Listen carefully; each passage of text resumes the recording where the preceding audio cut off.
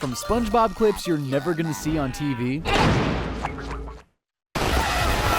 This place is a nightmare! to clips that'll make you feel bad for Squidward. I just can't seem to get happy.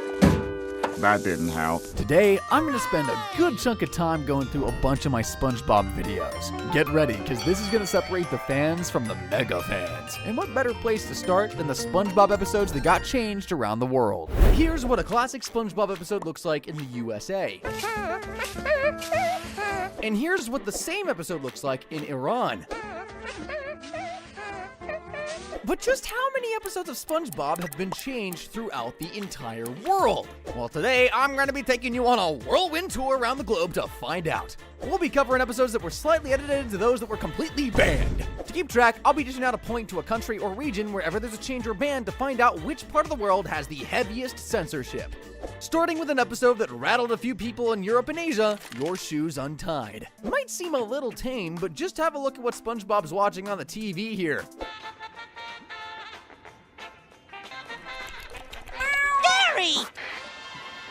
I was just looking for the sports channel, Gary. I'm not going crazy. He's clearly watching something spicy there, isn't he? Well, that's the intention anyway. Also, that anemone was clearly throwing it back. Hey, before you guys think I'm being weird, the Philippines and Russia agree with me. Not sure if that's a good thing, actually, but they had the dancing anemone pulled from the episode, so when we finally see the TV screen, SpongeBob is just watching football from the get-go, which, depending on who he roots for, might be just as embarrassing. One of the smaller cuts to an episode comes from the time SpongeBob and Patrick go to war over how easy it is to be a fry cook. Holes! Holes! Conehead! Yellow! Pink! Blue! I'm gonna get a job as a fry cook and it'll be easy! They're at the Fry Cook Games, and obviously the Krusty Krab wants to win, but Plankton lurks in the dark, wanting to snag the first place prize for his chum bucket. So he uses the rivalry between the ex-best friends to try and win the games for himself, which ends with an all-out brawl. SpongeBob will be attempting a full banana fudge pop with 2 sticks. And now, absolute silence. I don't know how they got so shredded. The problem with the episode is sort of related to Sponge and Pat's 12-packs, though, because they managed to squash their beef and become friends again. And sure, hooray, but if you're from a super conservative country, you can understand why someone would maybe not like seeing this. Yeah, pal. Let's go home. Hey! Where you going? Get back here and kill each other. You're my best friend ever. 2 ripped dudes walking hand in hand in their underwear, confessing their love for each other. Safe to say, this episode was completely cut in the Middle East, with Iran, Saudi Arabia, and the UAE being the most vocal about how it clashes with their culture. Believe it or not, this isn't the only time that SpongeBob and Patrick's relationship has caused controversy on the show. Like in the episode Rockabye Bivalve, when the pair stumble upon an abandoned baby clam and they decide to raise it as their own child. But now they've got to decide who's the mom and who's the dad. Can be the mom, Patrick, because you never wear a shirt. You're right. If I was a mom, this would be kinda shocking. Even in so-called non-conservative countries, back in 2001, this raised eyebrows. I think that was the term that was used. It certainly wasn't banned or pulled, but there were a few complaints across the USA. But like the Fry Cook Games episode, it's the Middle East that really did not like this one.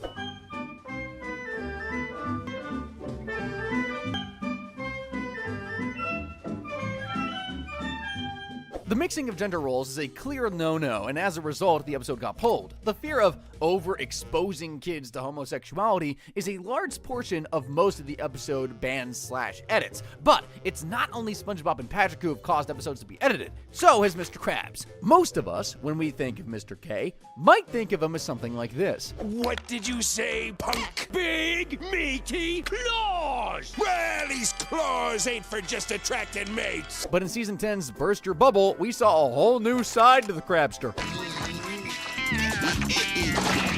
Oh, hey there, boyo. Lovely day for a boat wash. Who wears short shorts? Mr. Krabs, apparently. It's only meant to be a bit of fun. I guess the joke sorta is that this ultra-manly ex-sailor dude is now wearing soaking wet hot pants and rubbing his big crab back all over his boat. But a couple of countries failed to see the funny side of that. In both the Iran and Korean versions of the episode, we don't fully zoom in on Mr. Krabs. Instead, we stay in the wide shot, and when Mr. Krabs is getting busy, the episode cuts to SpongeBob staring at some unknown thing. I assume moment wasn't actually from the episode, but used as filler, or the animators whipped up something real quick. Pretty much all the episodes I've shown you guys so far have been banned because of something visual, but let's take a look at an episode that got censored due to some dialogue. The episode in question this time is Gary Takes a Bath from Season 2, and as the title suggests, SpongeBob is really trying to get Gary clean. Gary, there's a bomb strapped to my chest! It's gonna explode in 3 seconds unless you take a bath! Please? No matter what he does, his pet snail just won't get in the tub. But SpongeBob has an idea. He realizes that Gary's a big fan of pirate adventures, so sets up an adventure of his own. Look what I found! It's an old pirate treasure map revealing the location of buried pirate treasure in this very house!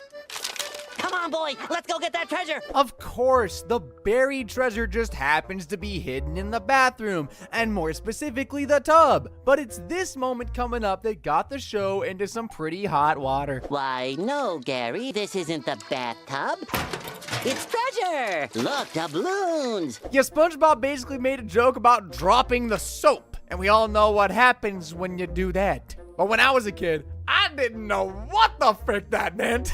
But obviously, the adults controlling what to show on TV in other countries did. Australia and New Zealand banned this episode before it could air, but did eventually lift the ban 8 whole years later because I guess they found a sense of humor or something, I don't know. Pretty strange joke for a kid's show, but then again, so is going on a panty raid. Which is exactly what happens in the next episode on our list, Midlife Crustacean. And it's one of the more famous times that an episode was globally censored. You know, the one where Mr. Krabs is finally starting to feel his age and begins having a, well, midlife crisis.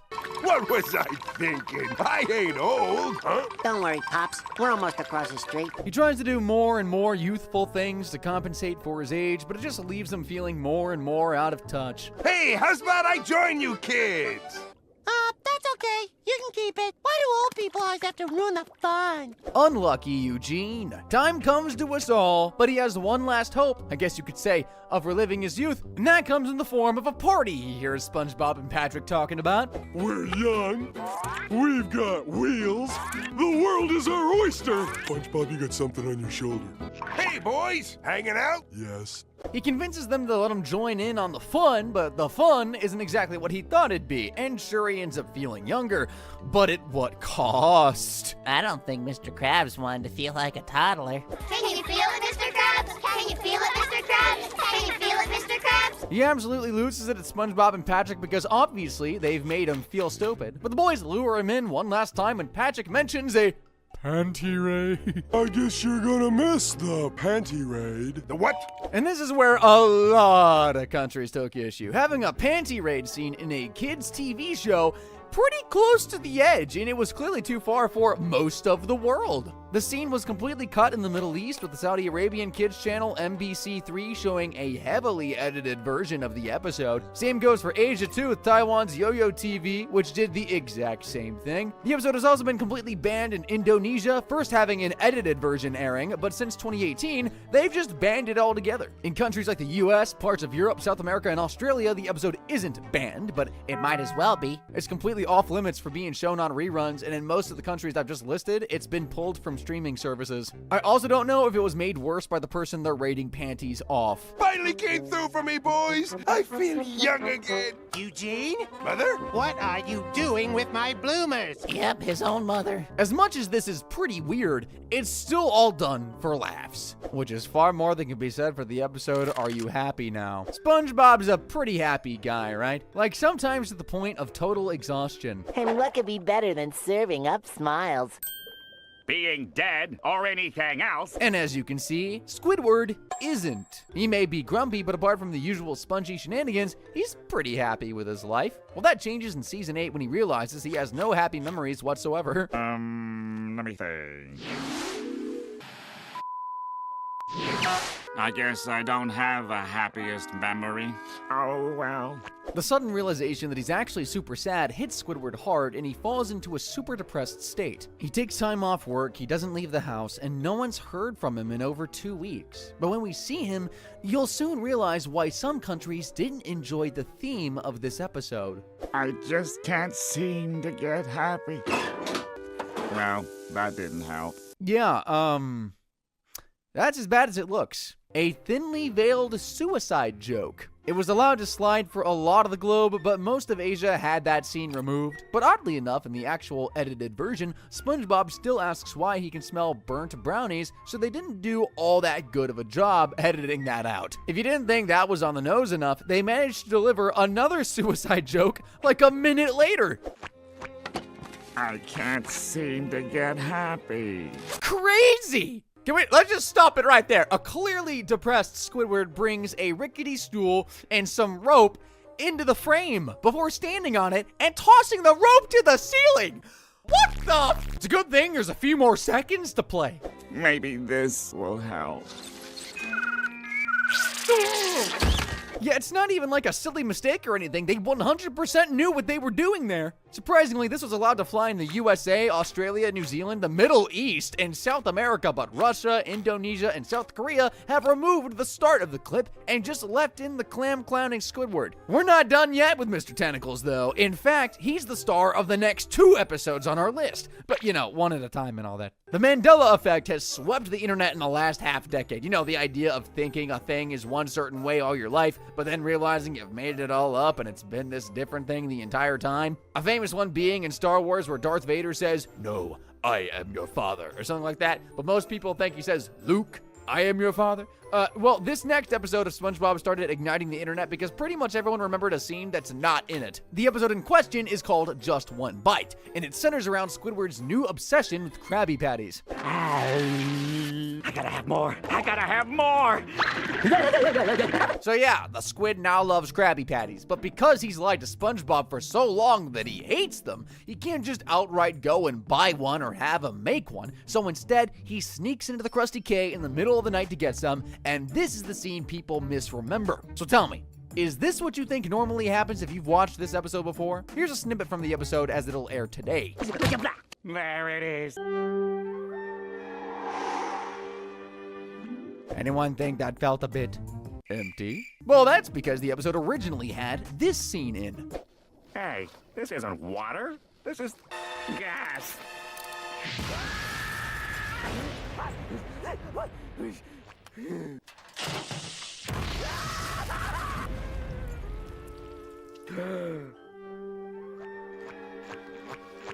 This scene was included in the episode for like a month or two, and during a few reruns as well, which is why a few people, myself included, remember the scene. But after some serious backlash, Nickelodeon pulled the scene from the episode of the USA, and literally every other country followed suit. In fact, the only countries not to change this episode are Canada, South Korea, Serbia, and Bulgaria. So actually, this wasn't a Mandela effect after all. We were right all along. As famous as this episode has gotten over the last 2 years because of the mistake, it pales in comparison to the subject of the next episode we'll be covering, Red Mist Squidward. The actual name of the episode is SpongeBob in Random Land, where SpongeBob and Squidward are tasked with delivering a meal from the Krusty Krab to someone who lives in the land that is random.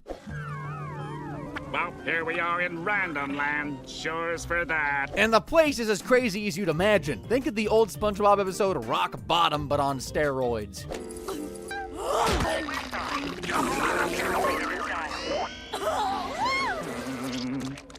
During one of these fever dream-like sequences, Squidward has to try and find the right door that'll lead them to the hungry customer. But when he opens one of the doors, it reveals something a lot darker. By the way, jump scare warning.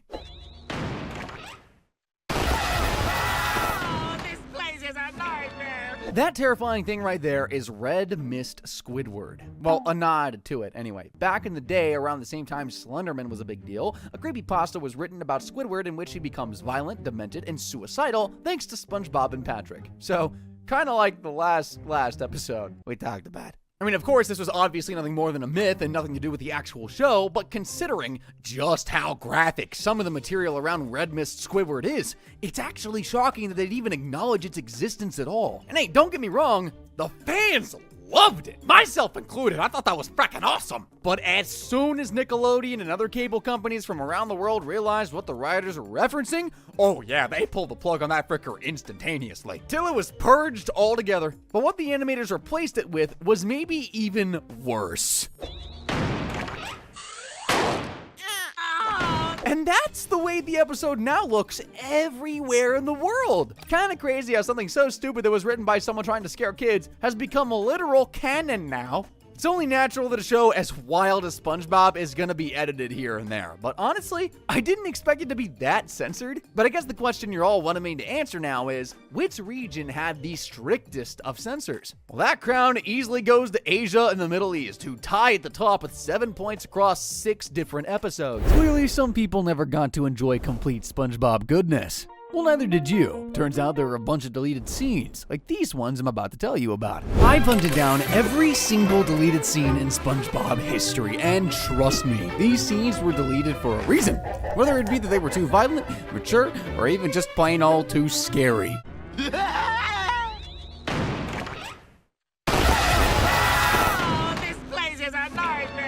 See what I mean? I'm feeling like starting this video off with a bang, and thankfully, just one bite has got us covered in that department. And water? This is gas. Squid's ear-piercing screams never get old. Things kick off at the Krusty Krab, where Squidward is in the same sour mood he's always in. It's disgusting. They're sickening.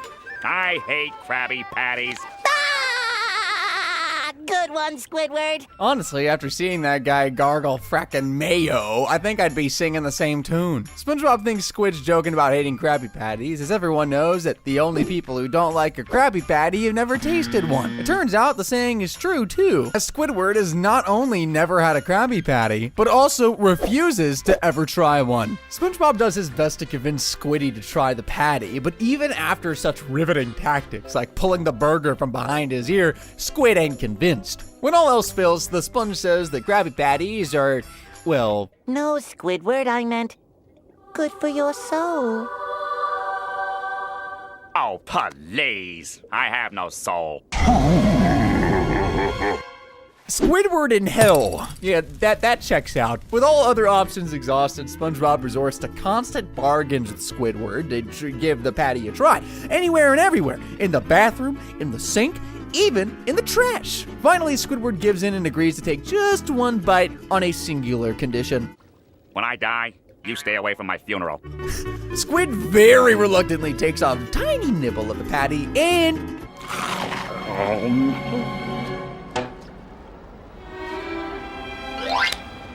Why, this Krabby Patty may be the most... Horrible, putrid, poorly prepared, vile, unappetizing, disgusting excuse for a sandwich. You get the point. Squid hates the thing to the point that he buries it, crushes SpongeBob's heart. Hey, maybe he's not so sure. Are you sure? Does this look unsure to you?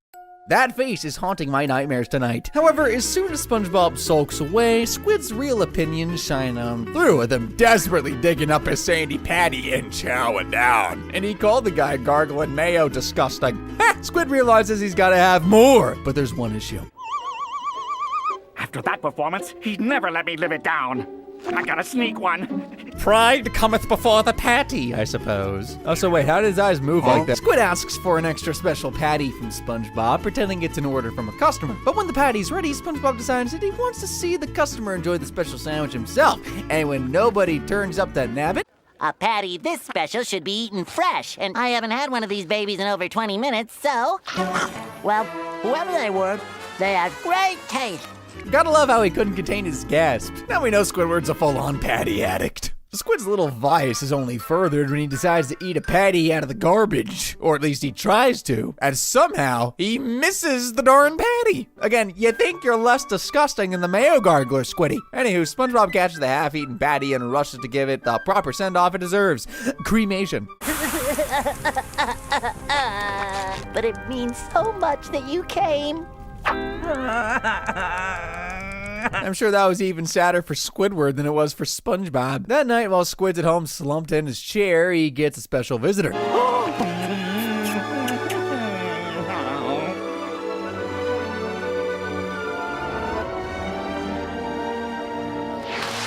And they all lived happily ever after, until Squiddy woke up. Yep, Squidward's having dreams of marrying patties, meaning he's gotta get his hands on a Krabby Patty ASAP. But first, he's gonna have to get into the Krusty Krab, and unfortunately, Mr. K's got a state-of-the-art security system up. A bucket of water. Oh, Eugene, always cutting corners to save money. There must be some kind of security. This is our burglar alarm? A bucket of water? Too easy. This is gas. Okay, lesson learned. Mr. Krabs does not play games. At least Squid's in one piece. Oh, great heavens! Yeah, that's gotta be one of the most brutal security systems ever. In fact, it's so brutal that it caused the scene to be cut from the episode. Probably made the right call there. After that display of hyper-violence, Squid makes it to the patty vault, pops it open, and is just about to gorge himself before SpongeBob shows up to start his 3 a.m. shift, catching Squidward red-handed. Or tentacled, I guess. You like Krabby Patties, don't you, Squidward? Yes, I admit it, SpongeBob. I love Krabby. In the immortal words of Candace Flynn, busted. I mean, he's really going to town on them. SpongeBob tries to slow him down, but by the time he's able to tell Squid he's in danger, it's too late. What's gonna happen? Am I gonna blow up? No, worse! My thighs? And then you blow up. I'd like to point out that this is the 3rd time that Squidward has blown up in one day. Poor guy. Squidward's time doesn't get any easier in the episode. SpongeBob in Random Land either. Oh, Neptune, you're hideous! You too, but somehow you still retain your allure. You can trust me when I say that the episode lives up to its name. Once more things start at the Krusty Krab. Squid takes a call that's asking for delivery to Random Land, a place where everyone is cuckoo and the laws of nature flip-flop on a whim. So, New Jersey. While Squidward doesn't want to take the order, Eugene desperately wants the moolah and has someone who's just as cuckoo enough to take the job. Can you guess what he's talking about? One issue, nobody knows how to get to Random Land, so you just kind of have to walk around randomly. That's how I usually get around.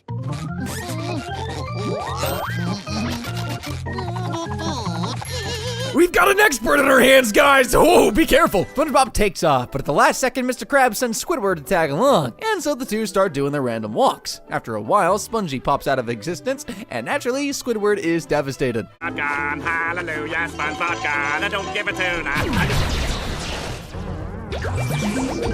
How in the world? Noted. The only rule Random Land follows is the rule of karma. The boys keep wandering through Random Land until they see a bunch of other delivery guys who are still lost, looking for a customer. Luckily, Squidward finds someone who will take the delivery order, and to him, one delivery is as good as any other. But to SpongeBob, he vows to give the food to the proper customer, meaning this gal's out of luck.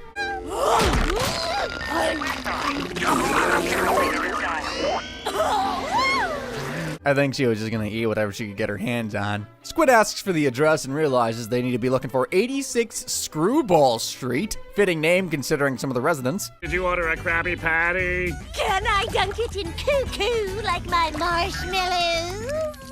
I'm really trying to avoid saying things like, well, that just happened, but I mean, after visiting an upside-down house, the order is snatched by the woman from earlier and the two make a mad dash to catch her. Emphasis on mad.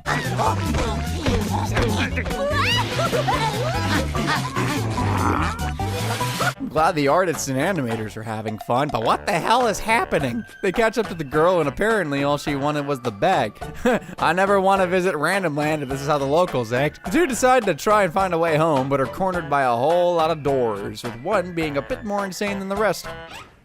Oh, this place is a nightmare. No one's ever returned. We're doomed to live in this insane asylum. Yeah, that's a random jump scare in a SpongeBob episode, which definitely freaked out a lot of kids and in turn got the scene removed from future broadcasts. However, it's actually even creepier when you realize that this is a direct reference to a hyper-violent creepypasta from the early 2010s about a lost and haunted SpongeBob episode titled Red Mist. In it, Squidward, let's just say he doesn't treat himself very nicely. Thankfully, they babyfied the scene in future broadcasts. Literally. Back to the episode, though. The two see someone who looks to be Mr. Krabs heading through one of the doors and decide to follow him home. They finally make it out of Random Land, but quickly realize the truth. Excuse me, I'm not Krabs, and I walked all the way from 86 Screwball Street to complain. So yeah, that's the guy they've been trying to deliver to, and with the order late, he's getting his meal for free. I hope Eugene learned his lesson. Never send anyone to Random Land. We're moving from creepy pastas to creepy ghost ships with Shanghaied. I don't know, Squidward. That ship has a spooky green glow around it. That's probably because its good-for-nothing owner is too lazy to clean. The creepiest part of this one, though, is probably how many scenes have vanished into thin air. We're starting this one off with some lost media. The episode starts with Patchy the Pirate. He tells the audience that they're about to watch one of his favorite episodes, Shanghaied, before promptly getting launched out of a cannon by Potty. Get me out of here, you scurvy bird! 2 words. Couple goals. Oddly enough, rebroadcasts of this episode don't usually come with this intro, meaning, yep, you just watched a deleted scene. Anywho, the actual episode starts as any good day does, with a bowl of cereal complete with a prize inside. Though this prize is a bit more than SpongeBob would have anticipated. Holy shrimp! Squidward! The sky had a baby from my cereal box! Squidward! I couldn't have phrased it any better myself. Squidward breaks the news to SpongeBob that it's not a baby, it's an anchor, and leaves the spongy yellow fella and Patrick to explore it, before it rams into his own place. Now he needs to give the anchor dropper a piece of his mind. The 3 climb the rope and reach an eerie green ship, but can't quite pinpoint who owns it. No, it's not. SpongeBob's as oblivious as he is absorbent and porous. After Squidward's properly attended to by the Dutchman, SpongeBob and Patrick are up next, obviously. They gotta get out of Dodge. You're next. That was a close one. Welcome back. These physics remind me of Random Land, and now I'm promptly terrified. After the Dutchman blasts Squidward even more for good measure, he informs the neighbors that they're now cursed to be part of his crew and scare the innocent townsfolk forever. Squidward's not on board with the idea, obviously, and so the Dutchman shuts them up for good. Oh, now what? I suppose you're gonna show me. Oh, gee, that's very nice. Oh, what is this? Some kind of magic act? That scene always scared me when I was a kid, but they never cut that one. The crew gets to work kicking off the night with a couple of howls. You already know I have to play this clip. Classic, if not pathetic on Patrick's part. Speaking of pathetic on Patrick's part, let's talk about his boating skills. Keep going. You're good. You're good. You're good. And stop. That's anything but good. The Dutchman drags the boys along to try and terrify the civilians of Bikini Bottom, but quickly realizes that they aren't exactly privy to scaring, as they miss their cues and come across as just freckin' dorks.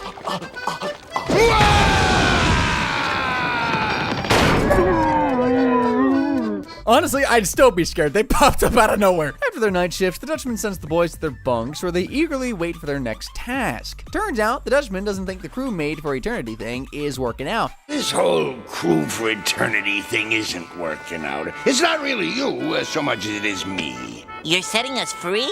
Well, actually, I'm just gonna eat you. See you at dinner. That's the ultimate pink slip. The two decide to book it, but the only way out is through the perfume department, so don't ask. After... Let's do it. that, the boys make it to the Dutchman's quarters and overhear him telling his radio diary about his dining sock, which you can't eat without. Can you guess where this goes? They take the sock, and in exchange for its return, the Dutchman offers the boys a deal. They give him back the sock, and he'll give them 3 wishes. Make it 5. 4. 3. Take it or leave it. I have no words to chalk up the amount of stupidity I just witnessed. No words! To make matters worse, Pat blows the first wish on setting the time back a little, and SpongeBob wishes Squiddy could be there to see this. Boy, I'm glad all that's over. Squidward! You're back! I'm pretty sure Squidward would have preferred his last hell over being brought back to this one. After the boys fight amongst themselves over who gets the last wish, the Dutchman decides to play eeny, meeny, miny, mo, and lands on SpongeBob, giving him the final one, to turn the Dutchman into a vegetarian so he can't eat them. You did it, SpongeBob. We're safe. But why have we been turned into fruits? Hey, I get a wish too. I guess I should have read the fine print with the wishes. However, this wasn't always the intended ending, as when Shanghaied first aired, the ending was left to a phone-in vote by the viewers. The other endings involved Squidward wishing he never met SpongeBob and Patrick and having his wish backfire, and Patrick wishing for... Oh, I'm sorry. Want some gum? You wished for... According to him, minty breath in an eternal prison takes priority over not being in that prison in the first place. And of course, both Pat's and Squidward's wishes ended in... Let us out! Don't be so mean! Minty. Can't say I'm surprised. What I can say I'm surprised by is the fact that this next one has a whopping 3 deleted scenes. Which vile episode could even possibly be risque enough for that? The one that has this.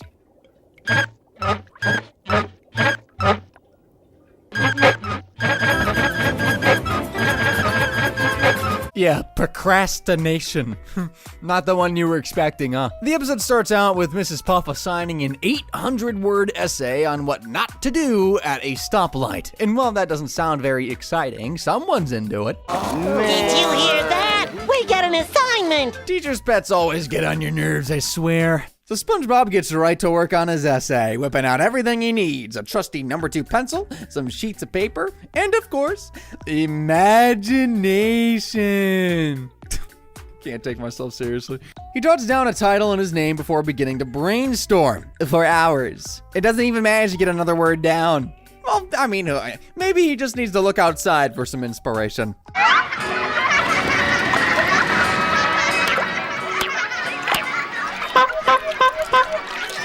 Come on, SpongeBob!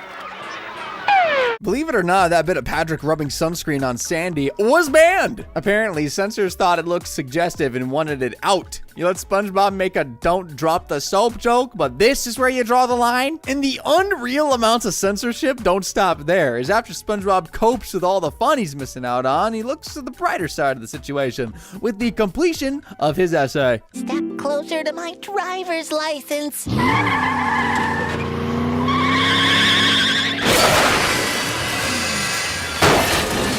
All right, do me a favor, lean in close here. Can you guess what part the censors wanted to delete this time? It was the car crash. They didn't want the car crash shown. Apparently, they didn't want kids to try and crash cars on their own. But again, this happens all the time for SpongeBob, so why are they getting out of this now? But believe it or not, we've got one more bogus scene slashing ahead of us as SpongeBob decides to get some blood rushing to his head to help him get some writing ideas. Hop, hoo, hop, hoo, hop, hoo, hop, hoo.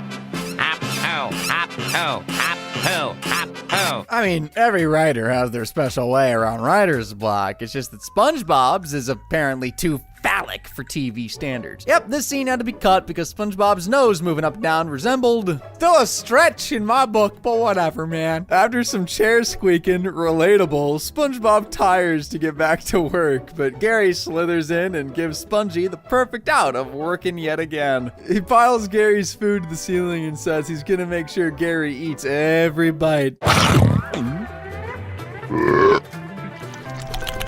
Gary, are you sure you don't want some creme brulee? Or some chocolate-flavored algae bits? We've got the next competitive eater on our hands. Joey Chestnut, you met your match, brother. Gary leaves a tiny mess, and so SpongeBob cleans it up and sees this as the perfect time to tidy up the rest of the kitchen as well, leaving it absolutely spotless. One issue, that took a hot 4 hours. Running out of time, SpongeBob decides to lock in and really grind out the essay. He starts pouring his sweat and tears into the paper with his pencil literally smoking by the end of his work. And that's gotta be some essay, by the way, if that's happening. Now let's see how it looks so far. All that time wasted just to get some Victorian lettering? Even as a kid, I thought that was worth it. This essay better end up Shakespearean, brother. SpongeBob calls Patrick to procrastinate yet again, but Pat sees through it and quickly hangs up. After choking on an eraser shaving, Spongy starts to make himself a sandwich before he gets a package and starts making awful small talk. You like delivering mail? It puts bread on the table. Rye or pumpernickel?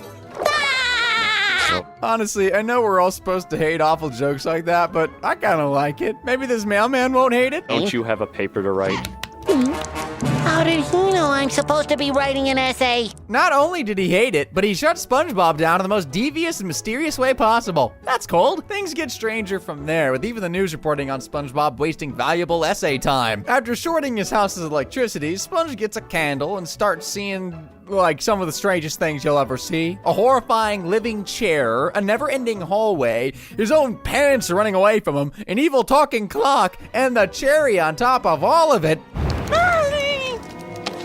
Only 799 words to go.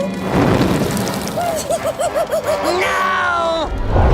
These are some Alice in Wonderland levels of trippy awfulness here. Eventually, SpongeBob wakes up from his dream. Yep, that was still a nightmare. And with only 5 minutes left before class, writes his entire paper basing all the things to not do at a stoplight on what he did in his dream. Oh, it's almost 9 o'clock!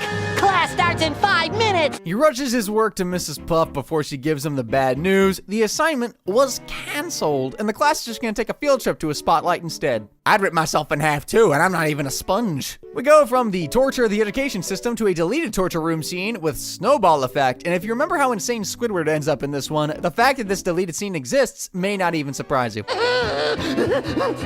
Fort Squidward is now all but impenetrable! Imagine hearing those laughs in a dark alley. Ugh. After an iceberg brings snow to Bikini Bottom, everyone starts getting into the winter spirit. Patrick in particular tries busting out a snow angel, but he may have gotten a bit too ambitious as he makes a snow circle instead. To continue his run of bad luck, Pat gets smacked in the face with a snowball and takes a few minutes before realizing SpongeBob is challenging him to a snowball fight. The pink guy goes to make a snowball and... What? Oh! SpongeBob! Okay, maybe this guy's a lot smarter than he seems. Those are way more complicated than a ball. When SpongeBob teaches Pat how to properly make a ball, the fight is on, which isn't good news for Squidward, who's trying to enjoy some peace and quiet. Despite his neighbor's pleas, Squid wants nothing to do with the fight, yet still gets caught up in the crossfire eventually.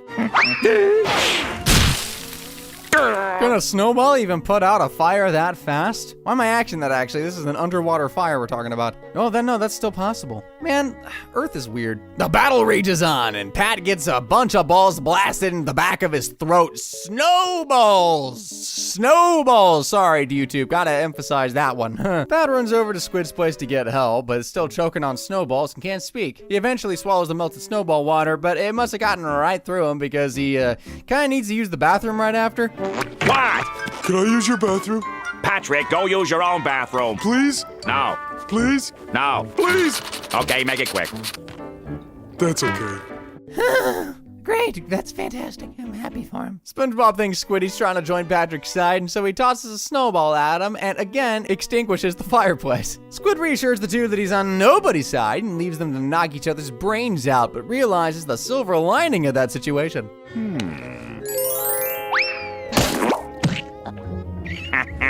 Now there's something I'd actually like to see. Front row seat, I suppose. I hope he doesn't literally want to watch brains be knocked out, because, yeah, that'd be a witness to murder, and he'd be charged for 10 years in prison. Shoutouts to No Villains Are Safe. Unfortunately for Squidward, SpongeBob and Patrick signed a peace treaty, causing Squid to rush out and try to get the war back on, eventually deciding to join the war to try and entice them.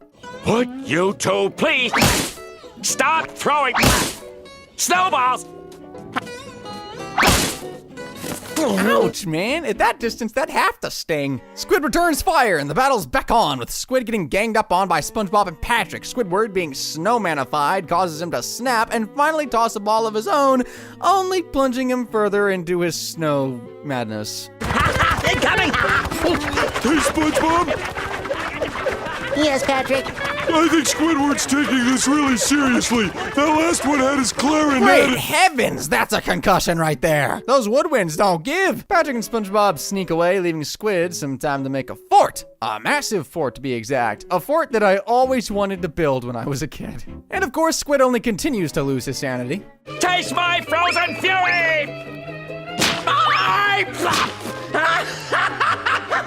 Well, I got you now! Those eyes tell the stories of 1,000 snow wars. Meanwhile, SpongeBob and Patrick are chilling at home and watching TV. They've completely switched roles. Though here's the crazy part of this all. There was initially going to be a scene where we get to see the interior of Squidward's fort, complete with a full-on torture room that he wanted to use on SpongeBob and Patrick. I mean, hey, what snow fort is complete without one, really? I mean, we've got a stretching rack, a bunch of ice hooks, and a guillotine. That's already claimed a bunch of victims.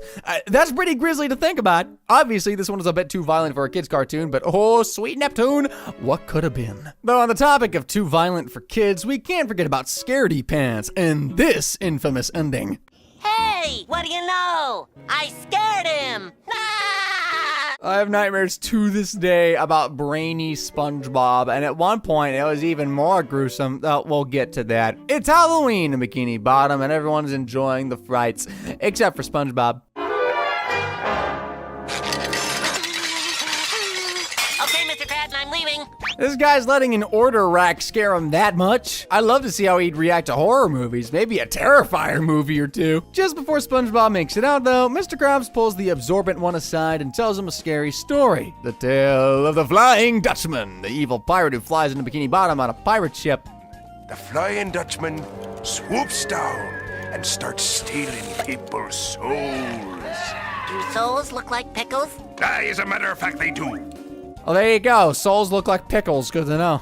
I've come for your pickle. Never mind, not good to know. Out of context, that sounds so very wrong. On his way back home, SpongeBob continues to have even the slightest thing scare his socks off. Heck, even his own jack-o'-lantern freaks him out. When Patrick spooks him with some novelty glasses, Spongy decides that it's his turn to be scary, and the two get to work making a Flying Dutchman costume for SpongeBob, with some interesting creative decisions, to say the least. Step into these babies, Hans. Terrifying. I don't know why, but that's something I quote to this day. What the hell was Patrick even thinking? Some trick-or-treaters come up to SpongeBob's place, giving him the perfect opportunity to test his stare factor. Unfortunately, he doesn't faze them. Quite the contrary. Look, it's the haunted mattress. Okay, here's your candy. That was enough of a treat. Thank you. Laughing at him and calling his costume a treat? What is it with older SpongeBob fish being so mean for no reason? Do I even have to bring up this guy? When Patrick brings out a paper ghost, SpongeBob realizes that to truly become the ghost of the Flying Dutchman and look scary, he needs to be round. And so Patrick seats his buddy in a barber chair and shaves him down to make him round. Finally, the two are ready to bring terror to the streets of Bikini Bottom. I'm the Flying Dutchman. I'm the Flying Dutchman's best friend! Don't you kids want your candy? Okay, maybe I wouldn't exactly call that terror, but as long as they're happy, I'm happy. The two buddies decide to crash the Krusty Krab Halloween party, which is, Oh, Dad, you're embarrassing me again. the party's going swimmingly. Let's just say that, I suppose. And then Patrick kills the lights to the place and drops SpongeBob down to horrify the partygoers, even doing a whole maniacal voiceover to seal the deal. SpongeBob's finally achieved his dream of being scary, until a jellyfish drops by to ruin the fun.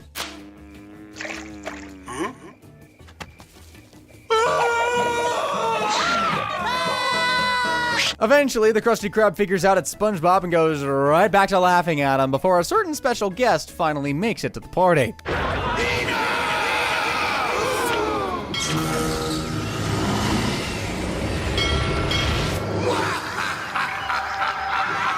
The real Flying Dutchman has made it. Treasure your souls while you still can. The Dutchman's aggravated that his likeness has been commodified for a holiday with Halloween costumes, with SpongeBob's awful costume being the straw that broke the camel's back. Waiting no longer, the Dutchman's ready to steal the souls of the partygoers, but can't tolerate looking at Sponge's costume any longer. Hey, I scared him. You know it's scary when you got a literal soul eater running for his life. Oh, and the rest of the Krusty Krab as well. Luckily, that's no brain, that's just a pink hat, right? Oh, that's not a hat. That's my brain. Don't worry. Well, it at grows least back. it grows back. Okay, as creepy as that scene is already, they were originally gonna double down on it and show this extra gross close-up of the botched shaving job. If I saw that as a kid, I may have just dropped dead on the spot. Now, if my mom had caught me watching this one as a kid, I'd have also been dead on the spot. Behold, Sailor Mouth, aka the one with the bad words. Hello, customers. Nice day we're having, huh? Sometimes I wish I could just walk into a place and say that sort of thing. This episode starts and SpongeBob's taking out the trash when he catches some less than classy dumpster writing. Do you kiss your mother with that mouth? Well, sometimes, but not recently. Hi, garbage man. With how pleasant Krabs' reputation is, I can only imagine what words people would write on dumpsters to describe him. SpongeBob's confused by the word, though, and asks Patrick what it means, who explains it's a sentence enhancer that's sprinkled in to make things more fancy. And so, the two start using these enhancers in all of their sentences, even bringing it to work the very next day. How the are you? Pretty good, SpongeBob. Attention, customers! Today's special is I thought this was a restaurant, not a gutter mouth convention. There's a time and place for everything, and during a work shift in front of children and the elderly is neither time nor place. When the two's bad language scares off all the Krusty Krabs' customers, Eugene calls the boys over and gives them a good chewing out, explaining that they were using the number 11 bad word of the total list of bad words. There are 13 bad words. Don't you mean there are only 7? Not if you're a sailor. wow. 13 bad words, huh? Let me think. Oh, there's fuck, and then there's shit. Oh, who could forget about ass? You know I did that on purpose. Or I guess you could say on porpoise. I'm cringe even for myself, guys. I'm sorry. The two promise Mr. Krabs to never use the word again before going home to play a lovely, not infuriating at all game of eels and escalators. Patrick keeps getting escalators while SpongeBob can't break his streak of rolling eels. And when he needs an escalator roll more than ever, Ha! Escalators!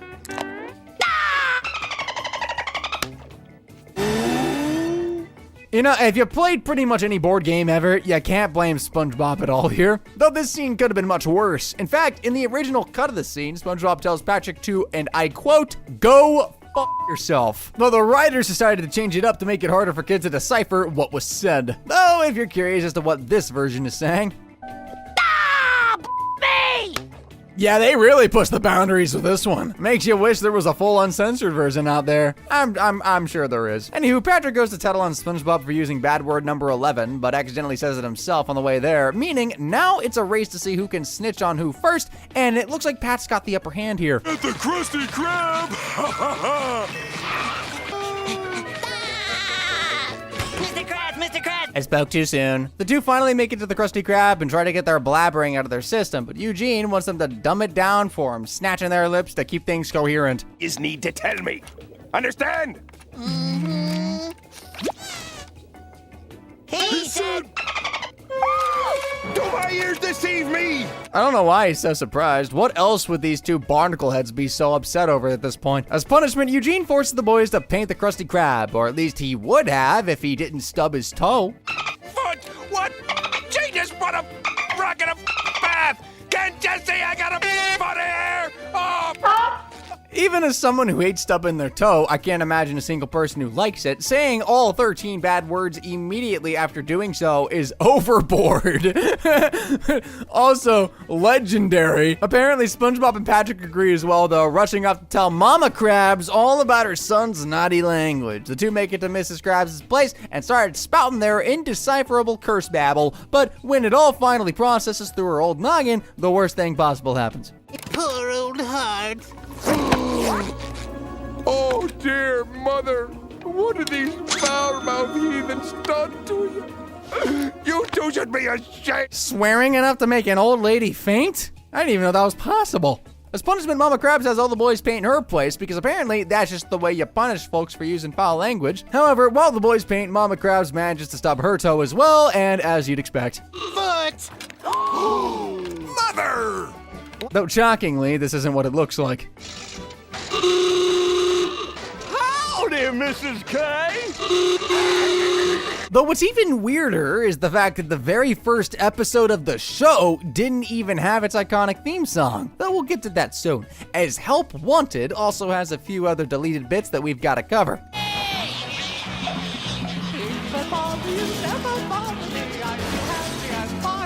There's a lot of reasons this pilot is rarely broadcast. We love licensing issues. Considering this is the very first episode of the series, things start off by giving us an introduction to SpongeBob SquarePants himself, catchphrases and all.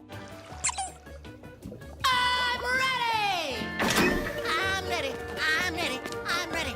It's just crazy how famous this phrase became despite it kind of disappearing for most of the series. So SpongeBob's off to the Krusty Krab to interview for their open fry cook position. It takes a bit of help from Patrick to give him the encouragement he needs, but now that he's over his fear, there's no doubt SpongeBob is gonna ace this thing.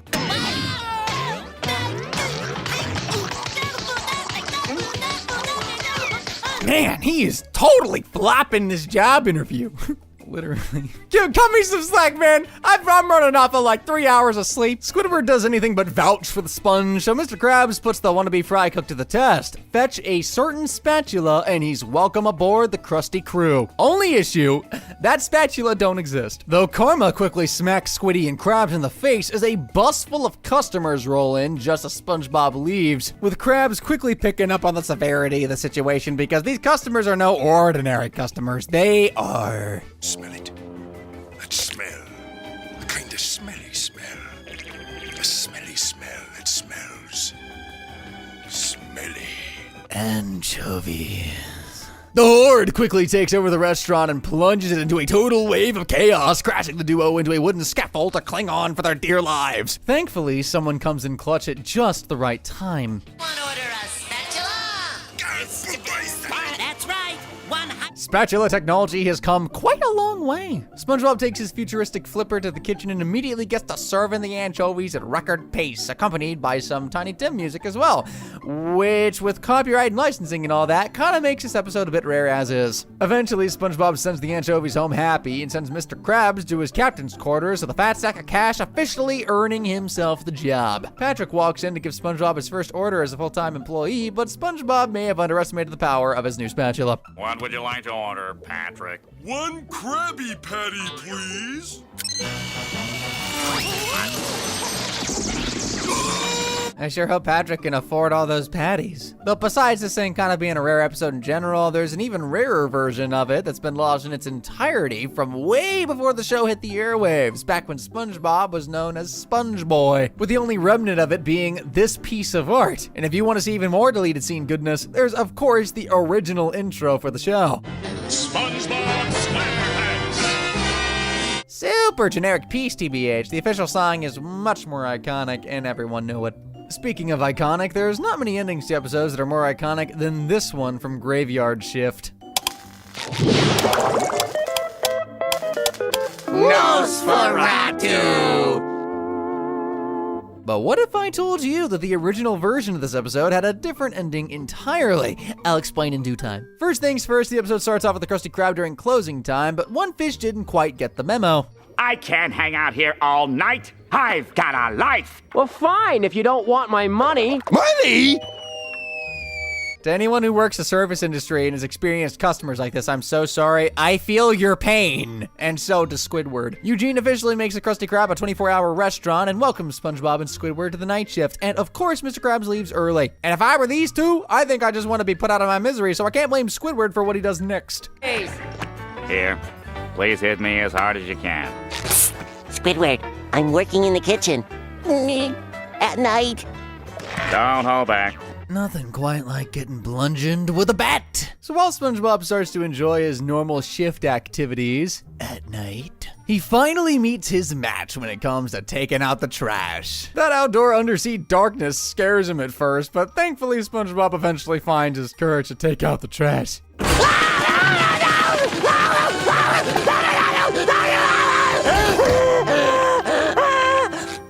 Piece of cake. Oh, you're not afraid? Actually, I may not call that courage. After the garbage debacle, Squidward sees SpongeBob's fear of the dark and decides to play with it, telling him the story of the hash-slinging slasher. The sash-ringing, The trash singing, mash flinging, the flash springing, ringing, the crash dinging. Oh, come on, Sponge Boy. It's not that much of a tongue twister.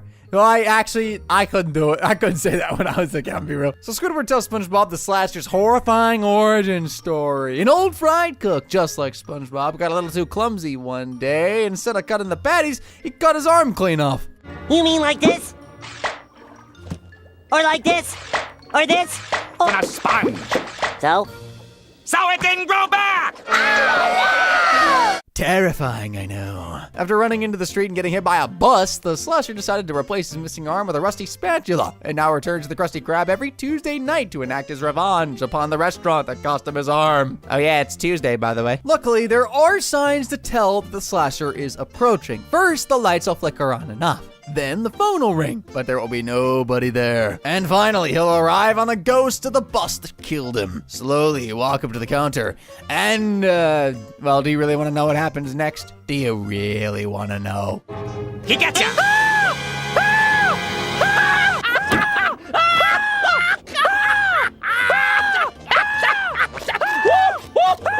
Squidward short-circuited SpongeBob with that one. He sounds like a broken record, like me. Luckily, Squid explains it was all a joke, so there's no reason to worry, right? Well, nah, you know this episode. Later that night, something eerily familiar starts to happen. The lights will flicker on and off, just like the story. I get it.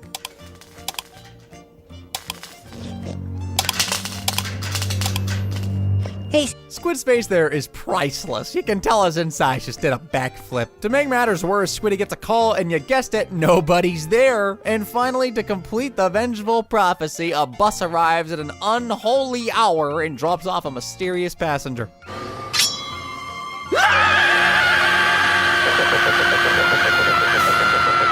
Oh yeah, you bet your bottom dollar I'm pooping bricks. I'm done. The Slasher walks into the restaurant after Squiddy and SpongeBob say their goodbyes to one another. They accept their fate. The Slasher takes another step and... Welcome here!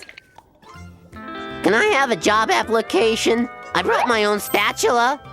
I called earlier, but I hung up because I was Maybe nervous. this dude can take SpongeBob and Squidward's night shift jobs. Obviously, they aren't cut out for it. But with that dude being responsible for the phone and the bus, that just leaves the question of why the lights are flickering. But I think we all know the culprit. Nosferatu! Everyone's favorite German expressionism vampire. Though initially the light flicker was none other than Floorboard Larry. Don't know who that is? Well, apparently SpongeBob was going to deliver mail to him earlier in the episode, and by the end of it, it was going to be him who was flickering the lights all along. Honestly, he doesn't hit nearly as hard as Nosferatu, so I'm glad they went with that ending. Though if we're talking deleted scenes, Midlife Crustacean has got to be discussed, because pretty much all of its scenes have been deleted at this point. It's a banned episode after all, and for a very good reason. Frilly things! We hit the jackpot! Crazy that this flew by the censors for so many years. To kick things off, Mr. Krabs is waking up and he feels odd. His crusty eyes, crusty legs, and crusty breakfast make up his morning, as well as... Open up! It's time for the pill! Oh, barnacles, I hate the pill. That's supposed to help you, Gene? Nuh-uh, that's a full-on choking hazard right there. Mr. Krabs asks Pearl if she thinks he's cool, but realizes he isn't quite the hip youngster he used to be, especially after his trip to work, where he's walked across the street by a Boy Scout, the ultimate sign of being crusty. Things don't ease up when the geezer turns out to the Krusty Krab either. My Krabby Patty tastes funny. Well, it's all old and dried out, like that man right there. Now put that thing where it belongs. These Bikini Bottomites are ruthless. That was very uncalled for. At that moment, Patrick shows up eagerly, yells to SpongeBob about their big plans with the town leader that night. Mr. Krabs overhears and desperately wants in on their young fun, casually tossing in the idea of having a third friend join their party. I don't know, SpongeBob. He might cramp our style. I think Krabs may have more style in one claw than Patrick does in his entire body, but I digress. The two show up to Mr. Krabs' place later that night, fashionably late, of course, by 1 minute, and with everyone ready to party, they hit the streets in their chick magnet. It's more like a chick repellent. And there's only 2 seats. Honestly, what was Mr. K expecting from a guy without a license? The gang turns up to the wash and makes sure to keep a cool face before heading inside, but Eugene quickly realizes that this club lives up to its name a little too well. Are you feeling it now, Mr. Krabs? Are you feeling it now, Mr. Krabs? Art thou feeling it now, Mr. Krabs? You feeling it now, Mr. Krabs? Shh. I mean, I'm a shy guy. I probably would get a bit more enjoyment from an actual laundromat than I would a hectic nightclub. But Krabs still craves for something that'll give him that feeling of adrenaline. The boys ensure they've got him covered, but SpongeBob and Patrick's ideas of fun are interesting, to say the least. I guess you're gonna miss the panty raid. Panty raid? You're talking about girls, right? Girls? Yeah. This scene will be quoted until the end of time, and I have no qualms with that. It's hilarious. By the time the gang makes it to a kiddie place, Mr. Krabs is definitely feeling the adrenaline, but not in a good way. He loses it, wrecking the entire playground before calling the boys lame. Though things take a turn when Pat mentions the final stop on their night of debauchery. Feel young again. Woo-hoo. You finally came through for me, boys. Take a wild guess as to why this entire episode has been pulled from streamers and broadcast nowadays. The two break into a lady's house, start raiding her underwear cabinet, and I think it's official, Mr. Krabs is finally feeling it. Okay, maybe he's feeling a regret more so than anything right now. Mama Krabs quickly grounds Eugene for snatching her bloomers, but hey, at least Mr. Krabs finally feels young again in his race car bed. Again, this one's banned for a reason, folks. All right, that's enough of what we didn't see. Here's the stuff we did see that tugged on our heartstrings. Here's every time you felt bad for Plankton. I found every episode of SpongeBob where the usual happy cast of sea critters are horrible to poor old Plankton. Sure, he's a bit evil, but did he deserve this? Come on, eh? Whoop. Too slow. That's just beyond cruel. In New Leaf, Plankton decides to turn over a new leaf, go figure. Though Mr. Krabs doesn't buy it for a second. A sham, a snow job, baloney with a side of flim flam, and an order of chai. He basically said every synonym for fake in the book. After years of trying to steal the Krabby Patty's secret formula, Plankton finally surrenders to Mr. Krabs, even waving a white flag to really seal the deal. What is this? Ha ha! Very funny, Plankton, but you're gonna have to do a lot better than taking a stab at my illiteracy to offend me. Do illiterate people just straight up not see words? Like, I don't think that's how that works, Eugene. Plankton explains he's through with failure and takes Krabs with the chum bucket to explain a bit further. Do you know when the last time I had a customer was? Actually, I can't recall you ever having a customer. Well, there he is. Poor guy couldn't even finish the chum burger. With the chum business being as dead as his last customer, Plankton decides to turn the place into a gift shop. As he puts it, Krabs, soon the chum bucket will be a nice little store for bric-a-brac and bubblegum. I don't know what frick-a-frack is, but I imagine it's somewhere in that box of nonsense. Krabs is suspicious and heads to the Krusty Krab to put his employees on high alert. So keep your eyes peeled. Whatever you say, Captain. Whoa, nightmare fuel, okay. After that, Plankton has his grand opening of the newly christened Chumporium, and SpongeBob has already got himself a snow globe. Krabs naturally thinks the knick-knack has a secret hidden within, and tosses it in a closet with the rest of Plankton's failed concoctions. But aside from that, through all of this, Eugene's just as calm as ever. This is all part of his ruse. He thinks he can fake us out, but we'll show him we're gonna out-fake the faker. Okay, I lied. I don't blame him for being suspicious, though, but I mean, like, being that jazzed up about it? Krabs decides to try and bait his rival out by letting his guard down with a party. DJ system, the whole works. Yeah. This is idiotic. Damn till you're fired. You got it, Mr. Krabs. I'm not sure who has the worst dance moves. Let's just call it a tie. Krabs checks on Plankton, but he's completely content with his new life. Still determined to get to the bottom of things, Krabs heads to the gift shop the next day and meets up with Sheldon to get the truth out of him. You know you want it. Thanks, but no. I knew it. It was all a trick to get me to hand over me. Wait, did you say no? In utter shock at Plankton's lack of care, Eugene goes on a rampage throughout the shop, wrecking most of the little guy's stock. This is my livelihood. And this isn't the formula that you don't want. Come on, eh? Man, that's just evil. He deserves a good shouting at. Get out! All right, that'll do. Very well deserved. Even after dropping the formula, Plankton tosses it right back at Eugene, making the crustacean realize his old friend really has been reborn. One of the most satisfying moments of the show, really, if you ask me. Later that night, Plankton gets an unexpected call from Eugene, who apologizes for his outburst. And I realized I hurt the feelings of someone I care about. It's a really touching moment, honestly. And after grabbing a soda, Eugene and Plankton decide to give their friendship a redo. They spend the day together, having fun, and even putting their rekindled friendship to the test with a trust fall. And you'd think that they would have switched the roles for that one. After a day of play, the two friends sit on the dock, and Krabs admits that he fully trusts Plankton now, 100%. And to prove it, he hands Sheldon the formula. Though he refuses at first, Plankton eventually takes his offer, and the two watch the sunset together as the episode ends. Yeah, baby! Yeah! Oh, that lousy, lying sack of... Yeah, Plankton's shop has been a ruse the whole time. Big shocker, and he's finally got the formula in his hands. My diabolical plan worked! Should have been a politician. Okay, that one's gotta burn. What Krabs did in that episode, wrecking that whole shop, certainly was diabolical. It may not be as bad as what he did in One Course Meal. He literally drives the little guy to the point of, well... That's it, I'm done. The 4:15 bus should be along any time now. Connect the dots, I can't say it on YouTube. We kick things off, and already Plankton's dive bombing the Krusty Krab, emphasis on bombing. Enjoy, Eugene! Why is it taking Plankton this long to think of bombs? Even after their best pea-shooting efforts, the Krusty crew are caught by the evil genius, allowing Plankton to try and coerce the formula out of Eugene by any means necessary. I have ways of getting the information I need. Where's the formula, Krabs? Oh no, not a feather, anything but that! SpongeBob blabs about the formula's secret location, but at the last minute, Pearl runs in to talk to her dad, and Plankton freaks. Stay back, Whale! I'm privy to what you do to organisms like me. I've seen those documentaries! I mean, yeah, whales do eat plankton. I'd be scared too. Eugene tries to get Pearl to spook Plankton even more, but she wants money to do so. Thankfully, SpongeBob's got her covered. Hey, this isn't money.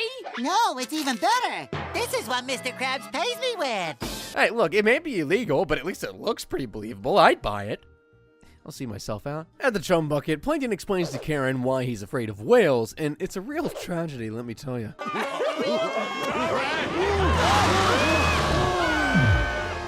I was being sarcastic earlier, but honestly, that's peak familial trauma. While taking out the trash, Plankton gets jump scared by Pearl, and he flees to his lab, where things only get worse. I want Plankton me! Yeah, you and Tumblr both, sister. Karen checks the lab herself, but doesn't see a single thing. Naturally, that means the problem is over, right? 16 paranoia-filled days later. Plankton, your dinner's ready. Yes, I can hear you. Only took half a month for Plankton to go full-on Mr. Burns. Safe to say, this problem ain't over. Plankton can't even escape Pearl in his dreams, with the nightmares of himself being horrifically devoured by Pearl plaguing his sleep. I mean, at least he'd get to rejoin his family.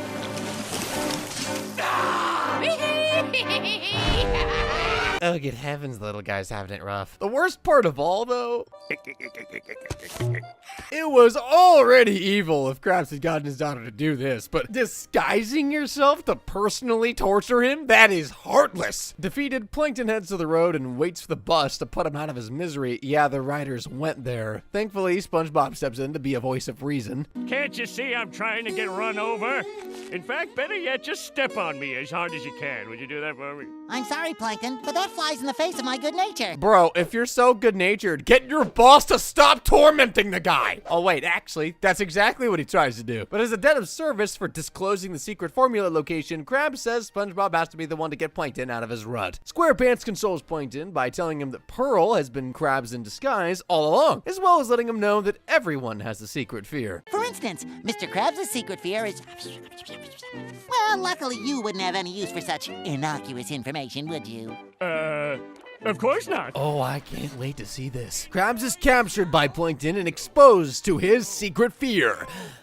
Mimes? Well, it may be weird, but at least Eugene is getting his comeuppance. Though maybe Plankton shouldn't be so smug. Why not? Because a hungry pot of whales just showed up for its early feeding. SpongeBob turns off the projector, but I don't think Plankton's going to be trying to get the formula for a pretty long while. As crazy as the whole whale situation was, in Plankton's regular, something even crazier happens. He gets a customer. Away with you!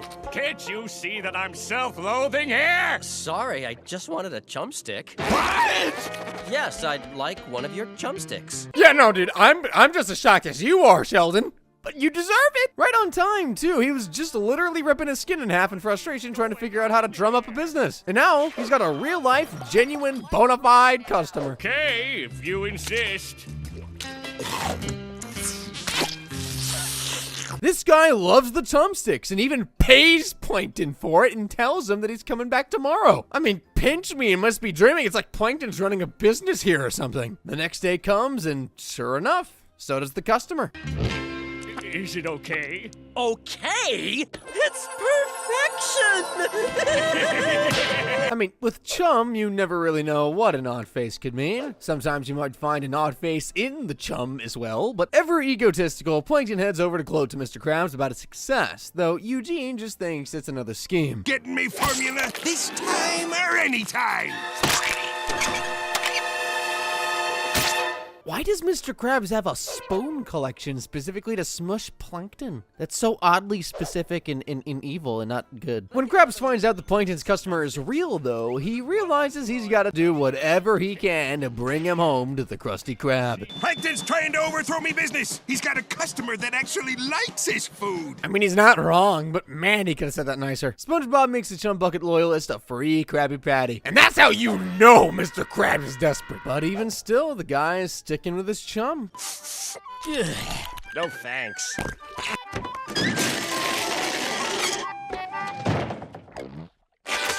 Barnacles. What is it with the nightmare fuel in these episodes? That's even worse than the eye thing from earlier. Though, if the freeness of the patty doesn't entice the fish, SpongeBob figures the taste surely will, and so he gets creative by tripping with a patty in hand. No! No! Ah! Oops. Ah! Oops. Yeah, having burger grease all over my face would only drive me further away from wanting a Krabby Patty, honestly. Poor guy. Back at the bucket, Plankton serving his customer a fresh batch of chum, though something's off. Hey, this doesn't look like chum. Why, don't be ridiculous, my husband. SpongeBob should be getting a raise for morphing himself into that monstrosity, dude. The voice wasn't half bad either. But the two bucket buddies catch on to the charade pretty quickly. Solidifying his stance, the customer proudly belts out, I don't want to eat your trash! I love chum! I wish I could get that enthusiastic about literally anything. Anywho, SpongeBob finds it interesting that he only eats chum in hatches of Plin. The customer is tricked into trying the Krusty Krab's latest dish, chum. He's sure to be a Krusty Krab fan now. Well, what do you think? It's the second foulest thing I've ever tasted. Well, at least it's only the second foulest thing. Needing to make chum as good as his rival, Krabs decides to take a page out of Plankton's book and steal his formula. Plankton's secret formula. It's gotta be in here. Why do they keep opting for spoons? Oh, at least SpongeBob waltzes in to save the day. For real, what's up with spoons? The customer walks in with a big wad of cash, but I don't think it's for the chum. The deal's off, computer. I can't eat another bite of that slop, no matter how much you pay me. Huh? Oh yeah, he's been faking it the whole time. Poor Plankton. But also, poor guy. If you need me, I'll be getting my stomach pumped. Again. Is it even legal to sell food that'll make your stomach get pumped? Karen tells Plankton that she's been paying the customer to eat Plankton's chum so she wouldn't have to listen to his complaining. And if that isn't mean enough for you. I never had one regular customer. Duh. Ouch, talk about unsupportive. Thankfully, their relationship's a lot better in single-cell anniversary. What's wrong? If you sprung a leak? No, I'm just so happy.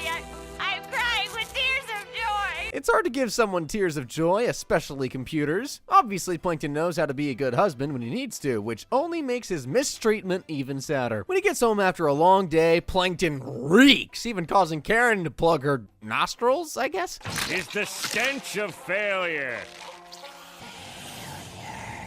I mean, you can't argue with the literal words being formed by stink. That's failure, all right. Karen gives the little green guy a much-needed bath, though. It's not enough to mask the ugliness I feel inside. Did I miss a spot? I don't think a hairbrush is gonna do the same thing as the toothbrush. Plankton's still mad, but Karen tells him that he should calm down as it's a special day. Plankton can't seem to figure out why it's so special despite blatant hints, so Karen spells it out for him. It's their anniversary, and anniversaries mean gifts, for those who remember. You forgot that I got you the perfect gift! The Krabby Patty formula? If ever there was a time to not forget an anniversary, this would have been it. But how did Karen get it? Simple.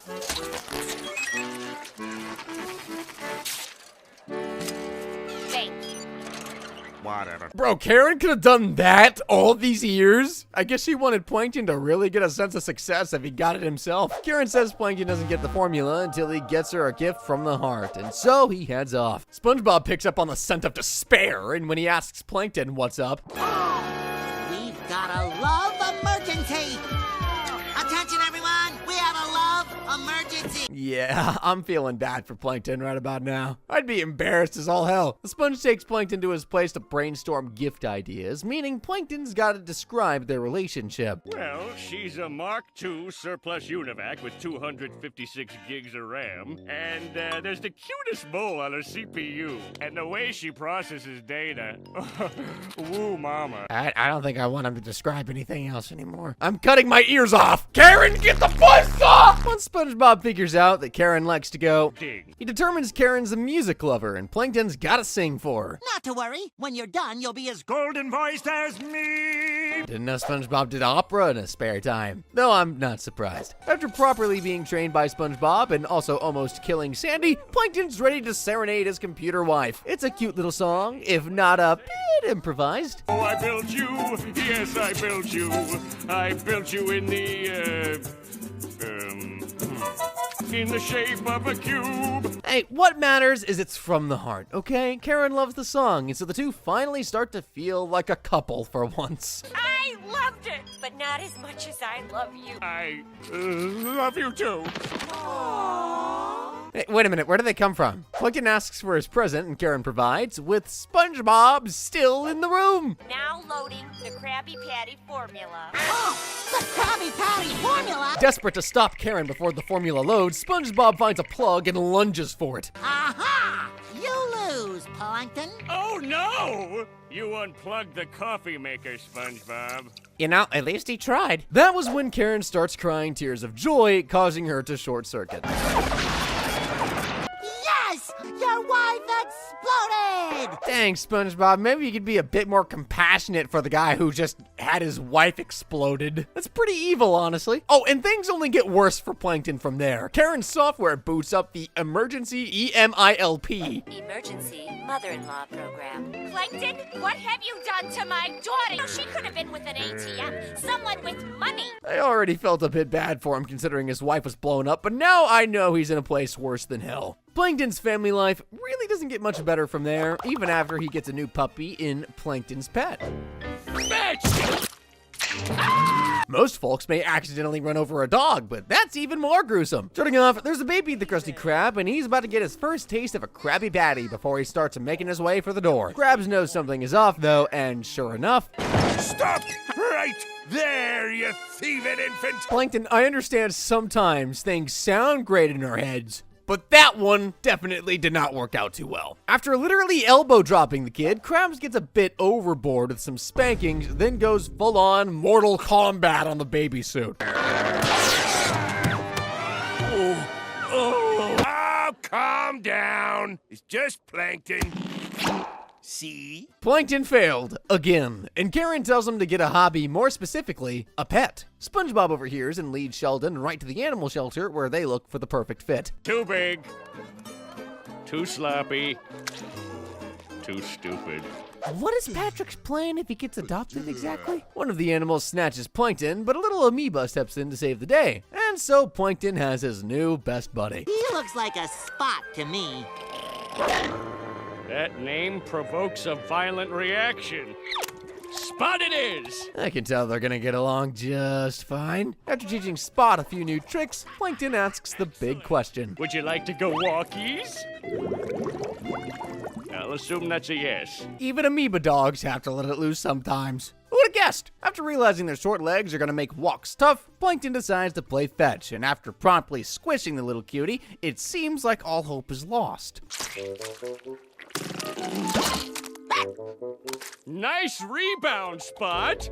You know, I get squished a lot too. Seeing Plankton feel genuine love for something is so sweet and so rare. That tear in the eye was so touching, even if he didn't want it to be. Next up, Plankton's teaching Spot to be the Chum Bucket's personal security, though the plan falls through in pretty quick fashion. Come at me! Uh-oh, losing balance. A little help?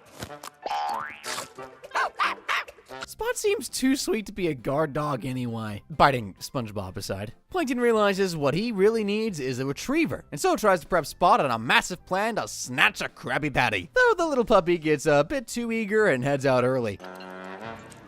What was that? Didn't see it, don't care. And there you have it. This amoeba did in one try what Plankton couldn't in decades. Kinda sad, honestly. In return, Plankton gives Spot whatever he wants. One issue. No! He's a puppy! What did you expect? Plankton punishes Spot by tying him up outside, but when his will breaks, he rushes right back out there to retrieve his pet, only to find that he's gone missing. That is insanely tragic. Luckily, a teary-eyed Plankton's got a friend across the street to help him out. That's terrible. Gary lost me once. I was cold, alone, starving. It was the worst 8 minutes of my life. Come on, Plankton, let's find your pet. The two head to the animal shelter to check for Spot, but need to turn on the lights. Spongy hits a couple of switches until he illuminates the place, but there's a problem. What was that first switch for? I don't know. I think it unlocks the pens. I thought so, because now the animals are loose! They've really got to move those switches away from each other. This couldn't have been the first time someone made that mistake. The two hightail it out there before getting cornered, where SpongeBob asks Plankton one more question before they're made into dinner. Did you always have a double pupil? A double what? Spot! Thank entropy, you're safe! I know absolute jack about Plankton or amoebas, so I'll just believe this kind of thing happens all the time. The animals hone in on the trio, and it looks like their fate is sealed until...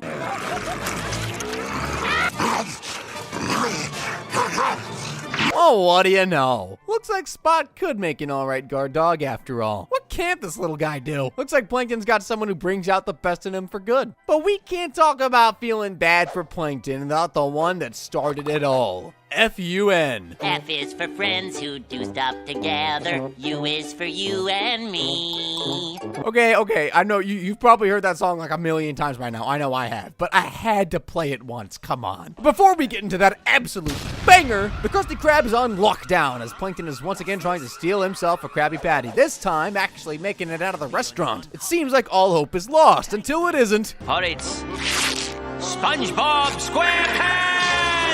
I've heard of there being two wolves inside of all of us, but never two SpongeBobs. SquarePants scouts the patty on the run and chases after, eventually leading him up a building, which the patty hops off of. Luckily, the sponge has a solution.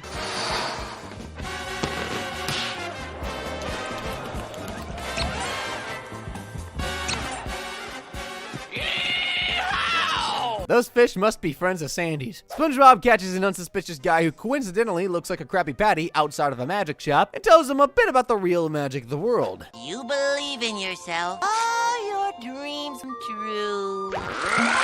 Can't take it! Dreams are made of magic, folks. That's why Plankton relies on science. Plankton gives Spongy the patty knowing he's failed yet again and starts to break into tears.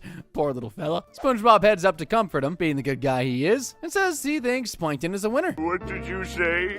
I said you're a Loser! How does it feel to be the most hated thing in Bikini Bottom, Plankton? Squidward, you're the second most hated person in Bikini Bottom. I'd keep your mouth shut, brother. After getting praised for stopping Plankton, SpongeBob starts to think if Plankton had even one friend, maybe he wouldn't be so evil. One short trip to the chum bucket later, and SpongeBob is asking Plankton to... play with me. You know how to induce thermonuclear fusion? No, but I like to go. Thermonuclear fusion is this guy's idea of fun. Not a great sign. What also isn't a great sign is Karen convincing Plankton to use SpongeBob's friendship as a way to nab a Krabby Patty. After Plankton accepts SpongeBob's offer to hang out, the two head to Jellyfish Fields, where SpongeBob teaches his new friend all about his hobby. But watch out for the stingers. Stingers? All knees will bow to Plankton. Imagining a jellyfish apocalypse. Maybe Plankton is just too far gone, bro. Case in point, when SpongeBob starts singing the fun song to try and get the guy to understand friendship, Plankton's verse is more than concerning. F is for fire, U is for uranium, N is for no survivors. There he goes, talking about nukes being fun again. That's gotta be the ultimate red flag. But eventually, Plankton does manage to catch on to the meaning of fun and friendship by getting into the song. I feel all tingly inside. Should we stop? No, that's how you're supposed to feel. Well, I like it. Let's do it again! It may have been a quick change of heart, but you can't deny the tingle. Karen thinks otherwise, though, as she's confused when Plankton doesn't bring home a patty. Going native, Plankton. Look at yourself. What? Well, now we know their friendship is real. What friend wouldn't wear their pal's pants? Just when things finally seem to be going well, Mr. Krabs reveals he's caught Plankton and SpongeBob's friendship in action and is obviously concerned. After putting a Krabby Patty in front of Plankton to test him, he passes, and Krabs realizes that he might have had a change of heart. Maybe Plankton's gone straight. And now that I'm thinking about it, how did that patty smell if it was cardboard? Is there like a Krabby Patty cologne that I need immediately? Not that I'd actually wear Krabby Patty cologne. I'm just curious as to what it smells like. Leave me alone. The two friends head to the movie theater where their bond is put to the test once more after Bubble Bass sits on SpongeBob's microbial pal. Hey, Bubble Bass. Hey, Bubble Bass. Bubble Bass is a real bottom feeder, that's all I gotta say. After that heavy dose of bubble butt, Mr. Krabs interrupts the movie in dramatic fashion. Reach into his pocket! I'm not gonna question how Plankton has pockets. Yes, I am. Why? How? You had a good thing going, Sheldon. Anyway, the two buddies have a heart-to-heart, and once more, Plankton begins to cry. I tricked you to get the Krabby Patty, but then you showed me friendship. That's so sweet. What a happy moment. You do really mean it, right, Plankton? Really? No, not really. Being evil is too much fun. Darling, I knew nothing would ever tear us apart. Oh, that cold-hearted no-good. Every time we start to feel bad for him, he goes right back to his old ways. I know we all see this coming like these days, but like back then, you never really knew for sure, you know? Alas, no friendship can endure the temptation of a Krabby Patty. SpongeBob and Mr. Krabs head back to work to enjoy a fresh patty of their own, and Plankton, well, he's got someone else's bite to eat. When friendship doesn't work out, you can always turn to family, as we learn in Plankton's army. Victory, thy name is Plank! Just don't turn your back to them, they might leave a note. It's the 25th anniversary since the first time Plankton tried to steal the formula, and Eugene knows Plankton's gonna have something especially evil cooked up after all his years of failure. Use disguise. Super science. Disobedience. With all those excellent plans already in the bin, Plankton's bound to have thought of something completely out of left field this time. Or maybe not, as an incredibly suspicious-looking robot walks in and is ready to order. I'd like an order of chili coral. You sure you don't want a Krabby Patty? No, thank you. Oh, guess it's not Plankton. Must be someone else's evil robot. Good day. Sure, it was one of Plankton's tricks. Okay, but who else would program lasers into a robot? It's got to be him! Aha! Ha! There he is! I frickin' knew it! Genius plan, though! You know Krabs can't distrust a dollar. With his scheme in full force, Plankton issues his ultimate ultimatum. Hand over the secret Krabby Patty. Or what? I don't know. I never thought I'd get this far. Oof! Lack of confidence killed that one. You kinda deserved this one, buddy. With his latest failure in the record books, Plankton heads home to Karen, though he's in no mood for talking. You never let anyone in. Plankton the rat. Plankton the loner. And she's off, Everything ladies and yourself. gentlemen. It's Karen's absolutely putting Plankton through the ringer, visualizing a bunch of his failures. I'm a failure. It's not that bad. You just require a little help. Maybe some henchmen. She's not wrong. Though maybe a little help isn't the best way to phrase things at the moment. And so Plankton goes out to find henchmen and tries to bring them in the only way he knows how. I am endeavoring to misappropriate for the preparation of affordable comestibles. Join me! I don't get it. Next time, leave the thesaurus at home, pal. Though when he reflects on how his family is used to being stepped on over the years, Plankton gets a genius idea. But let's see him take on 2, or 100, or 1,000. Yep, he's whipping out the phone book to call his family. Now you know he's serious. Plankton knows with thousands of his ultra-smart, ultra-evil relatives at his side, Krabs doesn't stand a chance. And so when his doorbell rings, he makes a mad dash to greet them. Brethren! Hey, look here, buddy. Nostalgia gives us rose-tinted glasses, though I don't know what shade of rose can make you forget that much about your family. First things first, Plankton introduces his family to Karen, and Karen gets introduced to a new fact about her husband. Purdy Sheldon. Sheldon? You know, I've gotten used to calling him Sheldon, but when you think about it, it's kind of a funny name. I'm sorry, guys. Hey, need proof? Only you can bring honor. Poor Sheldon, he can't even control his own name, even if it's hilarious. After unplugging Karen due to her bullying, the family are filled in on Plankton's plan to steal the formula and even settle on a price for their help. What about root beer? Help me get the secret formula of as much root beer as you can drink. I mean, Plankton owns a restaurant, small price to pay, I guess. Sheldon heads over to the Krusty Krab, calls Krabs out, and demands the formula on the spot. And Krabs asks him, you and what army? And Plankton, oh. Look around you, Krabs. You planted grass? Oh yeah, that's grass all right. Very mean grass. They trap Eugene in a toilet and get to work on cracking open the vault to the formula. To the left. Curse you, Plankton! You're joined together to form a working human ear! They manage to crack the safe and Plankton hops his way up the sacred steps, uncorks the bottle, and nabs the formula before heading out to read the sucker. But Krabs warns him. There's some things in this world that weren't meant for mortal eyes! I don't care. Good pun. But I don't know. I may have heeded Krabs' warning if I were him. Plankton begins reading the secret formula. A pinch of salt, 3 teaspoons of chopped onions, a cup of love, don't question it, all mixed together with the most important ingredient of all. Pounds of freshly ground plankton? Now that's horrifying! What a day for Plankton, being stepped on, bullied, told his kind, or eaten in droves. I'd be terrified and bedridden for weeks if I were him. The rest of the family run off as well. Most of the family. Why ain't you running? Well, I can't read. Get out of here! Illiteracy is also a problem under the sea, the more you know. Oh, and don't worry, that's not the real formula. That's hidden somewhere else safe, where nobody would ever find it. It's at home. Curse you, At least Eugene got some comeuppance for going a bit overboard this time. Though that's not the only way Plankton's using family to his advantage. In Enemy in Law, things get as weird as you'd imagine with a title of that nature. Marry him, Mommy. Don't marry this bad man. I don't want you to. Too late, Krabsy. You're gonna be my new son. Dude, I swear, even with that line, there's a point where you just feel bad for the guy. Plankton starts this episode off with another one of his usual schemes, using a giant robot to nab people up and force them to eat at the chum bucket, because that's gonna work. You mean you kidnapped us just to sell us your fast food? Come on, it's a standard marketing technique.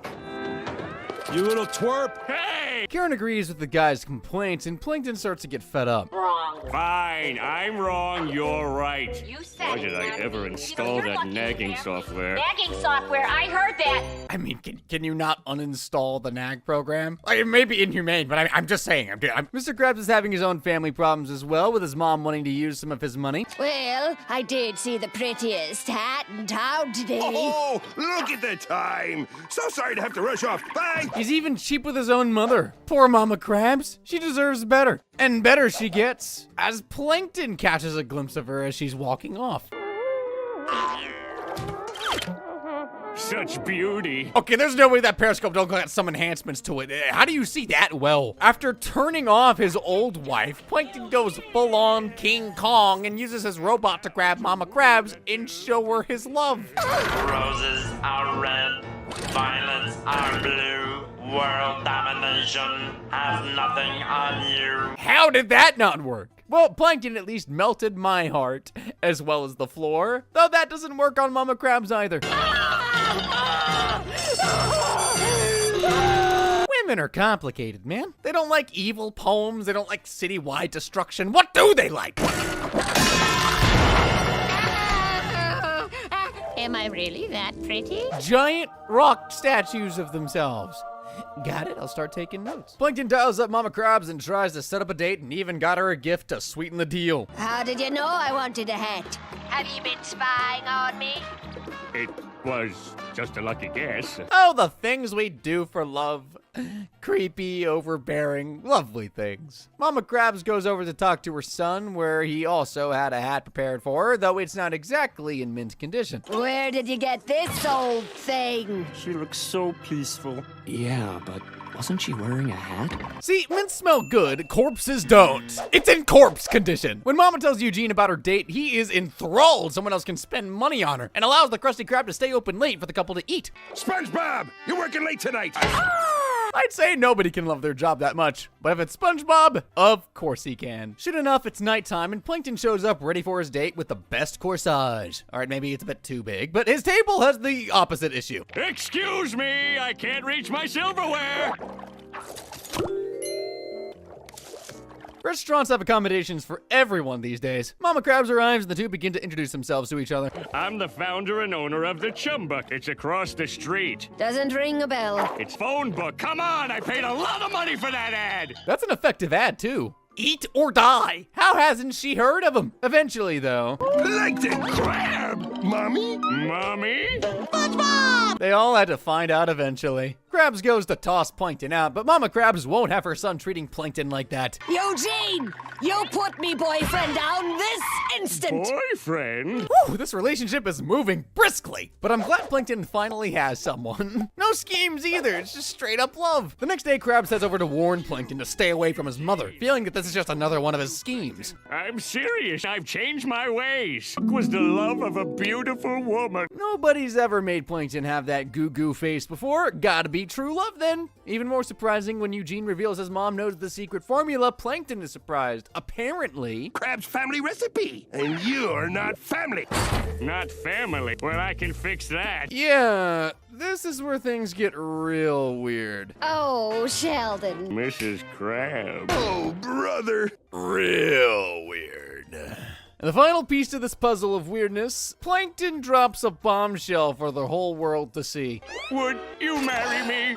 It's been 2 days! Too fast! Mr. Krabs begs his mom to not marry Plankton, but Plankton knows with their marriage, he'll finally be the one with the power in town and in the family. Unfortunately for him, I am flattered by your offer, but I'm just not ready for that. ooh, yeah, even with the evil plan and all, that does sting a bit. Though, not as much as what happens next. There's somebody else, isn't there? Ice is very uncomfortable. She'd been cheating all along to boot. That's gotta be a heartbreaker for Sheldon. Though finally, when Mama finds out Plankton only sped things up to get the formula. Honey bunch? Oh well, 'tis better to have loved than never to have loved at all! You know, I guess he has a point. Still though, what a sucky day for the little green guy. He was really in love with her for a while there. But I know what you're thinking. We haven't had enough grandmoms today. Well, grandmom's the word has got you covered then. This time dealing with Plankton's grandma. And she's a real charmer too. Be with your bag, Grandma. Ouch! No good deed goes unpunished when it comes to Plankton. So to start this episode off, Plankton's given Karen an oil bath, and yes, it weirded me out too. Severely. Oh, kiss me, Pipsqueak. Ray Ray. Grandma! It was weird before his grandma popped up with that Ray Ray character, but that put things into overdrive. Plankton quickly tries to brush her aside, but she reminds him that they have plans to meet tomorrow morning. What for, you ask? For silly. Promised me you'd own us by my 90th birthday. There's tomorrow. What a promise to make with his track record. Desperate, Plankton fibs and says he does own the Krusty Krab, meaning he's got to get to scheming on how to pull that off. After being kicked out by Karen, of course. Why don't You and Ray Ray take a long walk off a shore plank. She really loves Ray Ray, huh? Plankton heads over to the Krusty Krab to ask SpongeBob for help, wanting to just pretend to be the owner for a day. SquarePants believes Plankton. But I'm not sure Mr. Krabs is gonna buy it. I'm not gonna buy what? One pathetic sob story later. I ain't buying it. Even the narrator is kicking Plankton while he's down. Now that's just sad. After Plankton whips out his sincere face, Krabs decides that he'll help out his rival just this once. Though he's gotta take some precautions. First things first. That should keep it safe for 6 to 8 hours. I hope the bottle keeps the formula safe from digestion. I don't want crappy patties on the menu. The Krusty crew convert their restaurant into a Plankton-branded facade, and Grandma Plankton shows up just in time. Nice to see you again, Grandma Plankton. Who invited the sea? You. All right, I tried. Figures. No spouse is ever good enough for their in-laws. Plankton shows Grandma around his restaurant and introduces her to the staff, though Eugene hasn't gotten into character enough. Yeah, sure thing, Plankton. That's Mr. Plankton to you, busboy. Squidward hasn't gotten into character either, as he's still sleeping on the job like usual. Time's over, Roper! Okay, who's the wise guy?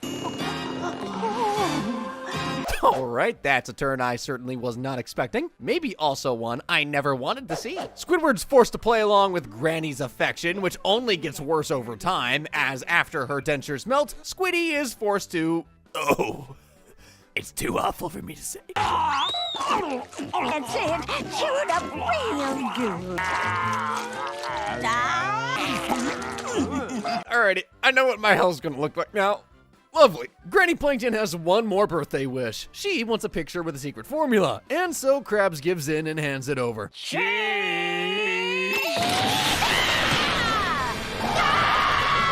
Alas, it's been an elderly ruse all along. Plankton wasn't even clued in by his grandma, and worst of all... Sorry, Sheldon, but I'm not sharing this formula with you.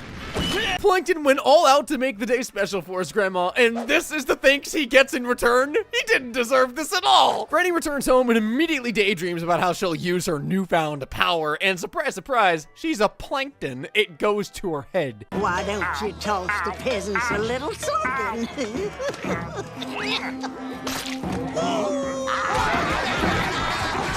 Thankfully, the Krusty crew catch her as she dozes off and get their formula back, but for good measure, Plankton gets one more undeserved slug to the face. Oh, happy birthday, Grandma. How can the guy still be smiling after a day like this? When it comes down to it, Friend or Foe might just be the episode where Plankton suffered his greatest tragedy of all. Trying to steal your formula, but I was really just trying to steal back our friendship. Really? It's all I ever really wanted. The loss of his friendship with Eugene. Yeah, you heard that right. The day starts when Mr. Krabs gets an oddly suspicious birthday cake that turns out to be housing Plankton. After blinding everyone with confetti, he heads off with the formula and manages to grab it, but some quick thinking by SpongeBob costs Plankton yet again.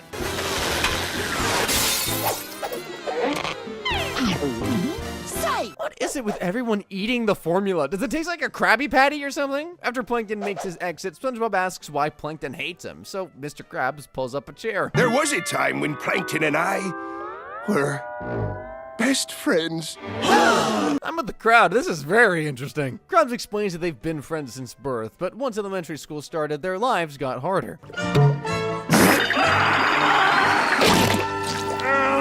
Yeesh, hitting Eugene in the eye with Plankton? That's a 2-for-1 combo. Krabs sticks up for Plankton, but that quickly backfires. You're right, Plankton. I'm sorry.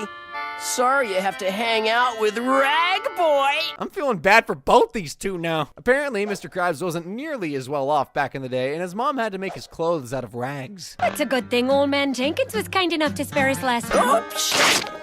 I missed a spot. Old Man Jenkins may be crazy, but his heart is in the right place. Krabs and Plankton head out to the boardwalk to discuss revenge plans, but it's there that Eugene lays his eyes on the love of his life for the first time. What is it? It's money. Money! So with his first cent in hand, Krabs buys his best friend a gift. But, of course, it goes horribly wrong. horribly, horribly wrong. Back in the present, SpongeBob's brought back the formula. Got your secret recipe, Mr. Krabs? You have no idea what that went through to get here. I've got a pretty good idea, yeah. Why'd SpongeBob say that with a smile? Freak Bob is real! Krabs continues his story saying that things got juicy at a place called Stinky Burgers. Appetizing name, I know. The kids were huge fans of Stinky, though they had problems pinpointing their exact feelings. Which one is it, kids? Do you like or respect me? Like, respect. Okay, let's just meet in the middle and respect me. Jeez, chill out, dude. Why does it matter that much? I guess lie-specting is a perfect compromise. When the losers show up, Stinky kicks them to the back, saying he can't have kelp for brains like them driving away his normal customers. I've worked too long and too hard to make this a lie-spectable business. As it is, I can barely afford the essential things in life. With that said, Stinky's done with work for the day, and so heads off to do essential things, limousine and all. The friends do take some different things away from the experience, though. Did you hear that, Krabs? By cooking burgers for those cretins, he was able to gain their lie-spect. Did you see that fat stack of loot? Both are reasonable takes from their differing positions, honestly. The two head off to their hideout at the dump and get straight to work on making a new patty. Laboring day and night to create a competitor to Stinky, they finally make a beautiful looking burger. But when they show up to rub it in everyone's faces... But Stinky's had been shut down by order of the health department. So we seized the opportunity and converted our hangout into a restaurant. Because if Stinky's was shut down by the health department, surely a restaurant located in a literal dump won't be. The kids buy their burgers, but only because Stinky isn't around anymore. In reality, they're making the kids sick, to Plankton's delight, as he feels he's finally in control of the people, starting with their stomachs. What about satisfying the customer? Barnacles to the customer! I'm talking about ruling the world! The two tussle over the formula and tear it in half before Sheldon launches his former friend into the stratosphere. Back to present day, Plankton pops back up and says Krabs' story is a lie before telling his own side of things. From his memory, they actually made a tasty burger, but that's where things became unsavory. We ruled their stomachs, and then their money. They tussle over the formula, tear it in half, before Eugene launches his former friend into the stratosphere. You'll regret this one day! Cinematic parallels right there. Though after that retelling, Karen bursts in and calls both Krabs and Plankton liars and shows us the real story. Upon their restaurant's grand opening, the boys didn't have a single customer, because, you know, they're at a dump. Though they do eventually get one, Old Man Jenkins. They ask if he'd do the honors of taking the first bite, and...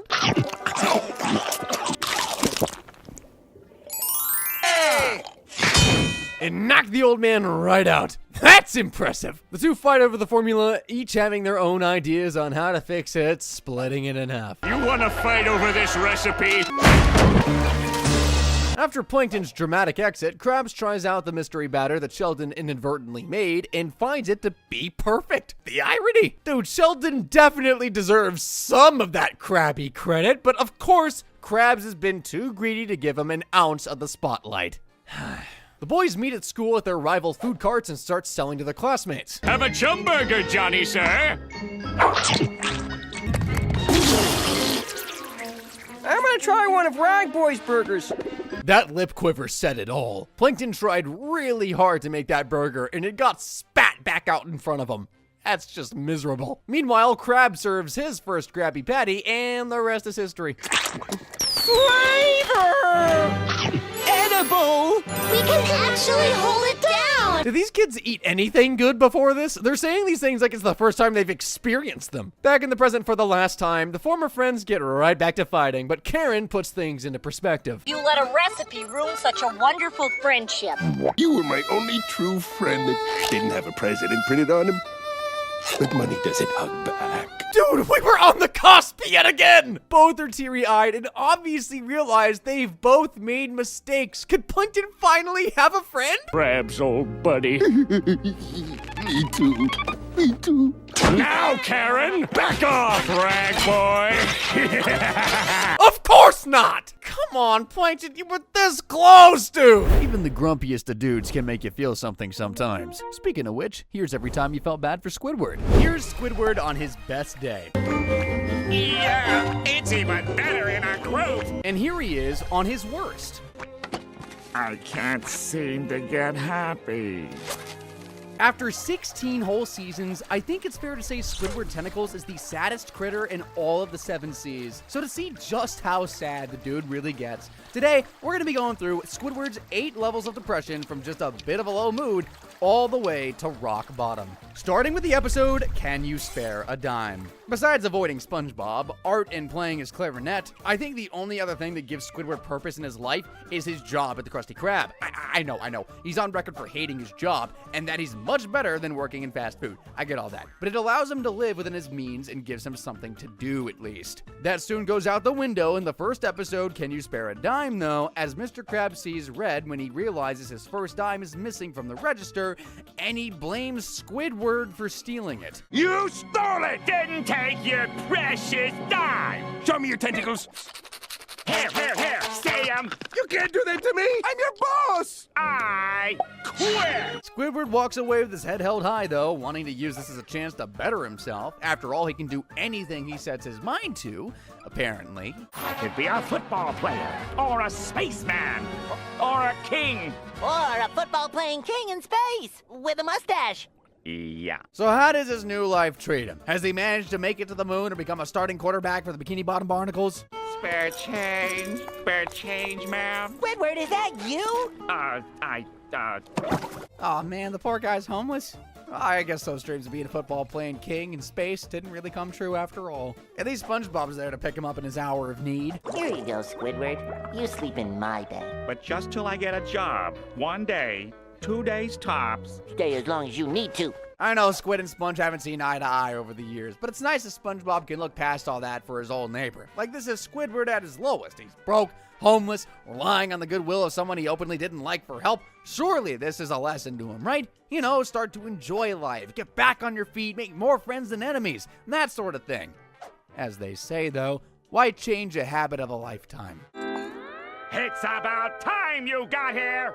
I can't drink that. Why not? Are you blind? What about it? That lemon has 3 seeds in it. I can't eat anything odd-numbered. So let me get this straight. Squidward has been given the gift of a lifetime with SpongeBob helping him out, yet he still treats him like trash. Like, come on, man. SpongeBob's no pushover, though. He starts to hit back at his friend. Where can I get one of these jobs? Oh, they're everywhere. I'm gonna go look for one so I can stop mooching off my friends. The only way SpongeBob is gonna get things ironed out is if he marches to the Krusty Krab and demands that Mr. K rehires Squiddy. And to be honest, I don't think we've ever seen SpongeBob this angry. Listen, you crustaceous cheapskates! Squidward's been living at my house, driving me crazy! What's that? Me first dime! With Mr. Krabs reuniting with his first dime, Squidward is forgiven and is rehired to the Krusty Crew. Now let's face it, Squidward was a real jerk in that episode, but he also didn't lose literally everything. Hurt people, and all that. So yeah, I wouldn't say that this is the most we'd feel bad for Squiddy, but for a while there he looked pretty down and out, and this is only the beginning. As Squid's mood starts to sink, we hit severe paranoia. In the episode Squid's Day Off, it's a beautiful day in Bikini Bottom, so that means one thing. Squidward is stuck at work. Here I am, trapped in a prison of high cholesterol. No one ever comes in on Sunday. Why can't Mr. Krabs just let us go home? So what Squidward's saying is that if he was in charge, he'd have let the Krusty Crew go early. Well, what if he was actually put in charge? Because that's exactly what happens after Mr. Krabs has the little accident.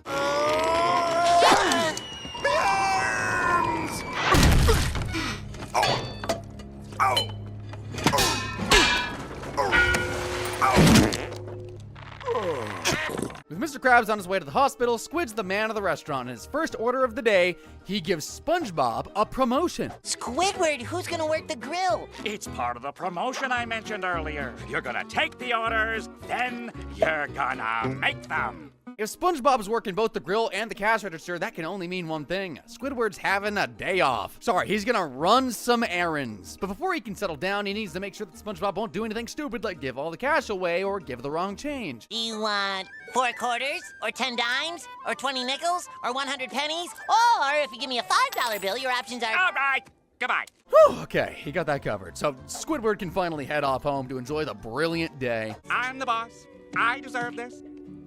Everything will be fine. There won't be any customers today anyway. Or more like worry himself sick about the Krusty Krab and SpongeBob burning it down.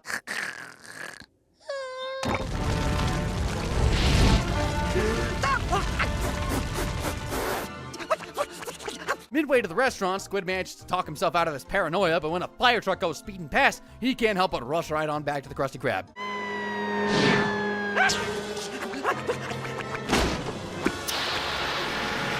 Jeez, Squiddy, take a chill pill. It's no use, though. Whatever he tries to do to relax, he just managed to make himself sick with anxiety to the point he has to check on SpongeBob to see if the place isn't totally destroyed.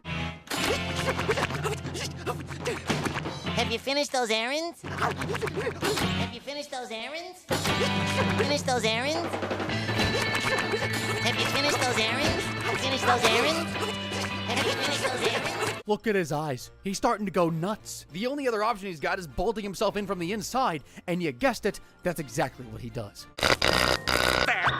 Now I'll have to stay here and enjoy myself. I'm not even gonna think about you-know-who and the you-know-what doing I don't care. Okay, I'm all for having a laugh, but is he actually okay? I don't remember his face looking like that as a kid. That's terrifying. He might have bolted himself in, but that doesn't stop him from heading on out once more as soon as his anxiety rises. Only this time, he's still in his bath clothes, or as normal people say, naked. You didn't think I knew you were a stick outside my window, the toilet in my bathroom, and then you were in my bathtub, then you swam down the drain, beat me to the Krusty Krab. Yeah, he pretty much lost it now, but as he starts to come to his senses and realize what he's done, SpongeBob notices the open sign. We forgot to switch the close sign to open! Bah!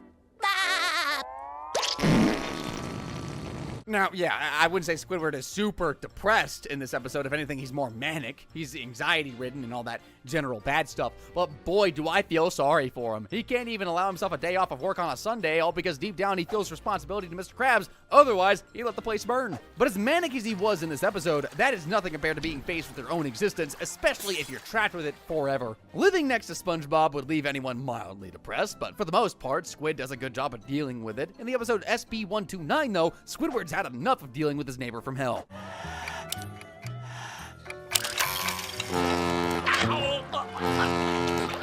Good morning, Squidward! All he wants to do is play his clarinet in peace and quiet, but SpongeBob and now Patrick are at his door begging him to come play outside, and he's already told them no once.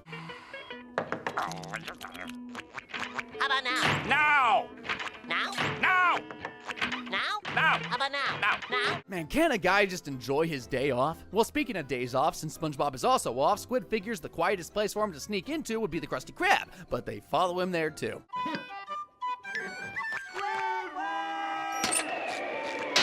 Squidward! Squidward! Hiding in the freezer to get away from them is a pretty cool move, but there's one little problem with it. The latch on the inside is frozen. Locked? Oh no! Someone will realize I'm gone and come looking for me? 2,000 years later. I don't know what's worse. The fact he's been left there to freeze for a millennia, or the fact that no one cared enough to look for him. Like, surely SpongeBob and Krabs go into the Krusty freezer. Like, did they just leave him there? Either way, he's about to thaw in a different time. Huh? Okay, what's going on here? Everything is chrome in the future. Forget that everywhere is chrome, Squiddy. What about those SpongeBob clones behind you? This isn't the future. This is your worst nightmare. SpongeTron's X, Y, and Z. Are the other letters of the alphabet involved here? All 486 of them. Hey, he's taking this loss in the future with hundreds of SpongeBob stuff really well, isn't he? Future!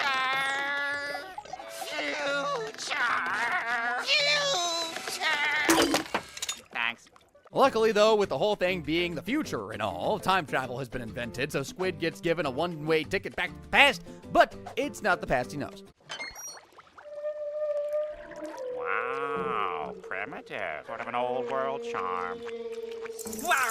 Okay, so it's the past, but hey, at least there's no one around so Squiddy can play his clarinet in peace. It's never that easy, though.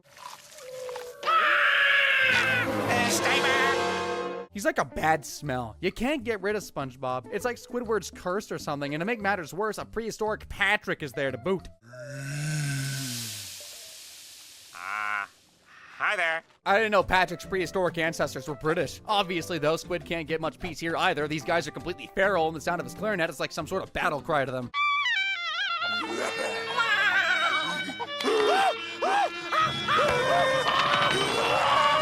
To escape those beasts, Squid rushes back to the time machine, but in his panic, he snaps the lever. Get me out of here!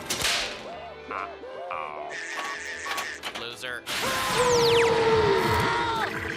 Instead of going back to the past or the future, Squidward's sent to an in-between limbo land of just nothingness, which is enough to send anyone crazy. But at first, Squid's just happy to be alone. I may finally have found a place where I can be all alone. That alone time soon wears off, though, and an existential crisis hits Squidward. I mean, can you really imagine being trapped alone forever? Where's the time machine? Where? Through sheer dumb luck, Squidward lands back on the time machine and is sent back home to present-day Bikini Bottom. SpongeBob Patrick!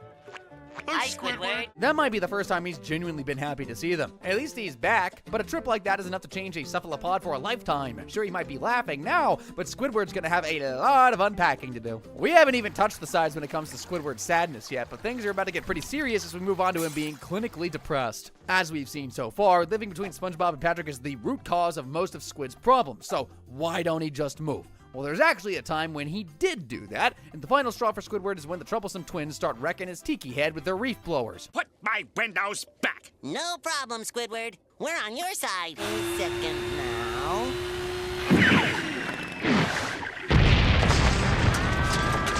And as luck would have it, in the falling debris is Squidward's TV, and he finds an ad for what looks like a paradise compared to Constraight with Sponge and Pat. Tentacle Acres, where happiness is just a suction cup away. Now that does look like it was made for Squidward. It's an octopus's dream. Yeah, Squid's an octopus. I know his name is pretty confusing, but he is. Anyway, he starts to settle into Tentacle Acres, begins loving life, especially as they stock one thing he's always been looking for. They have it! Canned bread! This town is great! It's not just the canned bread, though. This place has everything he could ever want. His house is great, the people are just like him, and there's even dance classes and clarinet groups. Yeah, it's even better in a group. This town is perfect. A clarinet trio! You can have too much of a good thing, and Squidward learns this the hard way. He spends every day doing the same stuff over and over, and soon there's trouble in paradise. I sorta don't feel like playing my clarinet today. Seeing Squid so sad doing what he loves really pulls on your heartstrings. I mean, this guy hasn't got anything other than his clarinet or a bit of canned bread. This is where it starts to really hit Squidward that all the stuff SpongeBob and Patrick did to keep him crazy actually just kept the spice in his life. So when he sees a reef blower, he decides he's gonna be Tentacle Acres' resident moron. You don't have a leg to stand on! He actually pushes the boat out more than Sponge or Pat would. He sort of terrorizes the place. Tag, you're in! What can I get you boys? While all this is going down, SpongeBob and Patrick come to find him to take him home, but with all the lookalikes in town, he can't really seem to find him. Their former friend is too busy being chased by an angry mob, so to escape, he uses the reef blower. Well, we know one thing. It sure isn't that guy. I'm sure you're all thinking he looks pretty happy right about now, but don't you forget, this is basically a total mental breakdown brought on by the fact he realized he kind of hates the stuff he thought he loved. Plus, doing the same stuff over and over again is just fracking torture. You guys saw how defeated he looked. These are without a doubt signs of clinical depression, which is again pretty heartbreaking considering Squid was given everything he could have ever wanted. But still, that didn't stop his suffering, and that's exactly what he does more of next. But I'd go as far as to say that this next level of suffering is 10 times worse than anything we've seen so far. It's another day off for the boys in Con Street, and just as usual, SpongeBob and Pat knock at Squidward's house to see if he's up for a little bit of jellyfishing. He obviously says no. All that stuff is beneath him anyway. He's got a cool, relaxing bike ride to get going on. Jellyfishing. I sure had them going. I'm not sure you'll be laughing for much longer, Squidward, mainly because there's a jellyfish heading your way. It's almost poetic, right? Oh, stupid jellyfish! Beat it!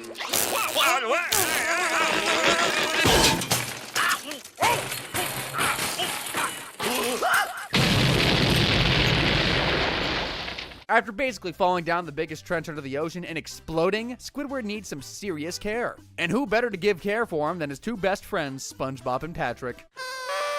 Welcome home, Squidward! Merry Christmas! We're gonna make this your best day ever! He doesn't like the sound of that. The boys manage to wheel him back inside, though, and they treat him to a lovely, piping hot bowl of soup.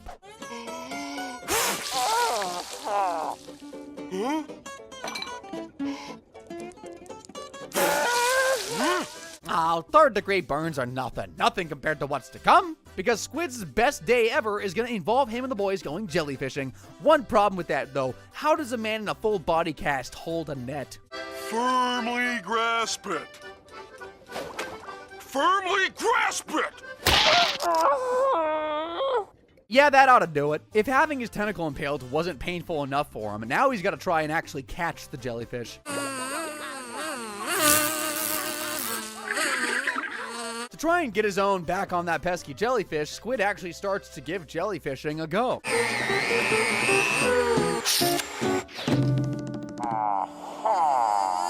I don't know if you guys noticed, but that right there was a queen jellyfish that he just banged up with his net. If I was Squidward, I'd back out of there real slowly, because if you disturb that thing, you're gonna get fried alive.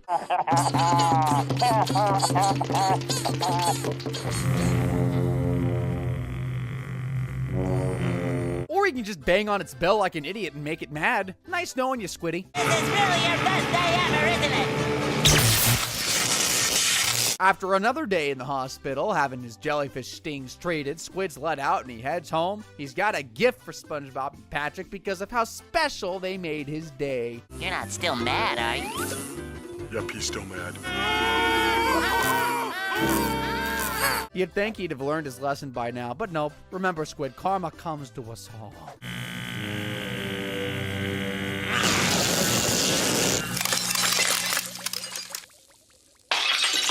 That was one hell of a few days for Squidward. He fell off a cliff, exploded, was burned, had his hand impaled, and last but not least, he got turned into calamari twice. If you didn't feel sorry for him in that episode, I'm not sure when you will. But if that wasn't enough suffering for him, how about we add a little torture in there, both physically and spiritually? This level of Squidward sadness sure is a weird one, but it starts off pretty normal with SpongeBob being the cause of his house being totaled.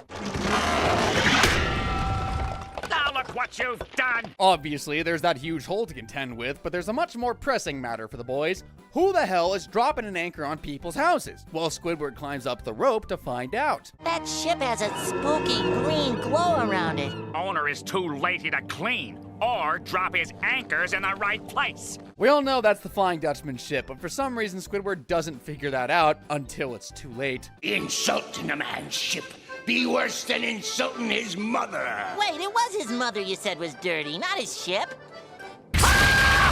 Nice one, Spongy. Way to go. You just got your friend fried for no reason. Squidward doesn't learn from his lesson, though, and starts running his mouth about how unfairly he's being treated. How come when they act up, all they get is the welcome wagon? If you ask me, it's... Instead of stealing their souls, the Flying Dutchman decides he wants to make them his ghostly crew. But again, Squidward starts running his mouth, and this time it's worse than some third-degree burns. Now what? I suppose you're gonna show me... Oh, gee, that's very nice. Oh, what is this, some kind of magic act? When you're dealing with the demon, you gotta keep your mouth in check. Otherwise, they'll throw you into a dimension of, well, honestly, I have no idea at all what that was. Is it like hell? While Squidward falls into insanity, the other guys are forming a formidable team. Howl with me so that we might set the seven seas ablaze. Ow! Dutchman. The whole crew thing doesn't go to plan for the Dutchman, which is really hard to see why. So to get Sponge and Pat out of his hair, he plans on eating them. But he's a fair demon, so he first grants them 3 wishes, the first of which is completely wasted. Wishes? I wish we had known that earlier. You got 2 wishes left. SpongeBob makes the same mistake, but this time he brings Squidward back from the demon world. How exciting! I wish Squidward were here to see this. I'm glad all that's over. Squidward! There's unlucky, and then there's being Squidward. Having to witness the horror that was in that dimension, to then finally make it all the way home, only to be transported back to the horror ship. Well, with 1 wish left, SpongeBob steps up to the plate and wishes for something that'll stop them from getting eaten. Hey! We're home! But why have we been turned into fruits? Hey! So not only has Squidward had to go through all that thanks to those 2 barnacle heads, but now he's been turned into fruit against his own will and is about to be eaten. To be honest, with where they're headed, he'd probably thank the Flying Dutchman for putting him out of his frackin' misery, because we're about to look at the time Squidward had a complete nervous breakdown. And it's from the time Patrick built a lemonade stand right outside Squid's house. It might sound delicious, but believe me, you won't want to drink. Ah, thanks, buddy. I was thirsty. While all that disgusting stuff is going on, thanks to the noise Patrick is making outside, Squidward has a bit of a problem with his nose hair trimmer.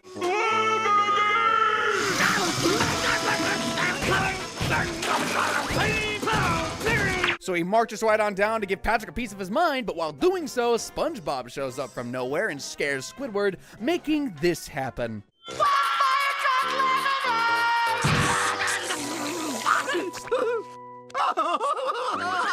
If you didn't already know, most squids and octopuses shoot ink when they're threatened or extremely scared. So Squidward here was not only petrified, but also super embarrassed. You could see it on the poor guy's face. That's like a fully grown adult pissing themselves in public, right? That's pretty bad. Public embarrassment, but this episode's all about to go off the deep end when Patrick gives a cup of Squid's ink to a customer. Black lemonade! A unique taste sensation! Another. They're all out after her glass, so I guess this is where the episode ends, where Patrick goes back to selling Band-Aid lemonade. Nope! He figures this taste sensation has a demand. All he needs to do is get a supply, and how is he gonna do that? By scaring Squidward. May I borrow a cup of squid squeezy? In all fairness, that's enough to scare the pants off of anyone, but still. The fact that Patrick pretends he's Squid's friend, but at the first chance he gets, he's prioritizing a few customers and a bit of loose change over their friendship. What sort of friend terrifies someone into embarrassing themselves publicly? It doesn't stop there either. The demand for the black gold skyrockets, and Patrick has to find new ways to get even more of the stuff out of Squiddy. I hate spiders!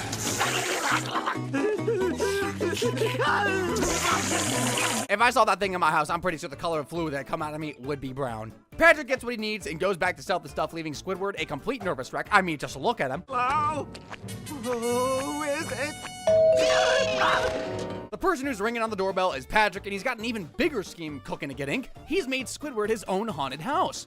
I'm a haunted tablecloth!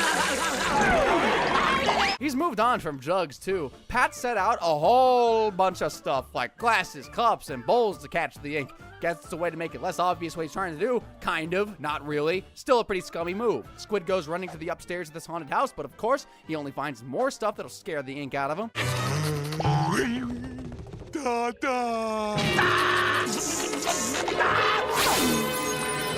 Thank you, Daddy! For the final scare, Pat wants to finish big, so he's created a full-blown replica of the Krusty Krab and played on Squid's biggest fear, working there for the rest of his life. May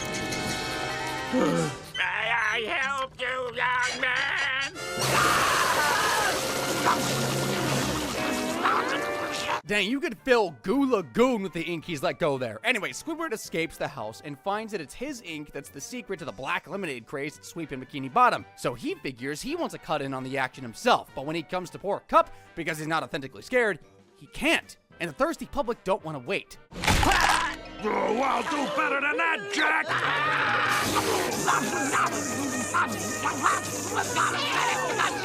When the customers see that their favorite drink comes out of someone's nose, they turn theirs up at the drink, and Squidward is left exploited, broke, and embarrassed. Ooh, is that what black lemonade is? This is easily one of the worst episodes for Squidward. Like I just said, he spends the entire time being exploited and pushed to the edge of insanity by his so-called friend. Even when he figures out what's going on and tries to get in on the action himself, it's just his luck that everyone finds it disgusting, which it kinda is. Real hard watch, it's out of character really for Patrick, and it takes the whole Squidward torture trope to a whole nother level. Speaking of whole nother levels though, there's one more episode I'd like to cover, and it really is in a league of its own for just how sad Squidward is in it. It's his real rock bottom. Of course, I'm talking about Season 8's Are You Happy Now?, where SpongeBob opens a can of worms for Squid by asking this. So, what's your happiest memory, Squidward? Let me think.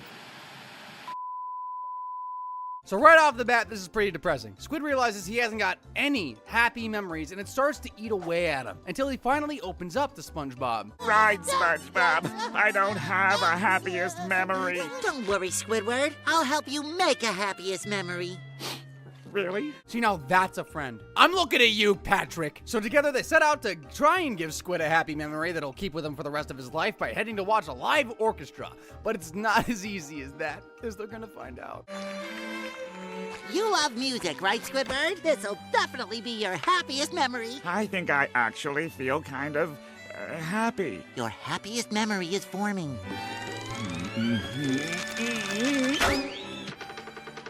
This is not my happiest memory. Okay, so that was a near miss. Let's just chalk that one up to a coincidence. SpongeBob figures he knows how he'll get Squid smiling, so he arranges a piece of Squidward's art to be placed in Bikini Bottom's museum, where it'll be appraised by a famous artist. Gosh, Fiasco himself is talking about my art. Squid, word, go toward the light of my flamethrower. After all these failed attempts at making himself happy, Squidward starts to forget what happiness even feels like at all. He stops going out, stops going to work. Heck, he even stops showering. I can't seem to get happy. Maybe this will help.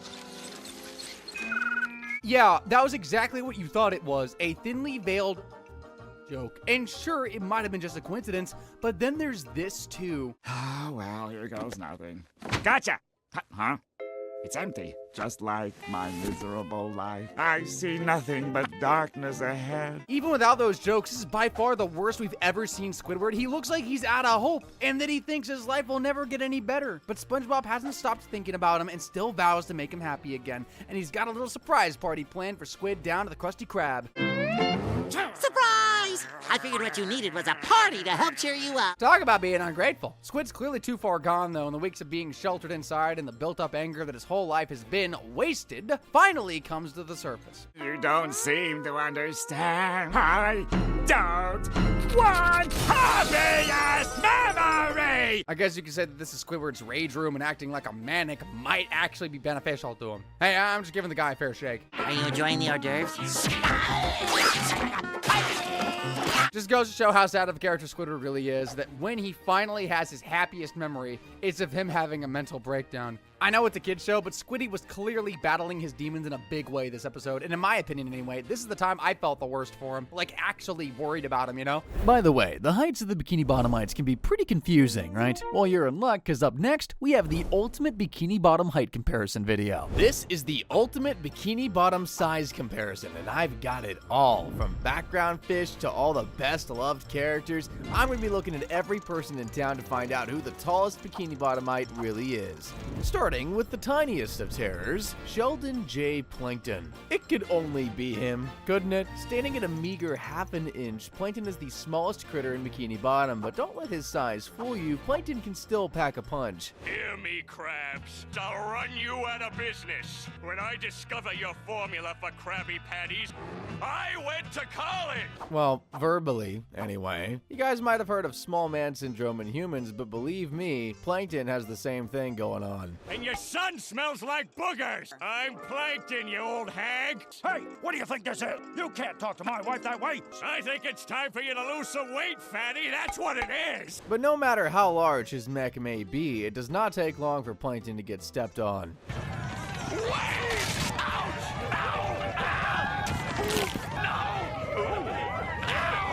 His size can come in handy though, being that small means you can hide in certain places like in a ketchup bottle.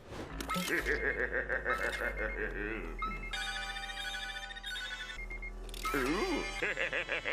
You're all mine, you sweet Krabby Patty. Or when he made a life-sized robot of Mr. Krabs. That's right, I am Krabs. What now, Mr. Krabs? Your master, your boss, your ruler. Although no matter what, the outcome is still the same. And like this. And more recently, like this.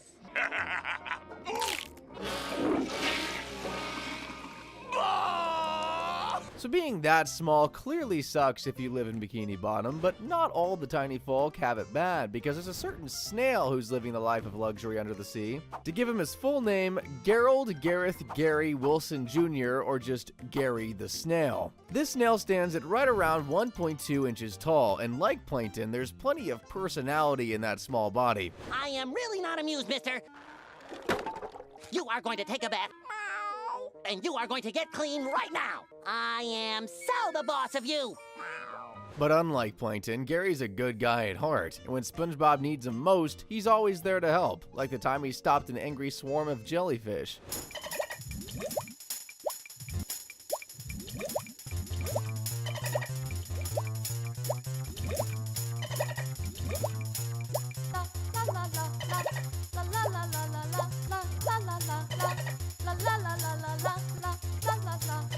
Or when SpongeBob came down with a case of the ick and Gary, being a bottom feeder, stepped up to help his best pal.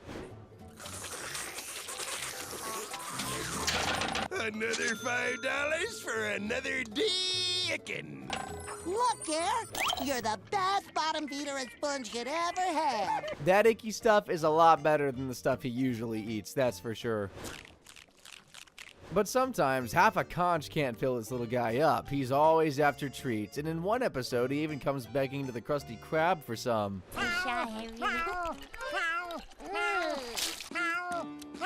Gary, you're causing a scene!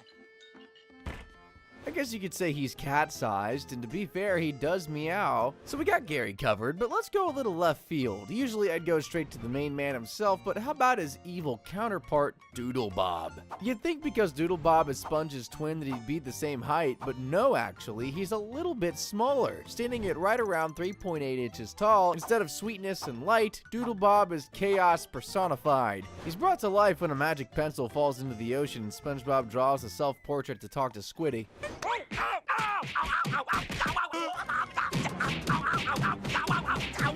He's beating up Squidward! DoodleBoy, stop! Okay, more like beat Squiddy to a pulp, but he doesn't stop there either. Now alive, DoodleBob makes it his mission to wreak as much havoc as possible, and he does that by stealing the magic pencil and drawing stuff to use against the real SpongeBob. I created this monster, and I've got to stop him. See what I mean, Patrick? You're flying. Where's the leak, ma'am? And Patrick. Can't forget what he does to Patrick. In fact, if anything, Pat gets the worst of it.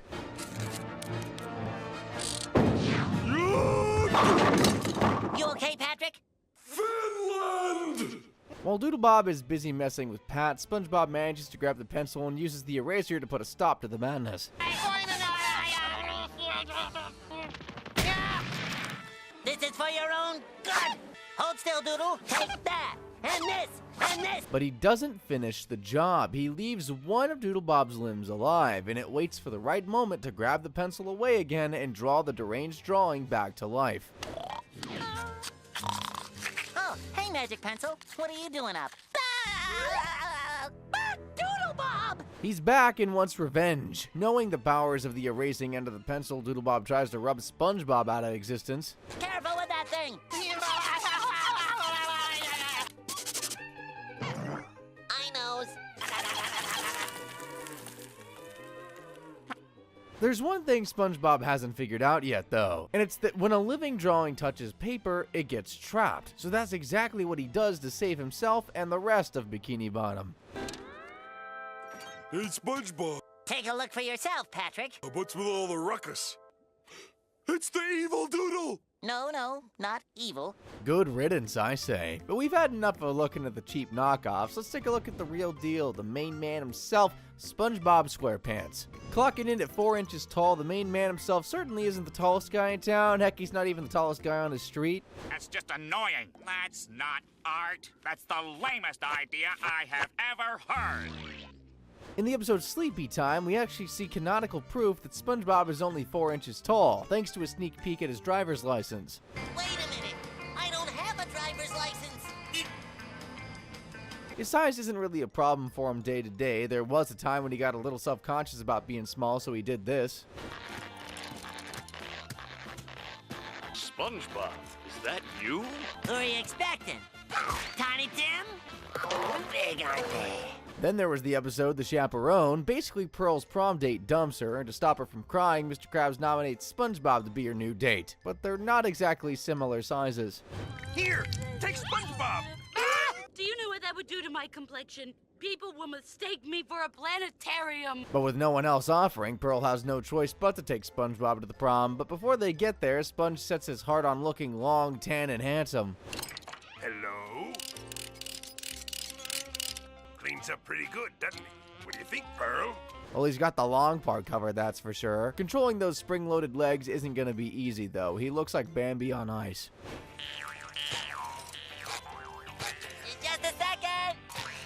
Will you hurry up? I know he's really trying to make an effort for her and to make Pearl feel better about her height, but man, he really can't control those legs. Are you sure you can do this?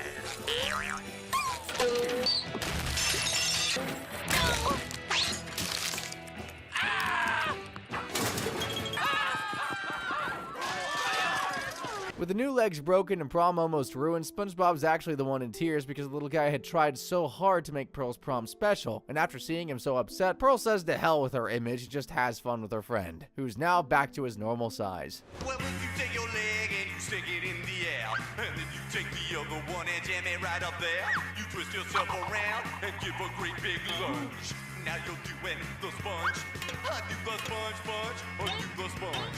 And just like that, Pearl's happy, SpongeBob's happy, and more importantly, Mr. Krabs is happy. I guess size doesn't matter. Well, I'm not sure I'm qualified to answer that one, actually. But I am qualified to talk about the size of our next Bikini Bottomite, none other than Sandy Cheeks. She's Bikini Bottom's resident air breather and super genius. But while her brain is huge, she's not the biggest of critters, standing at right around 5.1 inches tall. Back! That's how I like my air. Hi-ya! Oh! When she's out of her underwater gear, Sandy's barely taller than SpongeBob, but she's also one of the only characters in the show that can drastically change her size. Sure, SpongeBob can suck up a load of water and Plankton can build mechas, but Sandy, all she's gotta do is go through hibernation. Basically, to make sure she's got enough food while she sleeps for the entire winter, Sandy goes into town chowing down on a bunch of acorns. Howdy! If y'all are watching this, this sleep is called hibernation. That means I'm asleep for the winter. The main thing about hibernation is that you shouldn't disturb the animal that's sleeping through it, otherwise they can get pretty cranky. And when you see the size of hibernation Sandy, you'll 100% not want to mess with her. Which one of you fellers is the real Dirty Dan? Now obviously that isn't her real size, so I can't really count that, but I thought I'd mention it as it's kind of something we don't see that often. But yeah, usually she's just a pint-sized Texan squirrel who loves karate. I hate all of you. I love karate. I love money. Well, we've just seen some chopping. How about some slashing? As the next character on our list is the mythical hash-slinging slasher. He sounds pretty big and scary, don't he? But the HSS isn't that big of a guy. He's only 1/3 of an inch taller than Sandy. But trust me, when you hear about his legend, you won't care if he's 10 times smaller than Plankton. Basically, when Mr. Krabs starts opening the Krusty Krab at night to entertain himself and scare SpongeBob, Squidward makes up a story about the hash-slinging slasher. Most people just call him, because that's all they have time to say, the hat, before he gets out. Tell me the story! To signal his arrival, there are 3 signs. First, the lights will flicker on and off. Okay, light flickering on and off, that's the first sign. What's next? Next, the phone will ring and there will be nobody there. The coldest of cold calls. I can only imagine what the final sign is. The hash-slinging slasher arrives in the ghost of the bus. Then he exits the bus without looking both ways because he's already dead. Okay, that one's actually a bit unnerving, but it's only a story, right? The hash-slinging slasher isn't real. Is he? I didn't know the buses ran this late. They don't. Yeah, I spoke too soon. I mean, obviously I knew, but I'm just being cheeky with y'all. As the boys prepare to meet their end, it actually turns out to be just their scared imaginations getting the better of them. So he's just some greasy kid. The great hash-slinging slasher is still in school, and you guys were all scared. He sure isn't the scariest, he sure isn't the tallest, but the legend of the HSS is bigger than us all. After that spooky segue, it's time to head back on over to Con Street now, as next on our list is the one and only Patrick Star. If this comparison list was on how wide the people are in Bikini Bottom, that you better believe Pat would be towards the top of that pile, because my boy can frackin' eat. You took my only food! Now I'm gonna starve! But in terms of height, Patrick isn't teeny tiny. He hits the height charts at right around 6.5 inches, which actually puts him above the average incidental fish. Hey pal, you just blowing from Stupid Town? Granted, his pointy head is doing some heavy lifting for him in that regard, but if his head wasn't so narrow, maybe he'd have, you know, an actual brain in there. Is this the Krusty Krab? No!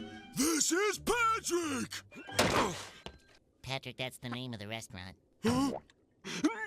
Fish paste! But the biggest thing when it comes to Patrick isn't his height or his belly, it's his heart. Yeah, super corny and all, but Pat can be a proper caring guy, especially to his friends. Like when he hyped up SpongeBob to take the job at the Krusty Krab in the first place. Who made a spatula out of toothpicks and woodchuck? I did. Whose first words were, "May I take your order"? Mine were. Who's a big yellow cube with holes? I am! Who's ready? I'm ready! Or the time he accidentally leaves SpongeBob in the most creepy place imaginable, but still gets a bus back to save him anyway, even if it is too late. Home at last. Don't worry, SpongeBob, I'm coming back for you! So yeah, well, that's kind of being a good friend. It's not exactly heroic, is it? And it's funny I should say that, because we got one hell of a hero for you next as we take a look at Mermaid Man. Man, that feels weird just saying Mermaid Man without adding Barnacle Boy at the end, but don't worry, he'll be coming a little later. For now, though, let's just focus on the main hero, not the sidekick. Sorry, Barnacle Boy. Mermaid Man stands at more or less the same height as Patrick, so that's 6.5 inches. Yeah, I know he's human and all that, so how is it that he's that small? Well, we literally know SpongeBob is 4 inches tall, and Mermaid Man isn't that much bigger than him. So, I mean, I don't know, man. Maybe part of his powers is being able to shrink down to marine life. Anyway, here they are, getting called into action. The conch signal! And he's not as slick of a hero as you'd expect these days. Mermaid Man! And Barnacle. Activate torpedo mode! Well, I guess neither of them are. Most heroes have their weaknesses, you know, like for Superman it's kryptonite, well, for Mermaid Man it's ice cream. With bran sprinkles.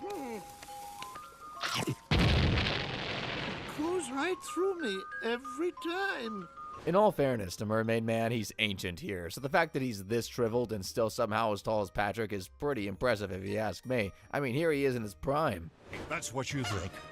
But my stalwart companion Barnacle Boy and I beg to differ with you. Sorry, Man Ray. Mermaid Man and Barnacle Boy? He's even taller than Barnacle Boy there. It does make you wonder how tall those guys really were because, like I said, there's no way they were originally only a few inches tall. Unless that whole nuclear mutation theory around the show is right, but I digress. Now, the next fish I want you to look at, you might not know by name. His name is Tom, sometimes known as Incidental Fish 6, but you'll know him as the guy who really, really loves chocolate. Before we get into his cocoa cravings, he's about 1/2 inch taller than Patrick and Mermaid Man, coming in at around 7.2 inches. We see his obsession with sweet treats in the episode Chocolate with Nuts, where Sponge and Pat are trying to earn a few bucks selling chocolate bars on the side. Did you say chocolate? Chocolate? Chocolate! Yes, sir. With or without nuts. Chocolate! Chocolate! Chocolate! Yeah, that guy is nuts. Anyway, the pair don't let one psycho stop them from selling the sweet stuff, but they realize they're gonna have to twist the truth like normal commercials do in order to make some sales. Oh, but this chocolate's not for eating. It's for... No. You rub it on your skin, and it makes you live forever. Live forever, you say? I'll take one. Seeing as they got that unwrapped mummy to buy a bar, they keep up the tall tales in order to sell more and more of the stuff. They also keep getting conned by some crooked fish, but that doesn't matter because Tom's about to catch up to them.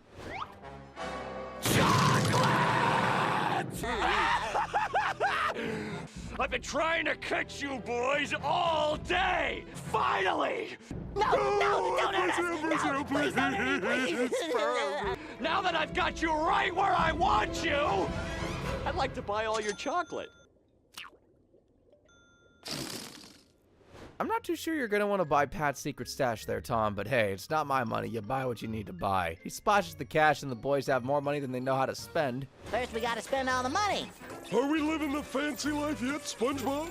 Not yet, Pally. Just goes to show you can't really judge a book by its cover. I 100% thought Tom was going to be a horrible lunatic when I first saw this episode, but turns out he's actually a pretty lovely guy, which is the exact opposite of our next character, Kevin the Sea Cucumber. Look, there's no nice way of saying this. This 7.7-inch sea cucumber is a real jerk. He's part of the Jelly Spotters, the most famous jellyfishing club in Bikini Bottom, and let's just say the fame goes straight to Kevin's head, especially when it comes to SpongeBoy. No, wait! Why don't you go jump off a building? I would do anything for you. Anything. He spots a huge fan, and instead of trying to uplift him, Kevin manipulates him to doing all sorts of weird stuff to try and humiliate him during the jellyfishing convention. This guy's great! That is the best! We have got to bring this guy jellyfishing with us. Knowing he can push SpongeBob around and use him as his personal punching bag, Kevin invites him to a jellyfish field with the spotters under the promise he can join the club if he proves himself. Nothing like driving through jellyfish fields with the top down, eh, jelly spotters? And no, carrying like 6 people on his back isn't enough proof. The gang wants him to catch some jellyfish, but they don't realize they're dealing with a pro. Catch a jellyfish. Your first test? Am I a jelly spotter now? Hey, I caught one! That doesn't count. Ouch! He glides right through their tests with ease. The jellyfish are practically jumping in his net. I meant 20 jellyfish! Oh, 1, 2, 3.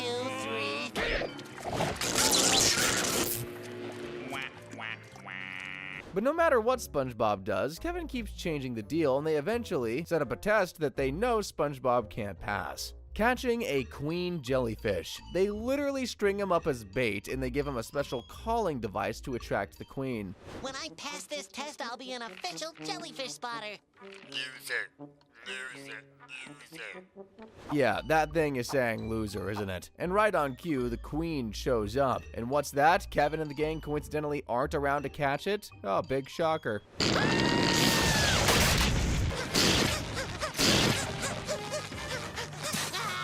After nearly frying SpongeBob alive, it turns out that the queen isn't actually a real jellyfish, and instead it's Kevin and the gang and a giant robot in the least surprising twist ever. Kevin! That's right! You should have seen the look on your face when we zapped you! Man, I told you this guy was a jerk. But don't worry, life has a funny way of coming back to bite people like Kevin, and in his case, it's a sting by the biggest jellyfish of them all. King Jellyfish. Nidaria Rex! A love sting, that is. Turns out pretending to be a queen jelly has attracted the king. And when they find out Kevin's the one behind all this, His Royal Highness sure ain't happy.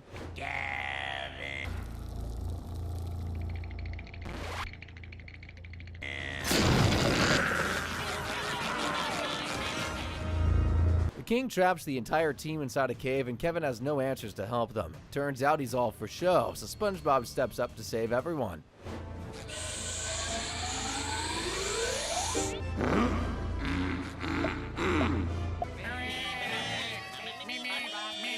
I can't believe it! SpongeBob's bubble comes to the rescue. Meanwhile, Kevin's bubble bursts and he has to give him his jellyfishing crown, metaphorically and literally.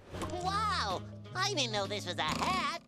It wasn't. Kevin might not be the tallest fella in the seas, but that sea cucumber is a huge jerk. Also, as a side note, we'll be coming back to this episode a little later, but for now, our attention turns towards the cheapest crustacean in the 7 seas, Eugene Krabs. For your run-of-the-mill crab, Mr. Krabs is quite tall. Granted, he's no Japanese spider crab, those things can get up to 10 feet in height, but Eugene sits at a more modest 7.9 inches, which is nearly 2 bigger than the average. For crabs. He's right around your average height for Bikini Bottom. Not some great big outlier here, unless you're Plankton, that is. A spider bug. Now I know what you're thinking. A lot of Mr. Krabs' height comes from his eyes, and yeah, it does. But if we count Gary's eyes and Plankton's antenna, it's only fair that we count his peepers too. Although, if you do take his eyes out of the shell, this is what he looks like. It sure is dark in here. Look, Mr. Krabs, I'm you. SpongeBob, you're a genius! Sorry to remind you of that image. I'm sure that has scarred you as it has me. I guess Krabs needed the extra height to look bigger to his opponents. I mean, he's not exactly a soft belly, is he? He's ex-Navy, and he loves the idea of a fight.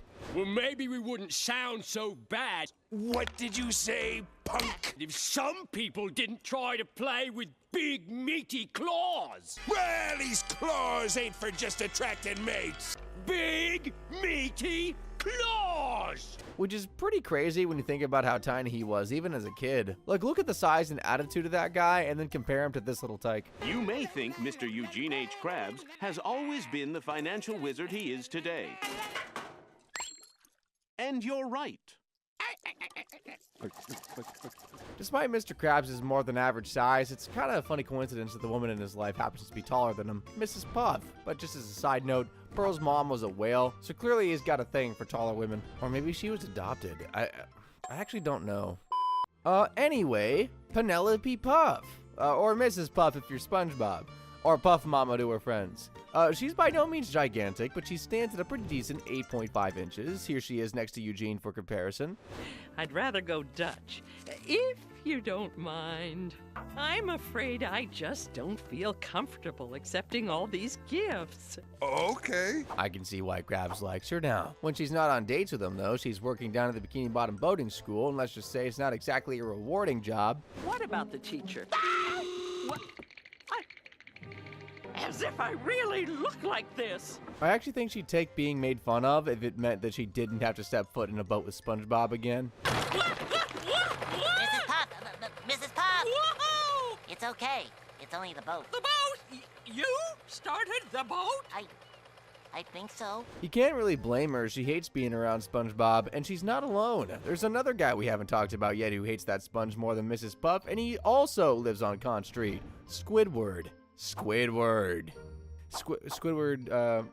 What's the guy's last name again? Thank you, Mr. Tennis Balls. No, that's not it. The first place snail racing cup presented to Squidward, Tortellini, No, that's not it either. Tentacles.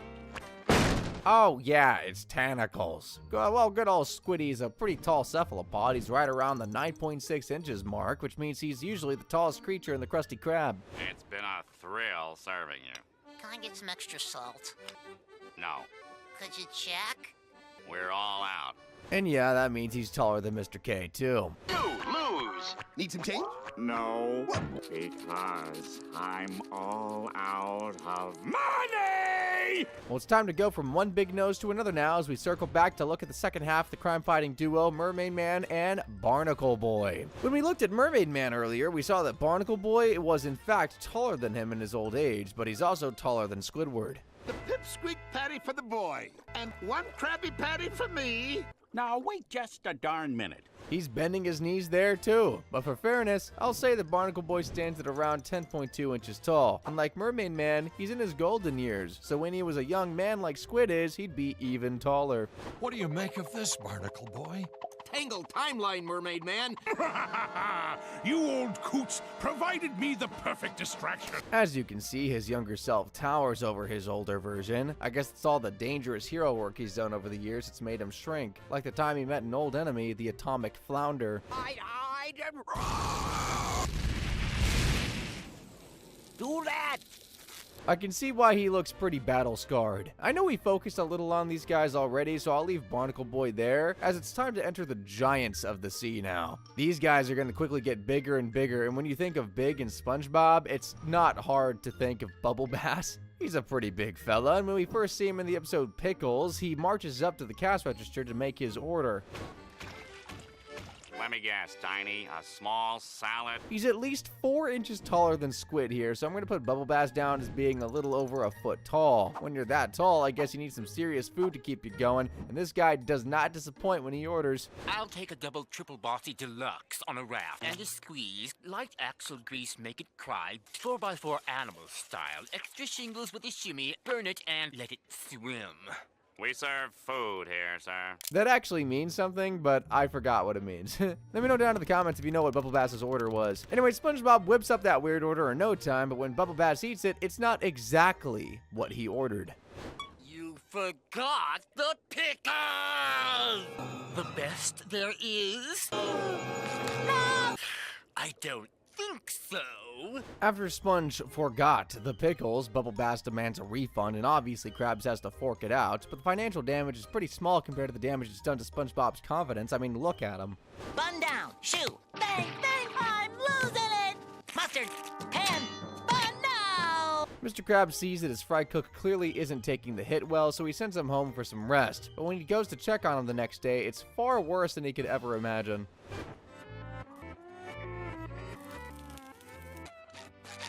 Mr. Krabs, hello. SpongeBob! Do you how do?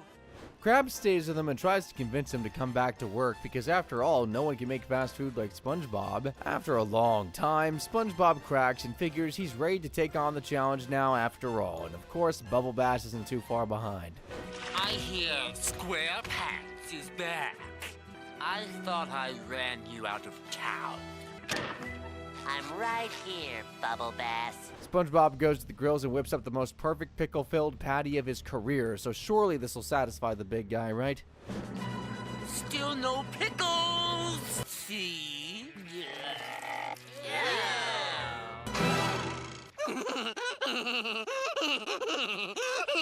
You failed again, SpongeBob Loser Pants. While he's busy gloating, SpongeBob realizes that Bubble Bass's tongue doesn't really move while he laughs. And then it hits him. Look! And there's the pickles from last time, too! He's been hiding the pickles under his tongue the whole time. And there's my car keys. So he cheated SpongeBob the entire time. I guess the bigger they are, the harder they fall. And if Bubble Bass steps foot in the Krusty Krab again, he'll have an angry mob on his hands. Now, not all the big folk in Bikini Bottom are horrible people, like Pearl, for example. Sure, she was a little mean to SpongeBob earlier with the prom thing, and yeah, she can be a bit of a spoiled brat. You shouldn't have! I mean, Dad, you really shouldn't have! Pearl, those are the finest fishing boots available! Dad, you ruined me! But I got them for a bargain! But when she gets something better than an old pair of $2 boots, she's actually pretty sweet. Oh, Daddy! Mwah! You got me everything I wanted. Oh, nothing's too good for me, daughter. Mr. Krabs even gifts her the job of running the Krusty Krab, but she rips the identity out of the place and doesn't really like running it. So she asks SpongeBob to fire her so she can give up the job without having her dad to be the one to pull the plug. Thanks, SpongeBob. Mwah. Hey, Mr. Krabs, I did it! Come on, gang! Come all way! She might only be 16, but Pearl is pretty tall. She's measuring in at about 1'3" which for a whale is a little surprising. But we're not done with surprises just yet, because did you know that you can get bears under the sea? Well, in Bikini Bottom you can, and we first find out about the dangers of them in the camping episode. You know, the one where maybe the most famous SpongeBob song is sung? Get the windies on Patrick! Son, see how you pay up my arms! Squidward! Good! It'll help! It'll help! If you just sing along! Well, let's get back to bears, or sea bears to be more specific. They do come in a range of sizes. I'd say on average you're looking at about 1'4" in terms of height, and they're armed with super sharp teeth and fins. Luckily though, they're super rare, but there are a few ways to attract them. Never wave your flashlight back and forth really fast. Flashlights are their natural prey. Okay, then what? You're kidding. Don't stomp around. They take that as a challenge. Yeah. Don't ever eat cheese. Go on. Sliced or cubed? Cubed, sliced is fine. Yeah, and? Man, these sea bears are attracted to a hell of a lot of weird stuff, and there's more. Never wear a sombrero. In a goofy fashion. Or clown shoes. Or a hoop skirt. And never. Ever. Ever. Screech like a chimpanzee! Okay, it's good to know what not to do and all, but in what scenario would someone be wearing a sombrero in a goofy fashion while holding diced cheese and stomping? Well, I can think of one scenario, actually, the one where Squidward doesn't believe in sea bears and does the above to prove a point. Just a feeling. Yes. Squidward, please don't!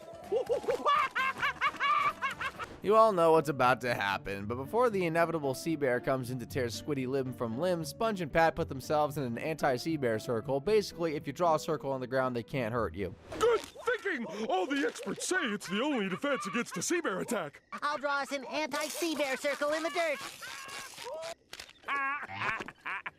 Right on cue, the big brute shows up.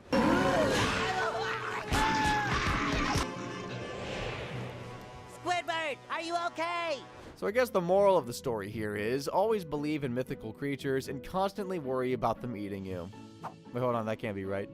Oh no, it is. There's another mythical creature I want to look at next, and he's even scarier than a sea bear. It's the Flying Dutchman. Considering he's a supernatural ghost, it's kind of hard to gauge his height, because one minute he can be a similar size to SpongeBob.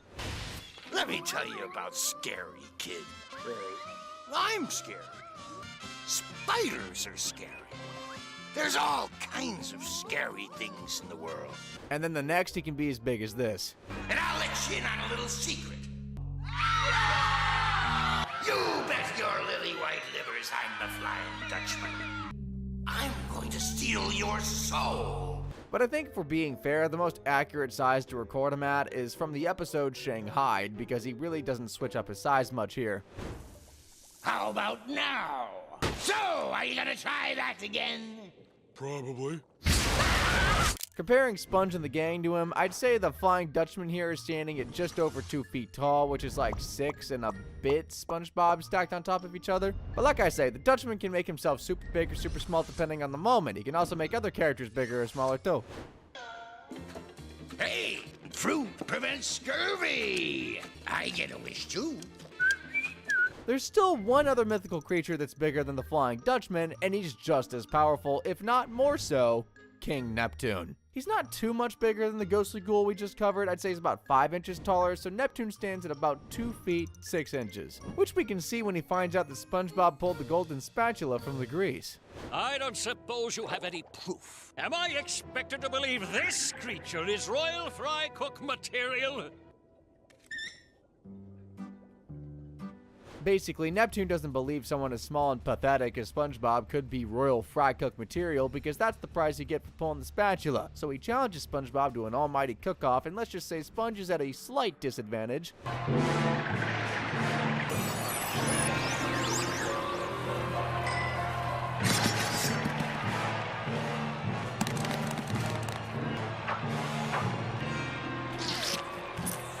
Neptune goes to town on SpongeBob, flexing his powers and whipping up some more patties than SpongeBob could ever dream of. Meanwhile, Sponge has been putting all of his blood, sweat, and tears into one patty. And as the old saying goes, it's quality, not quantity. What makes you think his will be any better? Give me that!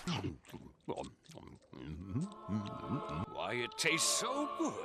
Neptune has no choice but to give up and declare SpongeBob the winner. But when he makes SpongeBob a god in preparation for a lifetime in Atlas, he's hardly a good fit for the role. I have another idea.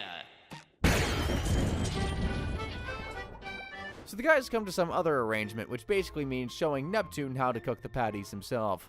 Can you excuse me? Feel thine own wrath, stove! The accursed stove has burnt my finger. What did I tell you about using your powers? I suppose a bit of independence for the godly king of the sea can't be a bad thing. Neptune might be big, and believe me, he's bigger than most, but there's one creature that dwarfs them all in comparison, and we've already seen him today. the king jellyfish. I told you that we'd be coming back to the Kevin episode, and for good reason. This big boy smashes the height chart, standing at around 80 inches or 6'6" in human height terms. Dang fricker's taller than me.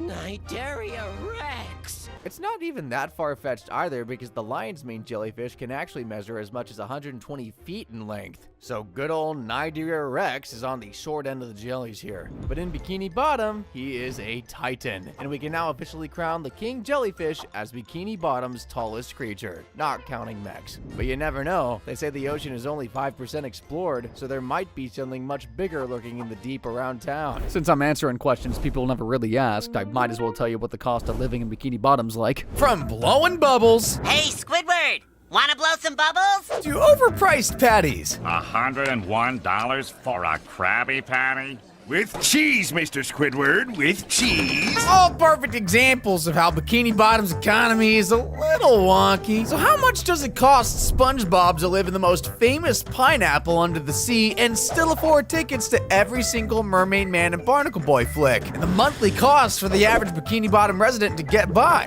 Today, I'm gonna put my global economic skills to the test and break down these 6 main categories. Find out once and for all the cost of living in Bikini Bottom. So the first thing we need to do is work out exactly how much the currency is worth, and the best way to do that? By looking at the cost of the most basic necessity in Bikini Bottom. How much does a Krabby Patty cost? $2.99 on Wednesday. 99 cents. Yep, a Krabby Patty is $2.99. Although Krabs will change the price depending on how much he thinks he can get. Arguably, McDonald's Big Mac is the closest thing to a Krabby Patty on land, which has an average price of $5 after considering all the varying prices in different states. This means the conversion rate is about 67.2% between Bikini Bottom dollars and US dollars. Guess they don't have to deal with inflation under the sea. This rate in mind, we can also figure out a lot of the other costs that are less clear in the show. So while most prices in places like Bargain Mart are never shown, except clam selling for 15 cents, which is a bargain in my books, you can look at the prices of human world equivalents and work backwards. For example, bran flakes cost $2.60 in Walmart, so the Bikini Bottom version would be around $1.75. New bran flakes. Bold new taste.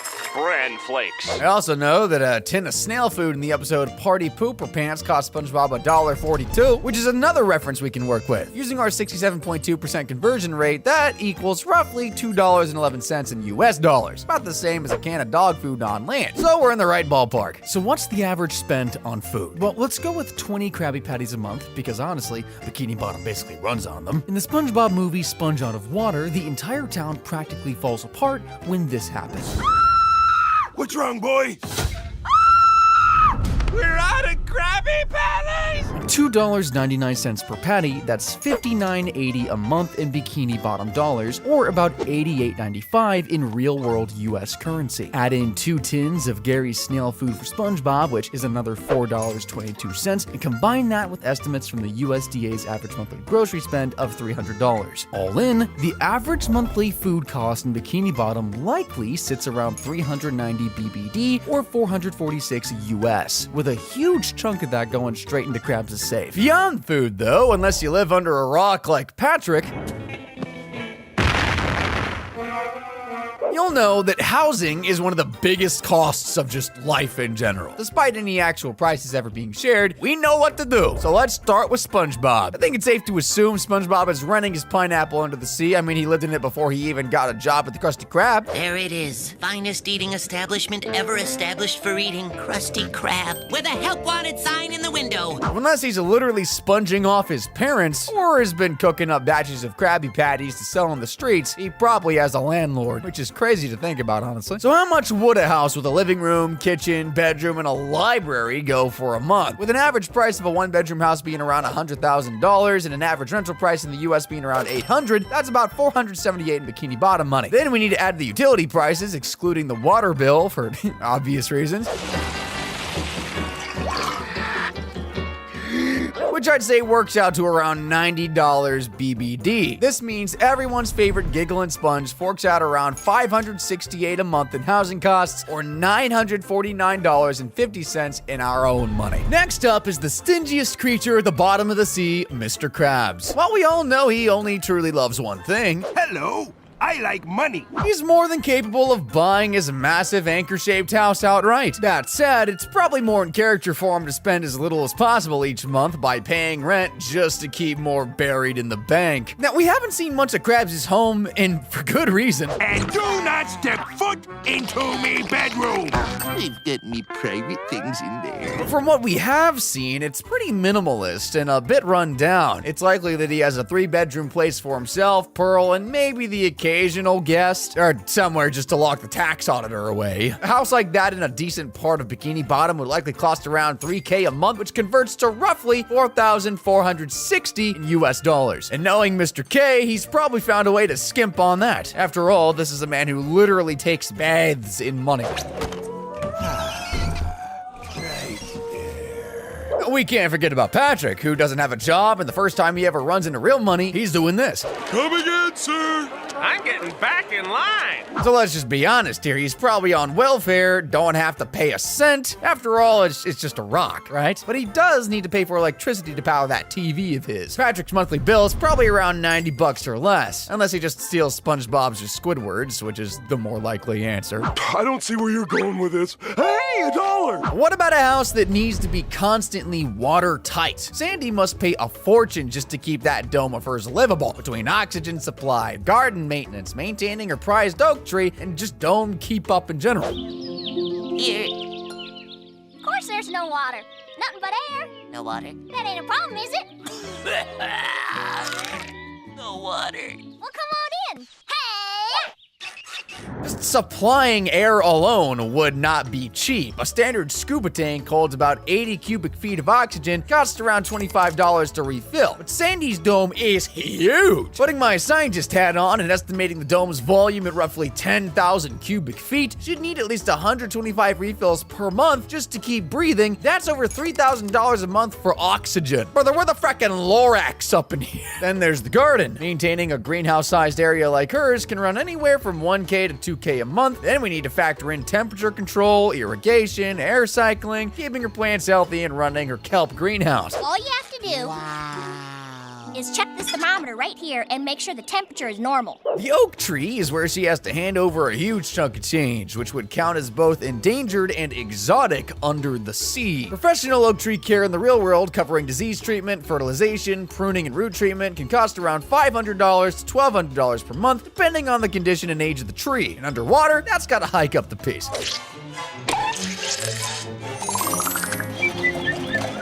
So even with a cautious estimate of a property's value at $800,000 US dollars, monthly operational costs alone could hit $7K to $8K, including oxygen, landscaping, and tree care. And that's before powering all her high-tech gizmos. Safe to say, Sandy's dome is one of the most expensive and scientifically advanced places in all of Bikini Bottom. Over there's my bird bath.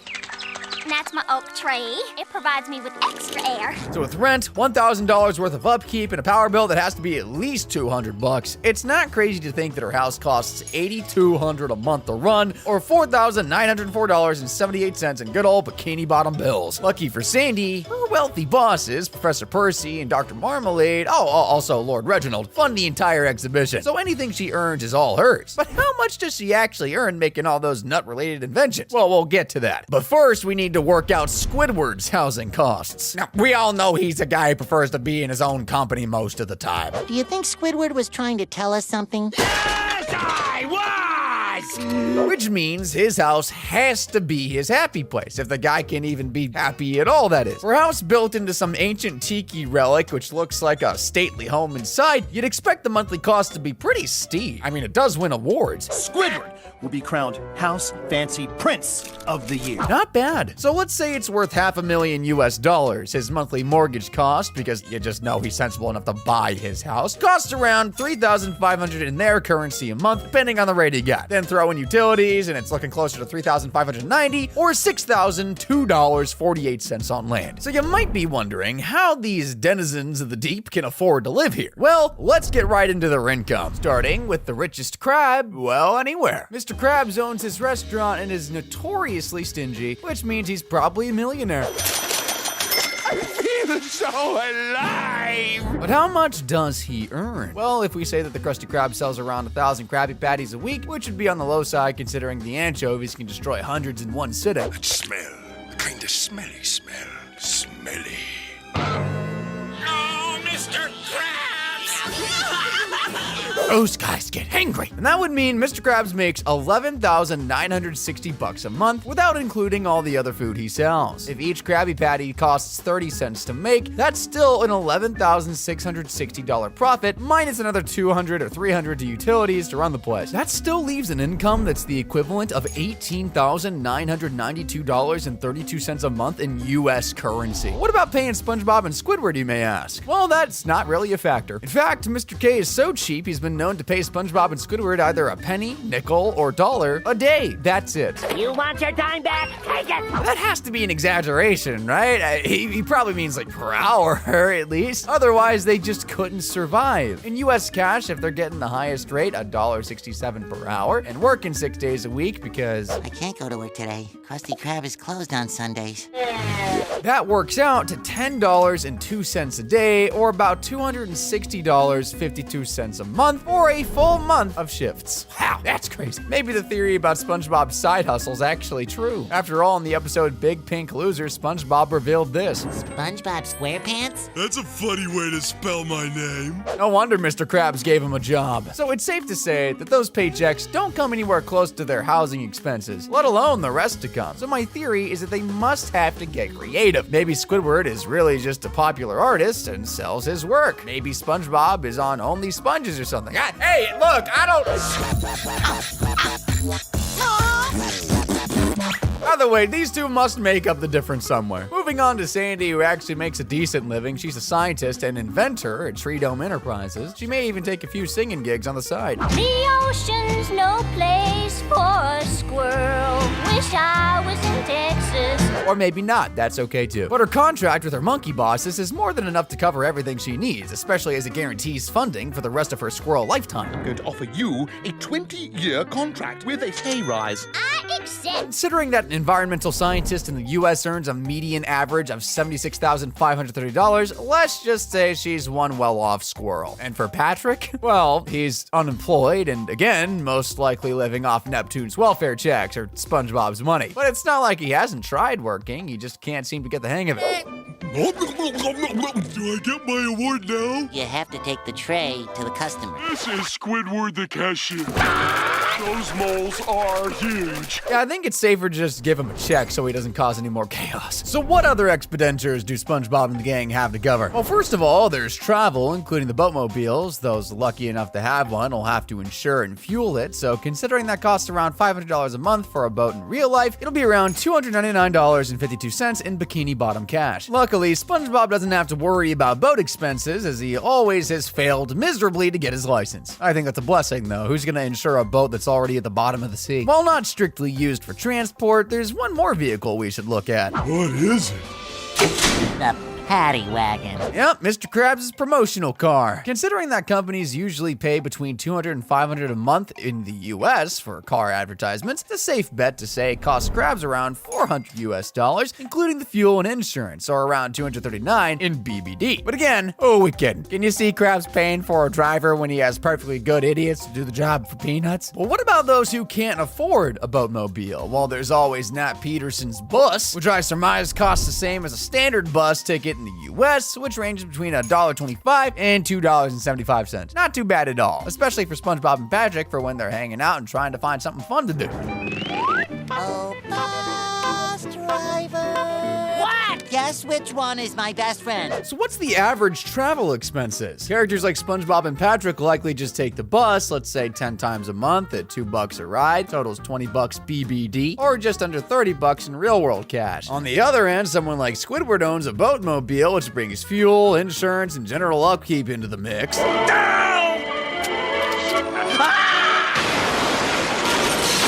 totaling around $299.52 BBD. Taking both travel types into account, the average monthly transport cost across the board comes out to 160 BBD, or about $245 USD. And lucky for them, their hobbies cost surprisingly little, if anything. They enjoy jellyfishing, dressing up as their favorite heroes, Mermaid Man and Barnacle Boy, blowing bubbles. It's a giraffe! Oh, and they're always ruining Squidward's day too. Though in their defense, that's mostly accidental. Morning, Squidward. Hi, Squidward. Leave me alone. Ready to create. Hey, Squidward, wanna play? Hey, Squidward, wanna play? One place Patrick and SpongeBob do have to spend money at is the Reef Cinema when watching movies. The lobby of the cinema has everything you'd expect in a land-based one. There's a snack bar selling pop kelp and different candy and soft drinks, restrooms, walls decorated with movie posters. Again, while they never share the ticket price of classic movies such as Prudence and Love or Fisherman 4, Attack of the Hook. Goodbye, Margaret! I assume it's the same $10 range as on land. And throw in another $15 on snacks and Bikini Bottom currency, it's $14.95 per visit. The other places the aquatic creatures of Bikini Bottom enjoy also come with expenses. Take the Salty Spittoon, which is the kind of place where you wipe your feet on the way out and immediately burn your shoes.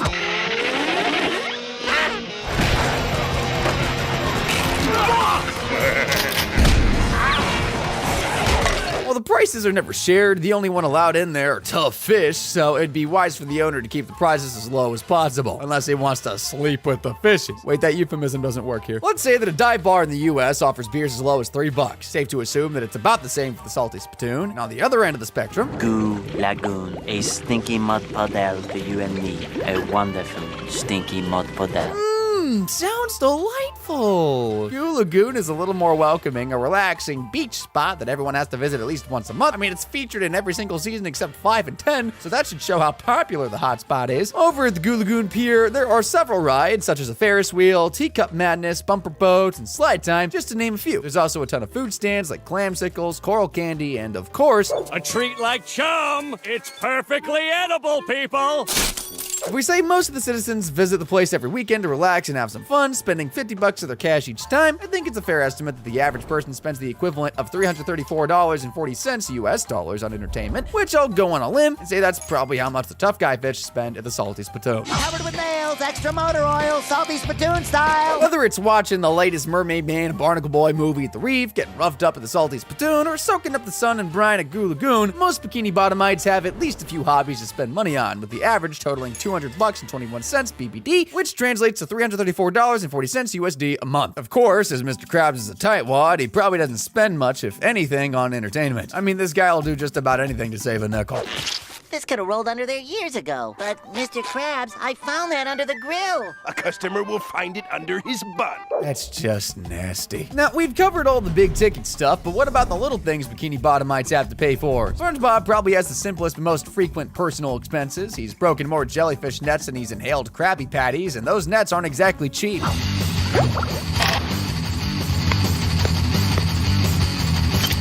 Basic butterfly net on land costs around $10, and given how often he ruins them, replacing just 2 a month would run him about $20. Then there's all the bubble soap he burns through trying to perfect his bubble buddy technique. A decent sized bottle of bubble solution goes for about $5, and SpongeBob likely goes through about 2 or 3 a month, so add another $10 to $15. Hooray! Bubble party!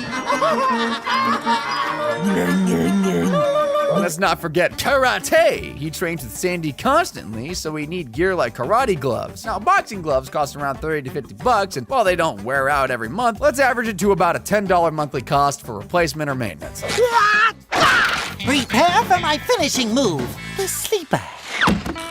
On top of that, SpongeBob is rarely seen out of his iconic white shirt, red tie, and square brown pants combo.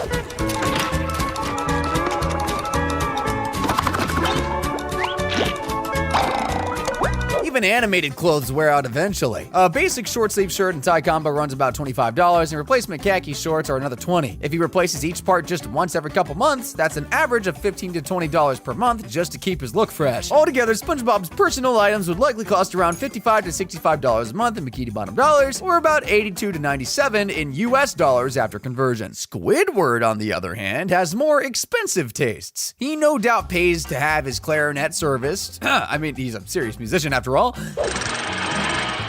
your mouth, you mediocre clarinet player. Mediocre? Standard clarinet inspection and a tune-up can cost around $60 to $80 in real life, and if he's doing that once a month, that is a solid chunk of change already. Then there's his art. Squidward likely goes through at least 2 canvases and 2 sets of acrylic or oil paints each month.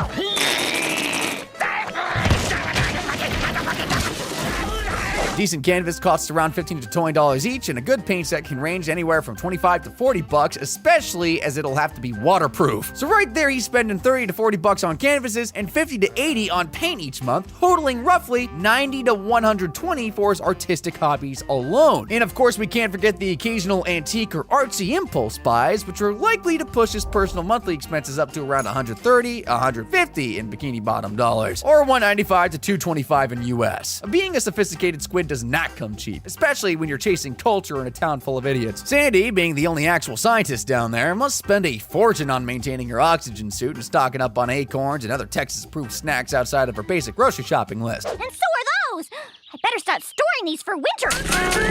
Plus, there's all the materials she needs to build her inventions, which I'll guess is close to $250 a month in BBD, although that's subject to a scientific research tax reduction. Despite Mr. Krabs being tighter than a clam's butt, he has been known to splash the cash on one person. You bought me a boat? I did? Even if it is against his will. Whether it's paying for Pearl's birthday parties, buying her expensive gifts, Mothfish do get to fly out of his wallet from time to time, while he probably cries himself to sleep afterwards. $1! It's fair to say he pays out at least $500 Bikini Bottom each month to spoil his darling daughter, which works out to $836 in US. And finally, there's Patrick. This one's simple. Snacks, snacks, and more. Oh yeah, snacks! Even if we double his food bill, we're still probably underestimating how much ice cream and pizza the dude eats a month. Not to mention... But wait! And patties are starting to disappear!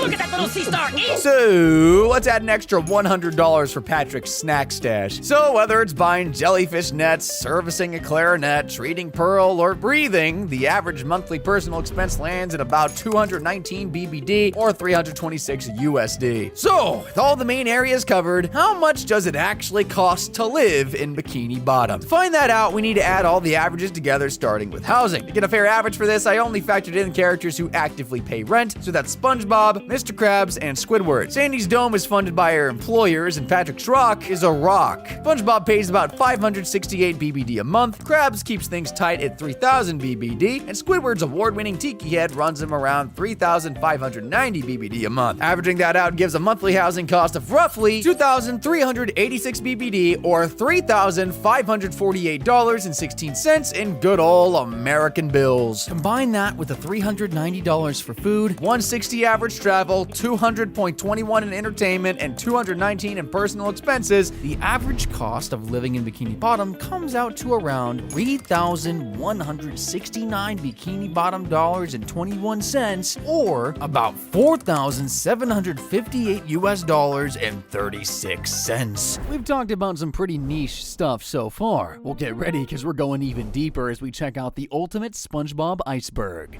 SpongeBob Iceberg is wild, man. From a secret Iranian bootleg version of the show to the theory that SpongeBob is a psychopath that drives his victims insane. There's all sorts of secrets under the sea, and what better way to rank them all than with an iceberg? So today, I'll be diving through 7 different levels of facts, secrets, and theories, all the way from the pretty tame and famous stuff, all the way down to the murky depths where the weird and not so wonderful stuff belongs. Deeper than rock bottom, if you will. So let's start with the tip of the iceberg. One of the more famous theories that surrounds SpongeBob is that his home, Bikini Bottom, is actually set in a nuclear testing site in the middle of the ocean, which would make sense due to the fact that there's always some sort of mad explosion happening in like every other episode. No, It would also explain why all the creatures under the sea can talk, like Sponge himself. He's a goofy talking sponge. It's because of all the years of radioactive activity from the testing site, it's mutated a man and his friends. And some look more mutated than others. Sweet, sweet chocolate. I remember when they first invented chocolate. I always hated it. The testing site that has an eerie link to SpongeBob's underwater world is called Bikini Bottom, the USA's nuclear testing site from the 1940s. That clip I just showed you a second ago of the explosion is actually one of the recorded tests from that location, so that, combined with the name, clearly means Steven Hillenburg wanted us to connect the dots there. But not everyone was so quick on the uptake. In fact, Roger Bumpus, the guy who gives Squidward its signature voice, well, he thought that whole thing was just a rumor. The whole thing was related to the atomic testing in Bikini Atoll. I've been telling people it wasn't true. Yeah, no, that's absolutely true. That was part of the fun of it. Yeah. It's true. That is absolutely It is true. Mr. Lawrence is the guy we saw confirm the theory, and as well as voicing Plankton, he's one of the lead writers on the show, so he's gonna know his stuff. The whole mutation side of things is still up in the air, but the creators of the show 100% use Bikini Atoll and the surrounding nuclear testing as a foundation to play SpongeBob. Even the houses that the Bikini Bottomites live in are like that of a car's muffler, which suggests maybe more than just nuclear testing has gone on, and maybe we're in a full-blown nuclear winter.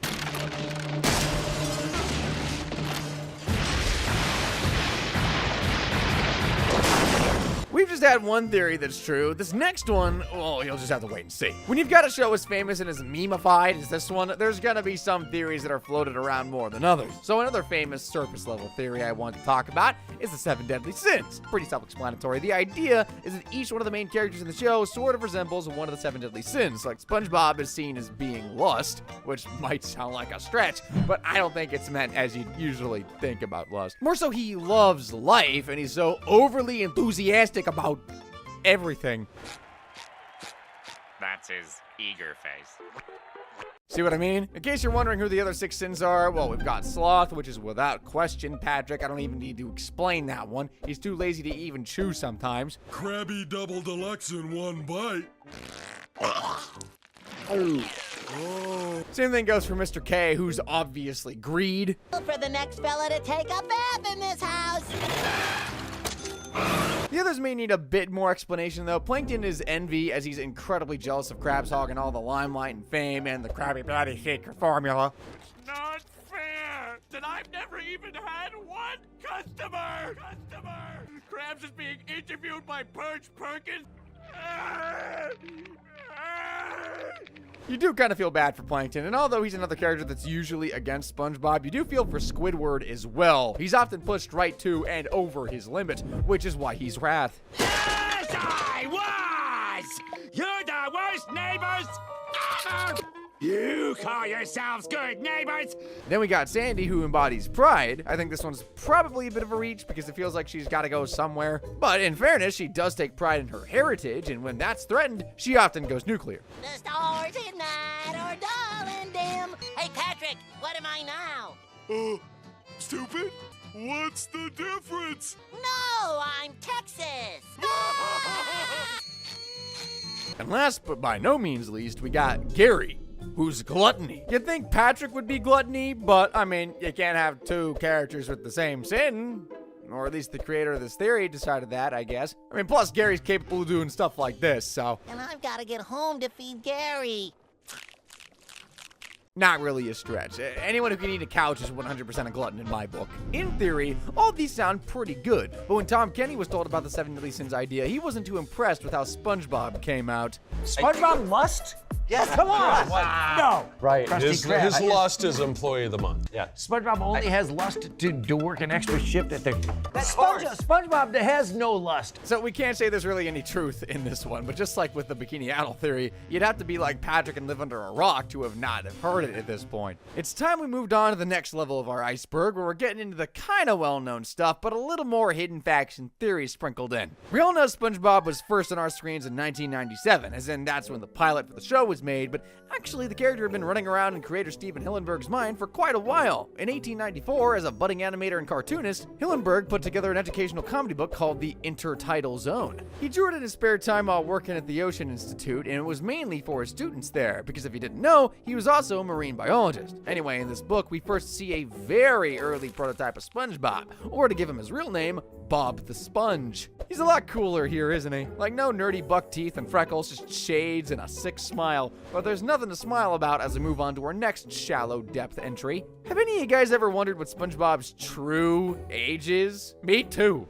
Well, thanks to the episode Sleepy Time, we don't have to wonder anymore because we have a full view look at his driving license.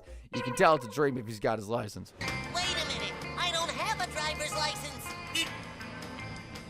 According to the show, SpongeBob was born in 1986, which means he would have just turned 39 at the time of writing. Now, again, fans are split on this. Some view it as complete canon, which makes sense due to the fact that Bob the Sponge was created around the mid-1980s, so maybe it's like a nod to that. But what if SpongeBob's 1986 is different than our 1986? Let me explain what I mean by that. Do you guys remember the episode where Squidward descended into the future and is met by future clones of SpongeBob?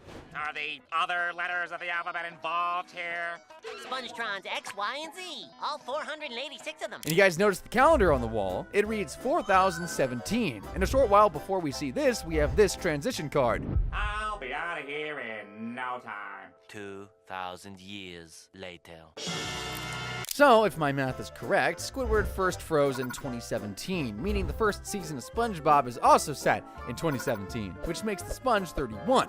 Or for the present day, he's just turned 57. But why does someone who's a middle-aged man act like the way he does? Well, we'll dive deep into that a little bit later, but for now, it's because some sea sponges can live for a really long time, so long that if SpongeBob had to tell us about his childhood, he'd be talking for 5,175 years. And we get that number by doing a bit of relative math. It's pretty boring, but basically 0 to 18 is childhood in human years, and if the longest living sea sponge can live for thousands of years, his 5,175th birthday would be his first as a spongy adult. So he's only got 5,118 years left. No wonder he can't pass his boating exam. Oh, SpongeBob, why? Let's keep on diving down as we head into some slightly deeper waters now, heading into some uncharted territory with some slightly more obscure stuff, namely the episode Shanghaied. It's a classic episode which is known for a few things, mainly this meme.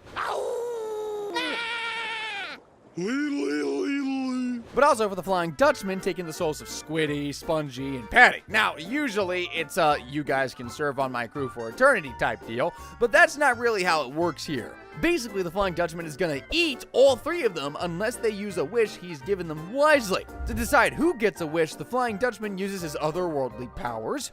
Eeny, meeny, miny, mo, catch a sailor by the toe. If he hollers, let him go. You are it! Now, most of you guys will know that he picked SpongeBob, and in fairness to him, he uses a pretty clever wish to try and save his friends and himself.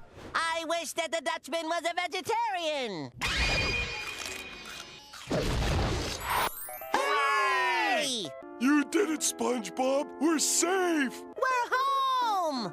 But why have we been turned into fruits? Hey, I get a wish too. Not a bad ending. Maybe a little scary because it's suggesting they're gonna get eaten, but it's funny and open-ended. However, the thing that most people don't realize is that this episode didn't always have this ending. At the time of its release, Nickelodeon ran a competition for fans to vote on who they wanted to control the wish, Squidward, Patrick, or SpongeBob. The audience chose SpongeBob, so that was the one that was played the following week. But Nickelodeon also sporadically ran the other endings in reruns, and they're a lot darker. In Patrick's ending, instead of using the wish for good, he uses it for gum before cutting to this.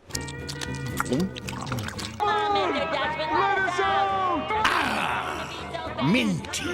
In Squidward's ending, way worse if you can believe it. SpongeBob used his wish to try and save his friends. Pat used his wish for gum because he's too dumb, whereas Squidward uses his wish to try and save himself by wishing he never met either of his neighbors. But of course, that backfires. Bye. Hi there, I don't believe we've met. My name is SpongeBob, and this is my associate, Patrick. That's not what I meant! Well, now that introductions are out of the way, it's time for dinner. And what did you say your name was? I'm Squidward. I'm your neighbor. Squidward? Oh, nice to meet you. We'll have plenty of time to get to know each other, I guess.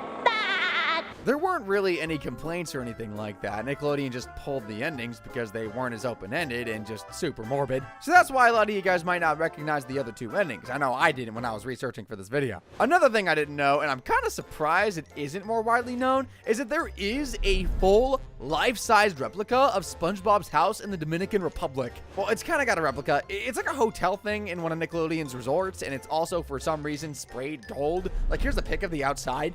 And here's some of the interior, which isn't gold. I know it's not important or all that relevant, but it is on the iceberg and it does exist. I mean, who knows? Maybe one of you will go book a stay after watching this video. I know I want to. It's still pretty tame, but things are about to start getting a lot weirder now as we go down into deeper waters. SpongeBob as a show has had some great success in terms of advertising and merchandising. Like the deals they've done with fast food chains alone over the years have been pretty good. But one deal they did back in 2009 certainly landed them into some pretty hot water. It was for Burger King, and honestly, I can't understand how an ad agency or Nickelodeon signed off on this. I like square bucks and I cannot lie. Squid and Sea Star can't deny. When a sponge walks in, four corners in his pants like he got phone book implants, the crowd shouts. All the ladies stare. Ain't those pants are square. The show is for kids. They don't need to see all that. Burger King was royally flamed for this, but they defended it and refused to pull it off air, saying that the advert was actually intended for adults, which is a bigger reach than any of the theories I've shared with you today, let me tell you. But one theory with a fair amount of evidence is the one that surrounds SpongeBob's sexuality. So before I go on to talk about it, I want you guys to just think what you'd say SpongeBob's sexuality was. Got it? Well, the most popular answer is that he's gay, and when Nickelodeon is posting stuff on X like this, not hard to see why fans think that. That and stuff like this. And kissed with coral blue #2 semi-gloss lipstick. Actually, it's coral blue #2. Or the time he literally formed a partnership with Patrick to become a baby clam's mom and dad, with SpongeBob taking on the role of the mom. Hey, Junior. What? What? Oh, nothing. Oh, what a relief. Then you've got this exchange from the episode One Krabs Trash. Am I a pretty girl? Oh, well, you're beautiful. And last but not least, you got how SpongeBob sort of flirts with Squidward in Squid Noir. Oh, Squidward, you're so hard-boiled. I'm not sure what hard-boiled is meant to mean here, but I kind of don't want to know. So with the show not really shying away from telling us that SpongeBob may be queer, and the network using him as a literal symbol for Pride Month, you can understand where this theory is coming from. However, according to the show's creator, he is part of the LGBTQIA+ community, specifically the A part, as in an interview way back in 2005, Steven Hillenburg was asked the question if he thought the show was using SpongeBob and Patrick's relationship to push a gay lifestyle. He said that we never intended them to be gay, I consider them to be almost asexual, we're just trying to be funny, and this has got nothing to do with the show. So there you have it, out of the horse's mouth. They never intended SpongeBob to be gay, but as you can imagine, a lot of things have changed with the way the character is handled since he made that quote 20 years ago. Things are getting darker now as they're being dragged down into the deep.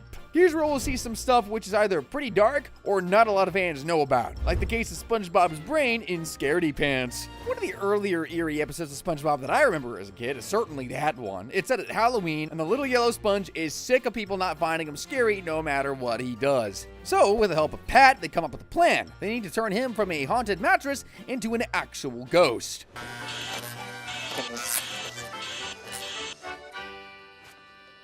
Pretty scary. So with his new costume, SpongeBob heads off to the Krusty Krab fancy dress party to debut his look, but he's got a few theatrics he wants to do, which includes pretending he's the Flying Dutchman. I am the Flying Dutchman. Booga, booga, booga, booga, booga. Give me your soul. His plan backfires in a big way, especially when the real Flying Dutchman hears about someone pretending to be him. So SpongeBob is firmly in his sights, but there's something even scarier than the real Flying Dutchman hiding under SpongeBob's costume. First, I've got to get rid of this stupid costume.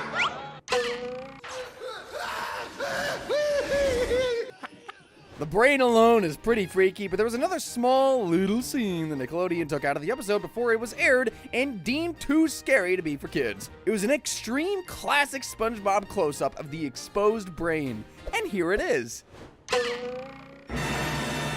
I actually don't think it was all that bad, but then again, I'm not a 10-year-old kid watching this at night, so I get why they removed it. I want to jump back over to the theory side of things for a little bit. Remember a while ago, I ran through the characters of the show, told you how each of them were a deadly sin? Well, there's another theory out there that suggests that each character also represents a mental illness. Any guesses for what SpongeBob's is meant to be? Yeah, you guessed it, ADHD.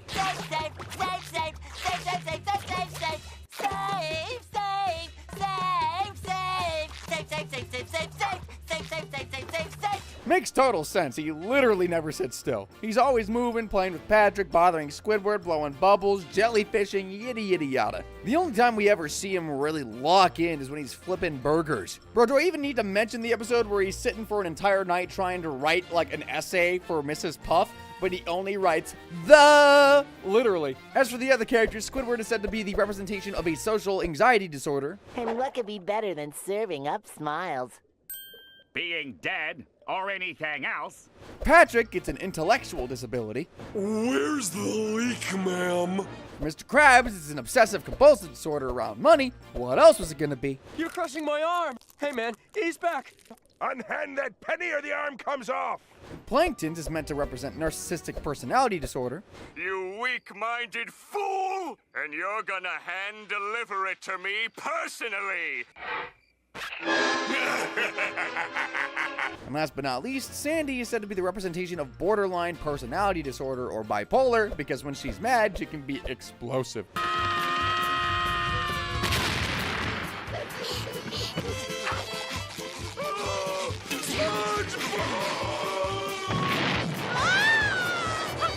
Admittedly, other than how they act on the show, there's no real evidence that SpongeBob and his friends actually have any of these disorders, and if they do, it's not clear if they meant it to be that way. Another thing I'm not so sure if the creators meant was making the next episode I want to cover so dang creepy. And yeah, it made it to air like this. The episode I'm talking about is SpongeHenge, and on the face of it, it's a pretty basic episode, but just you wait. It starts with some serious sea winds blowing into Bikini Bottom.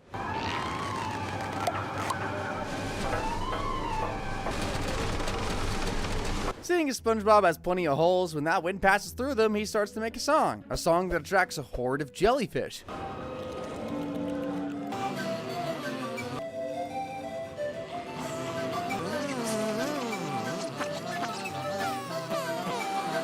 The jellyfish follow SpongeBob around and sting anyone he speaks to until he decides he's gonna head to Jellyfish Fields to figure out a way to keep the jellyfish away from him.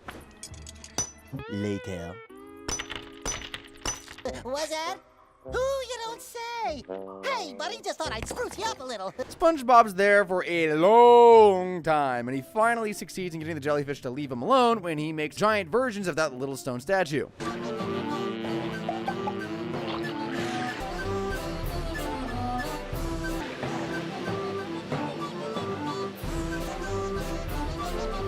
When SpongeBob heads back to Bikini Bottom, he realizes he's been gone way longer than he could have ever imagined. How long was I gone? So long that his entire town has been buried under sand and all the people he loved have died. That scream we just heard from SpongeBob is said by many people to have unsettled them as children. It unsettles me as an adult. To think he was only making those statues because he was being tortured by the jellyfish, and when he finally makes them stop, he finds that everything he had is gone. So he's forced to go back and live the life in Jellyfish Fields he was trying to escape from because there's nothing else to do. To this day, no one knows why these mysterious statues were created or by whom. All we know is the genius of their design of jellyfish to their wondrous tune. Some fans consider this an 11-minute torture fest for SpongeBob as he's plagued by jellyfish, forced to waste his life building statues, and then eventually returns home to die alone. But I also think that it leans heavily into the idea that SpongeBob might be immortal. I mean, we just saw him spend what looks like hundreds of thousands of years in Jellyfish Fields, and weird beard and hair aside, he had hardly aged. So, like, can he live forever? Earlier in the vid, I mentioned how old he is, and by my best guesses at the time of writing, that's 57, but we also know by some sea sponge's metrics, that's no age at all. The longest living sea sponge that's ever been found has been alive for over 23,000 years. But get this, SpongeBob isn't the same species as that longest living sponge. Heck, some people think he's a dish sponge, and to be fair, I can see why they'd say that.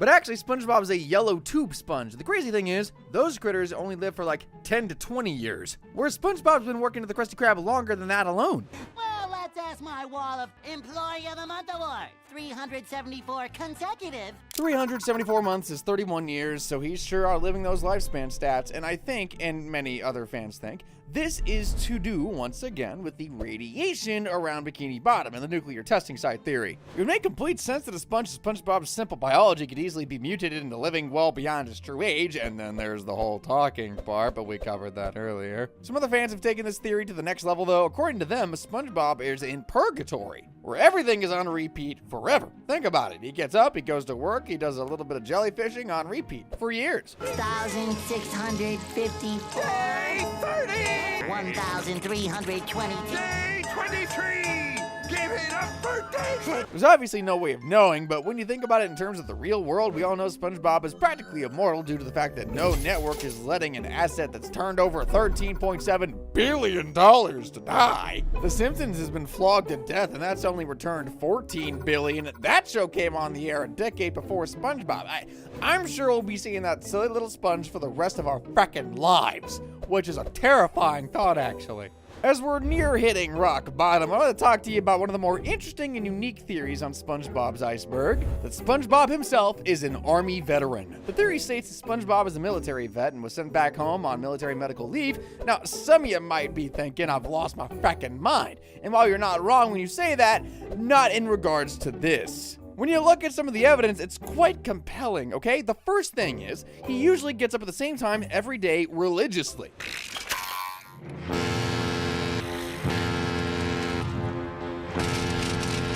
Then he gets dressed, and just like in the army, he wears the same stuff every day. He always wears a shirt and tie. Always smart.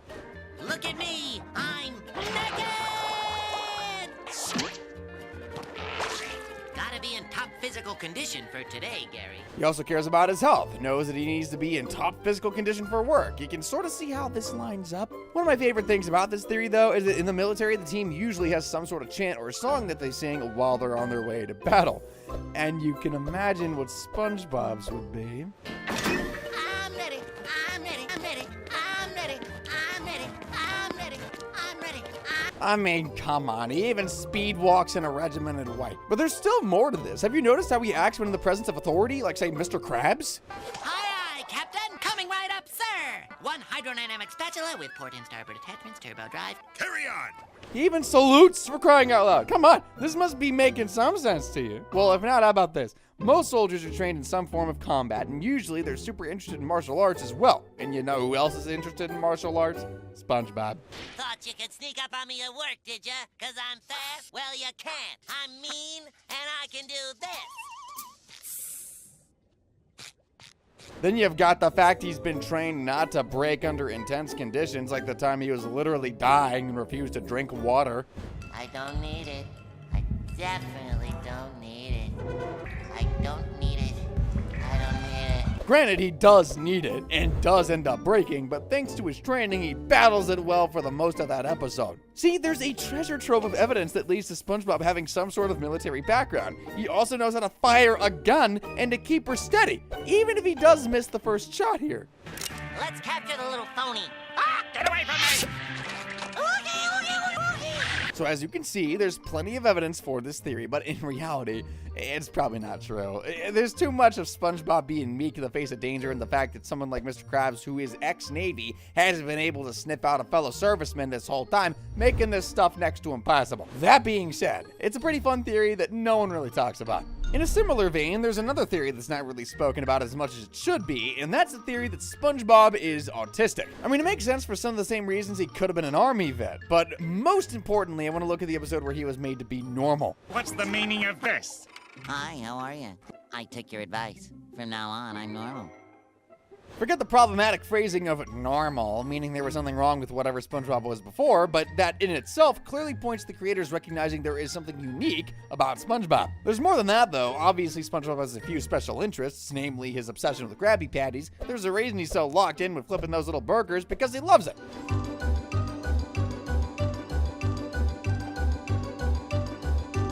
Just look at him go! He's also a keen jellyfisher, and he's pretty good at that, too. Oh, Not to say that being a jellyfisher means you're autistic. It's the little things. Then there's the whole social skill stuff, okay? Like him not picking up on social cues or taking things literally. This theory kind of took over the internet when it was first posted, and most fans were either on one side or the other. I mean, that's how it works. That'll change, though, in 2024 when Tom Kenny had this to say during a panel show. Is SpongeBob autistic? Wow. Is SpongeBob himself autistic? And I said, yes, of course. I said, of course he is. And I said, you know what? That's his superpower. The same way it's your superpower. You know, the same way it's Jenna's superpower. And when Tom Kenny speaks, we listen. So it turns out the theory was true, and that not only is SpongeBob on the spectrum, but that's what makes him him. I know that's two back-to-back fun and wholesome theories, but believe me, fun is about to go out the window as we drop into the abyss. One of the big takeaways you get from watching a SpongeBob episode is just how nice the main character is. He's usually an adorable, fun, loving, and kind-hearted creature who just wants to make sure everyone around him is A-okay. I mean, just think about the time he offered to let Squidward live in his house after the years of abuse he's had off him. You sleep in my bed. Okay, but just till I get a job. Nonsense. 1 day, 2 days tops. You stay as long as you need to. But what if this was all an act, and that secretly SpongeBob was an evil genius? Maniacal laughing aside, I'm sure you guys are asking one thing. Where's the proof? Well, the first thing I'd like to point out is that usually we think of SpongeBob as not being the sharpest spatula in the kitchen, but have any of you ever noticed his brain and like how big it is? We got a glimpse of it when we looked at Scaredy Pants before. Hey, what do you know? I scared him. That sort of brain size to body ratio ain't usually something we see in dumb creatures. Say what you want about humans, but we aren't dumb. And by this metric, neither is SpongeBob. It's not all for show either. I mean, here's him doing some quick mental arithmetic when Squidward asks him for change. Do you want 4 quarters, or 10 dimes, or 1 quarter, 3 dimes, 7 nickels, and 10 pennies, or 20 nickels, or 100 pennies? Or if you give me a $5 bill, your options are... All right, goodbye. Also, I should mention that sea sponges don't have brains at all, so SpongeBob isn't just a huge outlier here. He's like a whole new frackin' species. Which I guess is more evidence that Bikini Bottom is on the bed of a nuclear testing site than anything else, but anyway, a bit of mental math is nothing though, as this sponge is also a master of manipulation. Like, remember the time he gets Squidward to give him everything he owns for a stupid piece of paper? You can't forget this bit of musical theory from SpongeBob as well.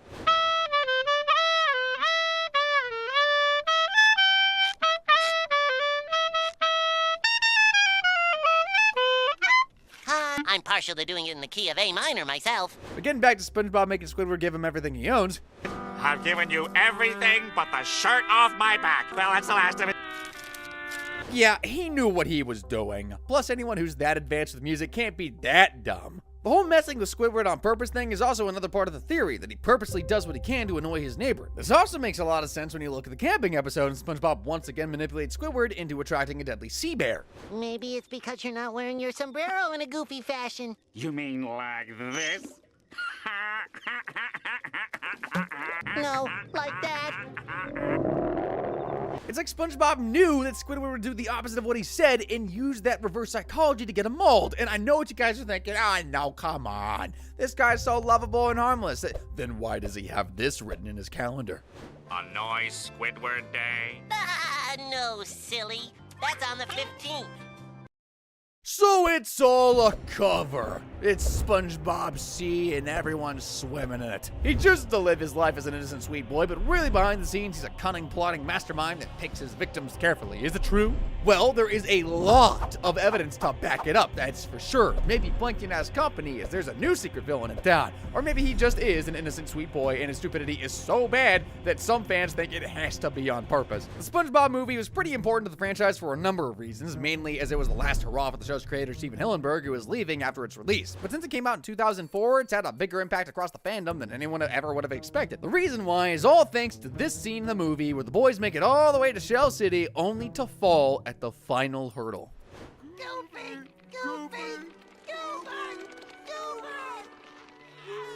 Well, this moment where Sponge and Pat die, it's said that SpongeBob actually dies for real. And get this, what's worse is that some fans think his soul goes to hell. Why? Well, we'll get to that, but more importantly, how does the theory explain this? Hey,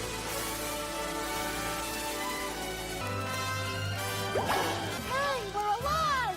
Well, they do have an explanation. Essentially, that new SpongeBob is exactly that. He's new. He's a new soul given the same set of memories as the old SpongeBob, but it's like one in, one out. The theory then picks up some more steam by saying that the old version of SpongeBob, the one that goes to hell, actually becomes Bill Cipher from Gravity Falls. Now hold on. I know I may sound like Matt Pat here with Sans Undertale, but there's a little evidence for this. Not a lot, but a little. Both of them are yellow. See, look at that.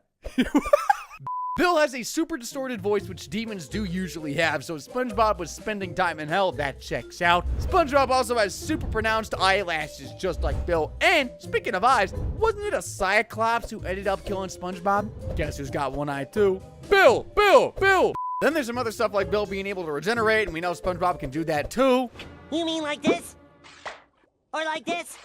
Or this? Or this?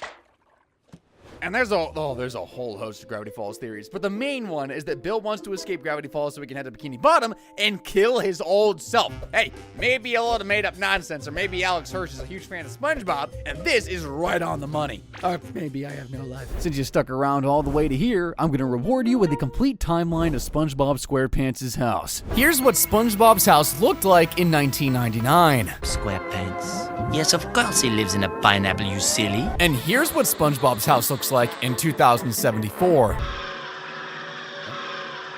SpongeBob has lived in a pineapple under the sea for a long time, but what's the actual story behind his famous hunk of fruit? The ups, the downs, and everything in between. Well, today, I'm going to be coming through the entire timeline of SpongeBob's house to find out. Starting all the way back in 1999 with the episode Home Sweet Pineapple. When your house is under the sea, you gotta deal with a whole bunch of problems. Not just dampness. There's all sorts of critters that can get in your house and cause a bunch of trouble, and the first time we see SpongeBob's house get a real big shakeup is thanks to a bunch of pesky nematodes. Oh, dang, nematodes. Think of them as super termites, and after that snack, they're on the lookout for a big old drink. Well, it's a good thing there's a juicy pineapple for them nearby. Wait a minute.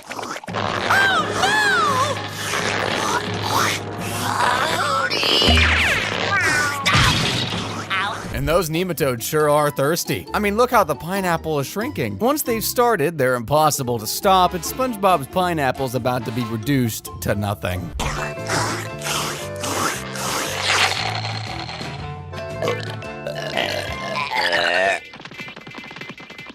Oh, nematodes. The only thing SpongeBob has left of his home is a little pebble that he decides to keep as a keepsake for all of his memories in the pineapple. Squidward takes the news pretty badly, especially as this means Sponge will have to move houses.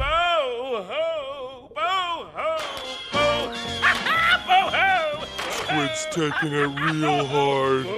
Just as SpongeBob thinks he's gonna have to move back in with his mom and dad, Patrick offers to help him build a new house from scratch. I mean, there's nothing like a bit of elbow grease, but they don't exactly understand how a big house is to be built. We're done! Yeah! So, what do you think? I wish I lived there. Really? No. Geez, Pat, you didn't have to rub it in. Despite the small house setback, Pat does step up and offer Sponge a room at his rock. But things aren't so homely over at Pat's house. He snores.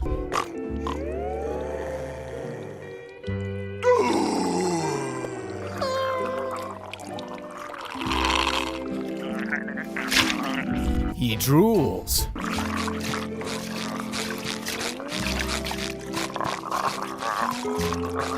And he has night terrors over spiders. Spiders! Get them off me! Get them off me! Get them off me! Wake up! It's me!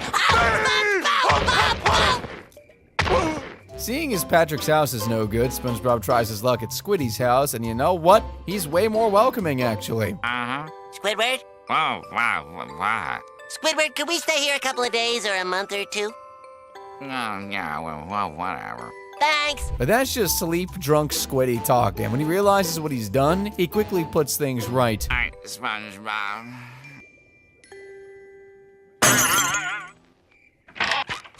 Good night, SpongeBob.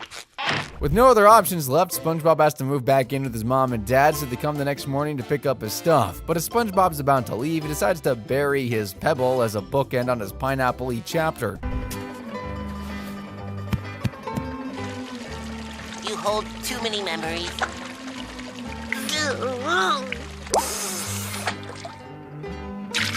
I guess by now you're all thinking that pebble looks suspiciously like a seed. Well, that's because it is a pineapple seed, and SpongeBob's tears have kickstarted it growing. I'm not sure why it needed tears as a water source when it's literally in the ocean, but then again, I am watching a talking sponge living in a pineapple, so anyway. Well, after SpongeBob doesn't leave the neighborhood, Squidward realizes he's the one who's gonna have to move out in the episode opposite day, and it leads to the next big moment on the timeline of SpongeBob's house. The straw that breaks the camel's back for Squidward is this surprise party SpongeBob and Pat throw for his birthday, which isn't on his birthday. Happy birthday! Happy birthday, Squidward!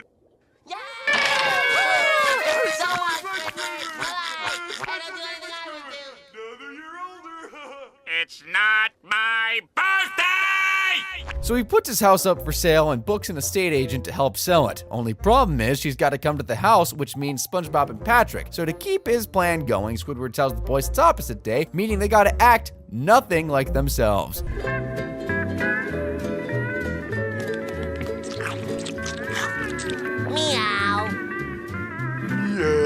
As always, the boys take things a little too far, and when SpongeBob decides to clean his house, they end up wrecking the joint. Goodbye, Squidward! Aw, it's an opposite day! Terrible! Ah! Squidward can't afford the estate agent to see SpongeBob's dismantled house, so he tidied things up and puts in the work to make it good as new. SpongeBob!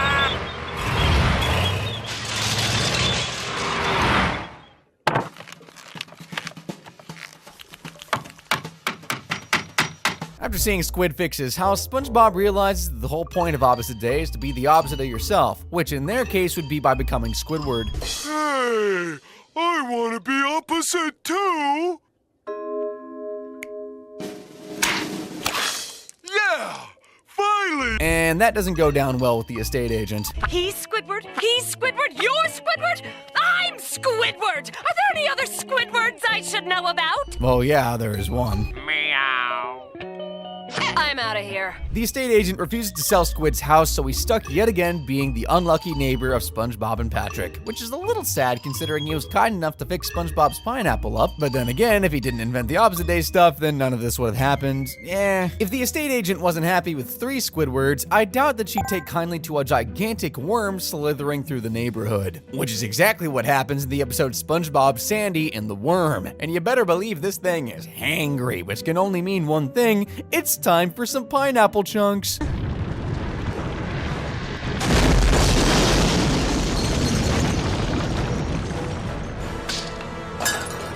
With something so sinister and crazy in town, it's only right that a lot of folk are scared, so a town meeting is called to figure out what to do. And Patrick, of all people, has a few ideas on how to deal with the worm. Bikini Bottom and push it somewhere else.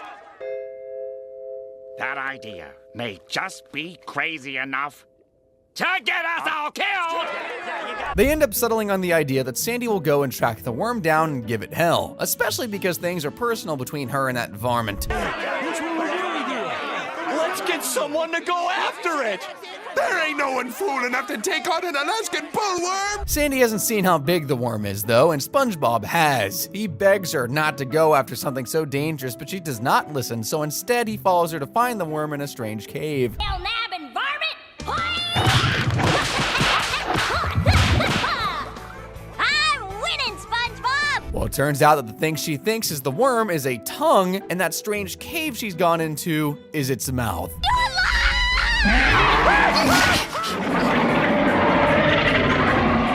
The only chance they've got of saving Bikini Bottom is having the worm fall off into an abyss, and they managed to make that happen. Only problem is, they've listened to Patrick.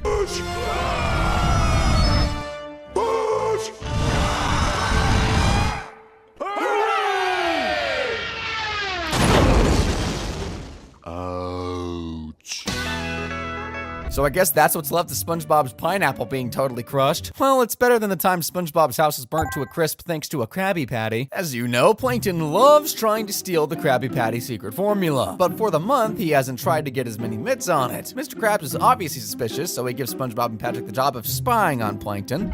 Spy? Woo!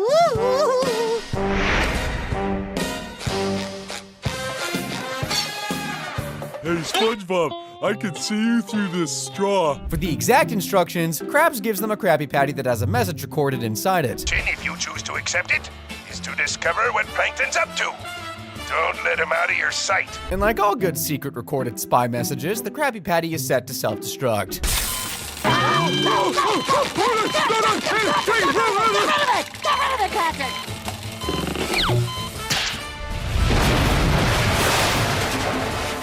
That's gonna leave a mark. SpongeBob's pineapple gets a nice char thanks to the Krabby Patty, but at least the boys now know what they gotta do and start tracking the tiny terror down. Plankton just bought some baby clothes. Baby clothes? What's he doing now? Hold on. He's buying... Yeah? Stamp. With no real answers, the boys decide that they're gonna have to break into the chum bucket to get to the bottom of Plankton's dastardly scheme. I'm not sure what he could be up to that involves baby clothes and a stamp, though.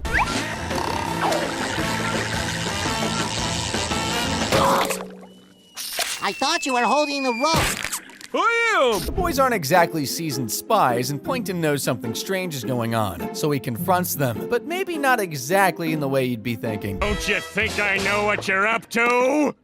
You want to eat at the chum bucket without your boss knowing. Karen, we've got a customer! While behind enemy lines, Sponge and Pat have to keep calm so as to not make Plankton suspicious, but Pat's laser weapon has a mind of its own, and it gives the game away.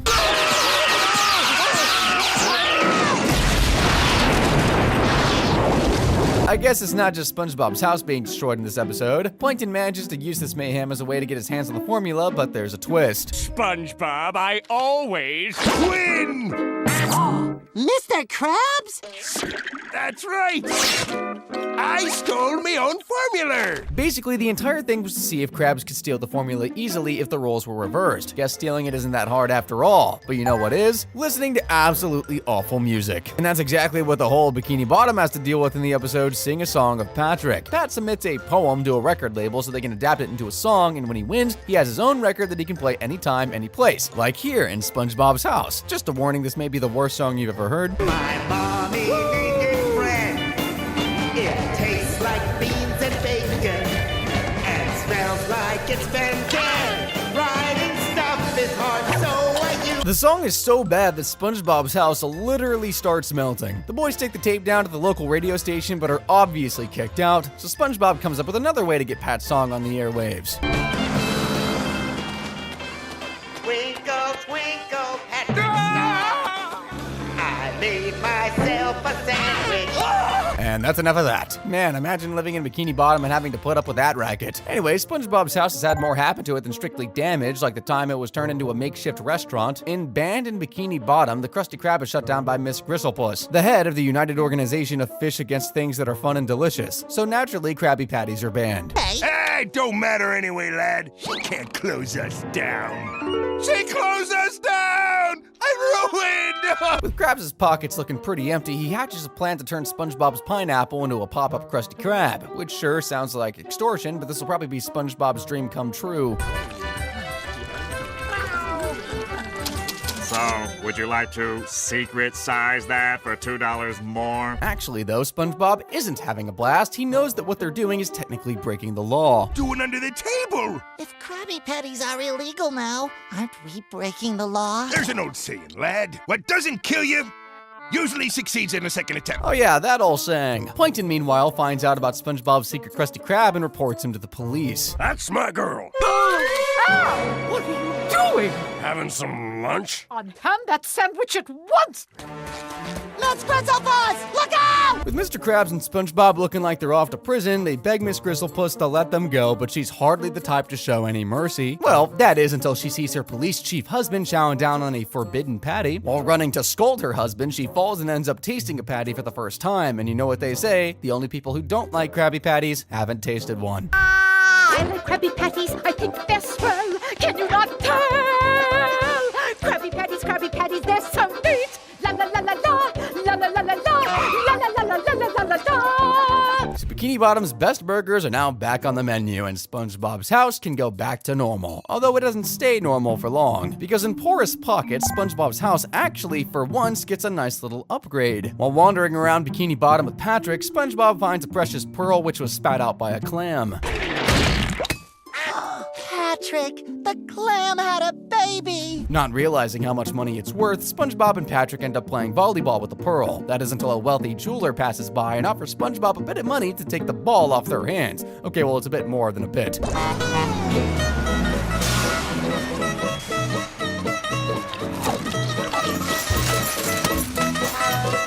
In an instant, SpongeBob has enough money to make Mr. Krabs look like a frackin' peasant. And one of his bigger purchases is turning his pineapple into a fully fledged mansion.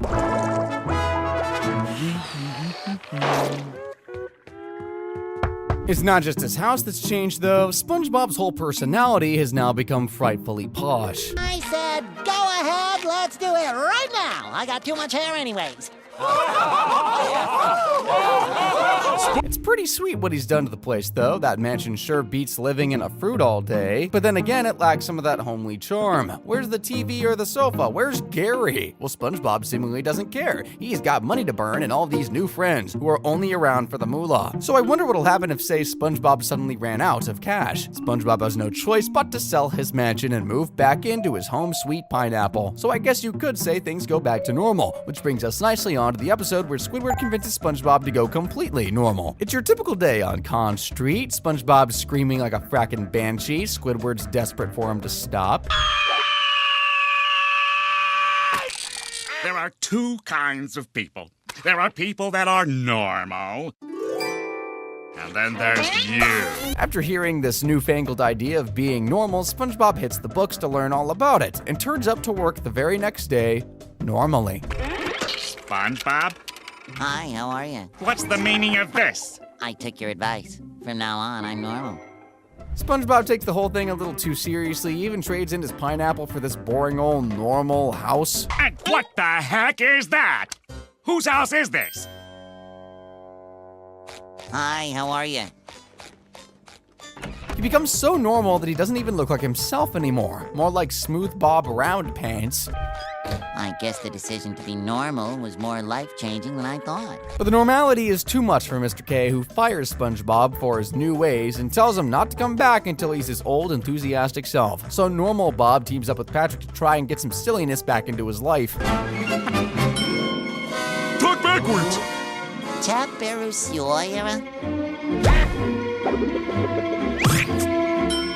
But no matter how silly they get, SpongeBob doesn't quite go back to being his old self. Well, that is until he sees normal Squidward. How are you?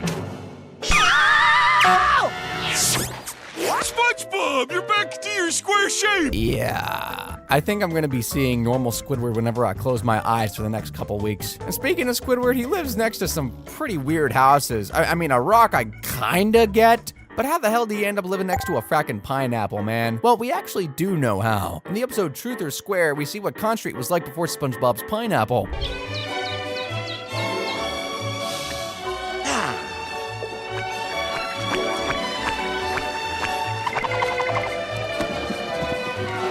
And then we get to see how the pineapple appeared.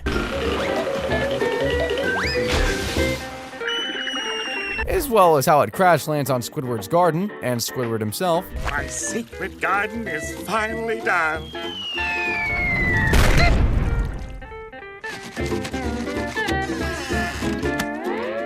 Oh, yeah, I forgot about that one. And that's how SpongeBob's house was born. I mean, we had to wait until season 6 to find out, but yeah, I do feel bad for Squid. He had such a nice garden there. And it's not like he's had it easy living next to Sponge and Pat. While in New Fish in Town, Con Street has a new resident, and he's much more to Squid's liking. Painting. Painting? Playing the bassoon. The bassoon? And enjoying a glass of tea in my front yard. Enjoying a glass of lager. Squidward desperately wants things to work out with the new guy, so he tries to steer Howard away from SpongeBob and Patrick, especially as he left his old home due to some bubble blowers. That would be the bubble blowers. Between the Jellyfishers and bubble blowers, I just couldn't stand to stay in my old neighborhood anymore. After hearing that, Squid works overtime to keep Sponge and Pat away from Howard, and in a madcap attempt to not let Howard meet the troublemaking twins, Squidward ends up bulldozing both their houses off the street and promptly off a cliff.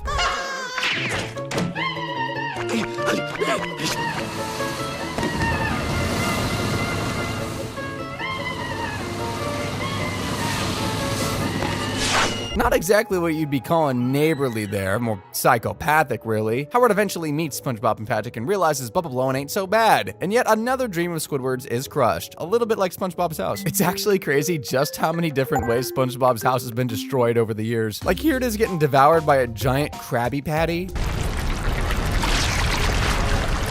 And here it is getting wiped out by a crazy storm.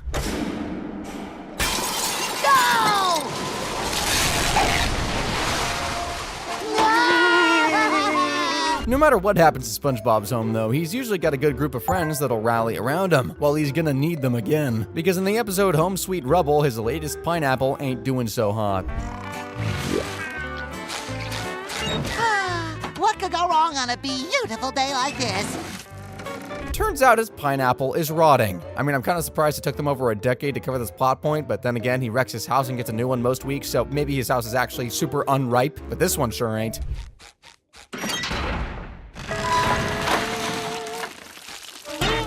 SpongeBob tries his best to keep his house together, but it's too late and the pineapple is slowly liquefying. My door!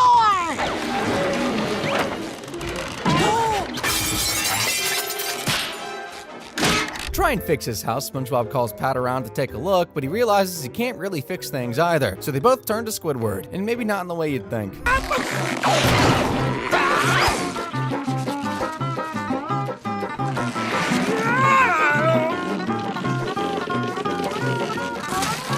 Using Squid's limbs isn't gonna hold SpongeBob's house for long, so they decide to call up Sandy as she's pretty nifty with stuff like this. Oh, and seeing as Sponge and Squid should be at work, Mr. Krabs shows up to see what the heck's going on. SpongeBob, what are you doing here? You were supposed to be at work 2 hours ago! Hello? Anybody here? Hello?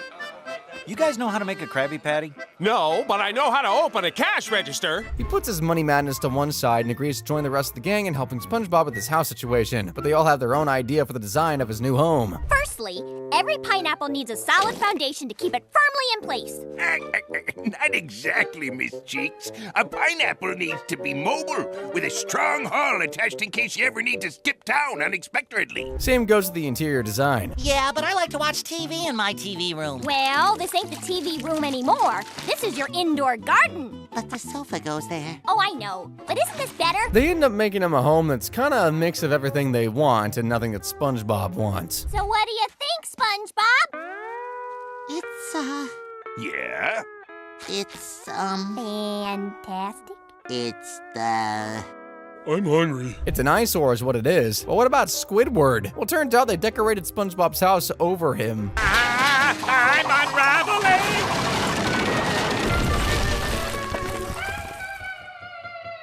I guess SpongeBob's gonna have to finally move back in with his folks, but first, he's gotta feed Gary. With all this house ruckus, I completely forgot to feed you. Here you go, buddy.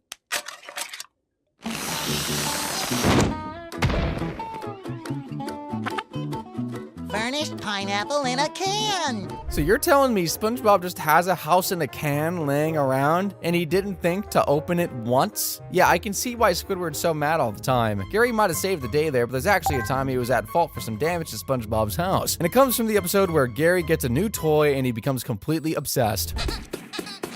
Whoa! Mother always said, don't run with the broom. But when his new toy falls into SpongeBob's blender and goes pinging around the house, this happens.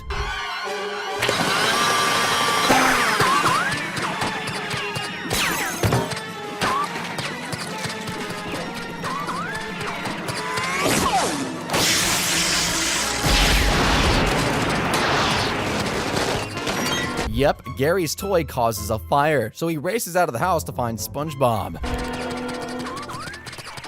And so it's come to this. No home, no best friend, and sleeping under a bus stop. Hello, little nematode. Will you be my friend? Nattaboy. No, that tickles. Hey, my wallet. Well, that is racing for a snail, but sadly, he's too late. Come on, Gary, let's go home. Do you smell something burning?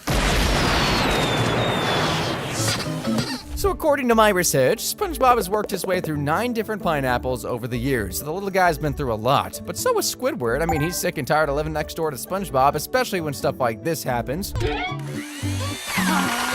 I take it back!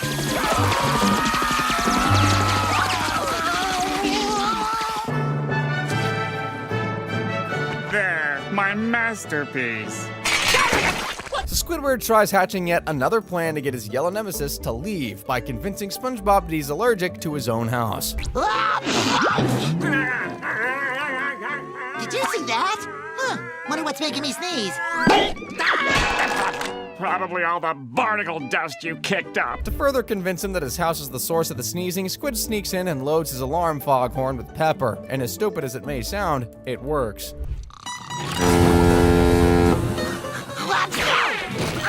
So with the house looking like the problem, Squidward decides to help SpongeBob look for somewhere else to live, and they cycle through quite a few different options, like a banana. Who lives in a banana under the sea? SpongeBob SquarePants! Or this pepper. Who lives in a hot pepper under the sea?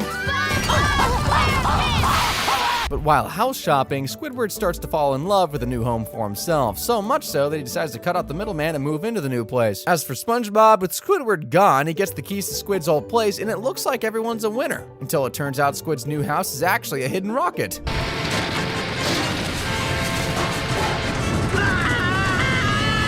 And where does it come crashing down? But Con Street. And it looks like SpongeBob's done a good job of making Squid's house his own. Now this really feels like home.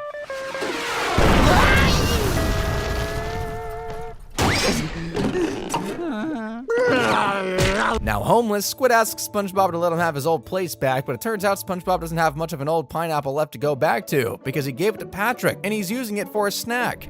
Sorry, Squidward, but this is my house now.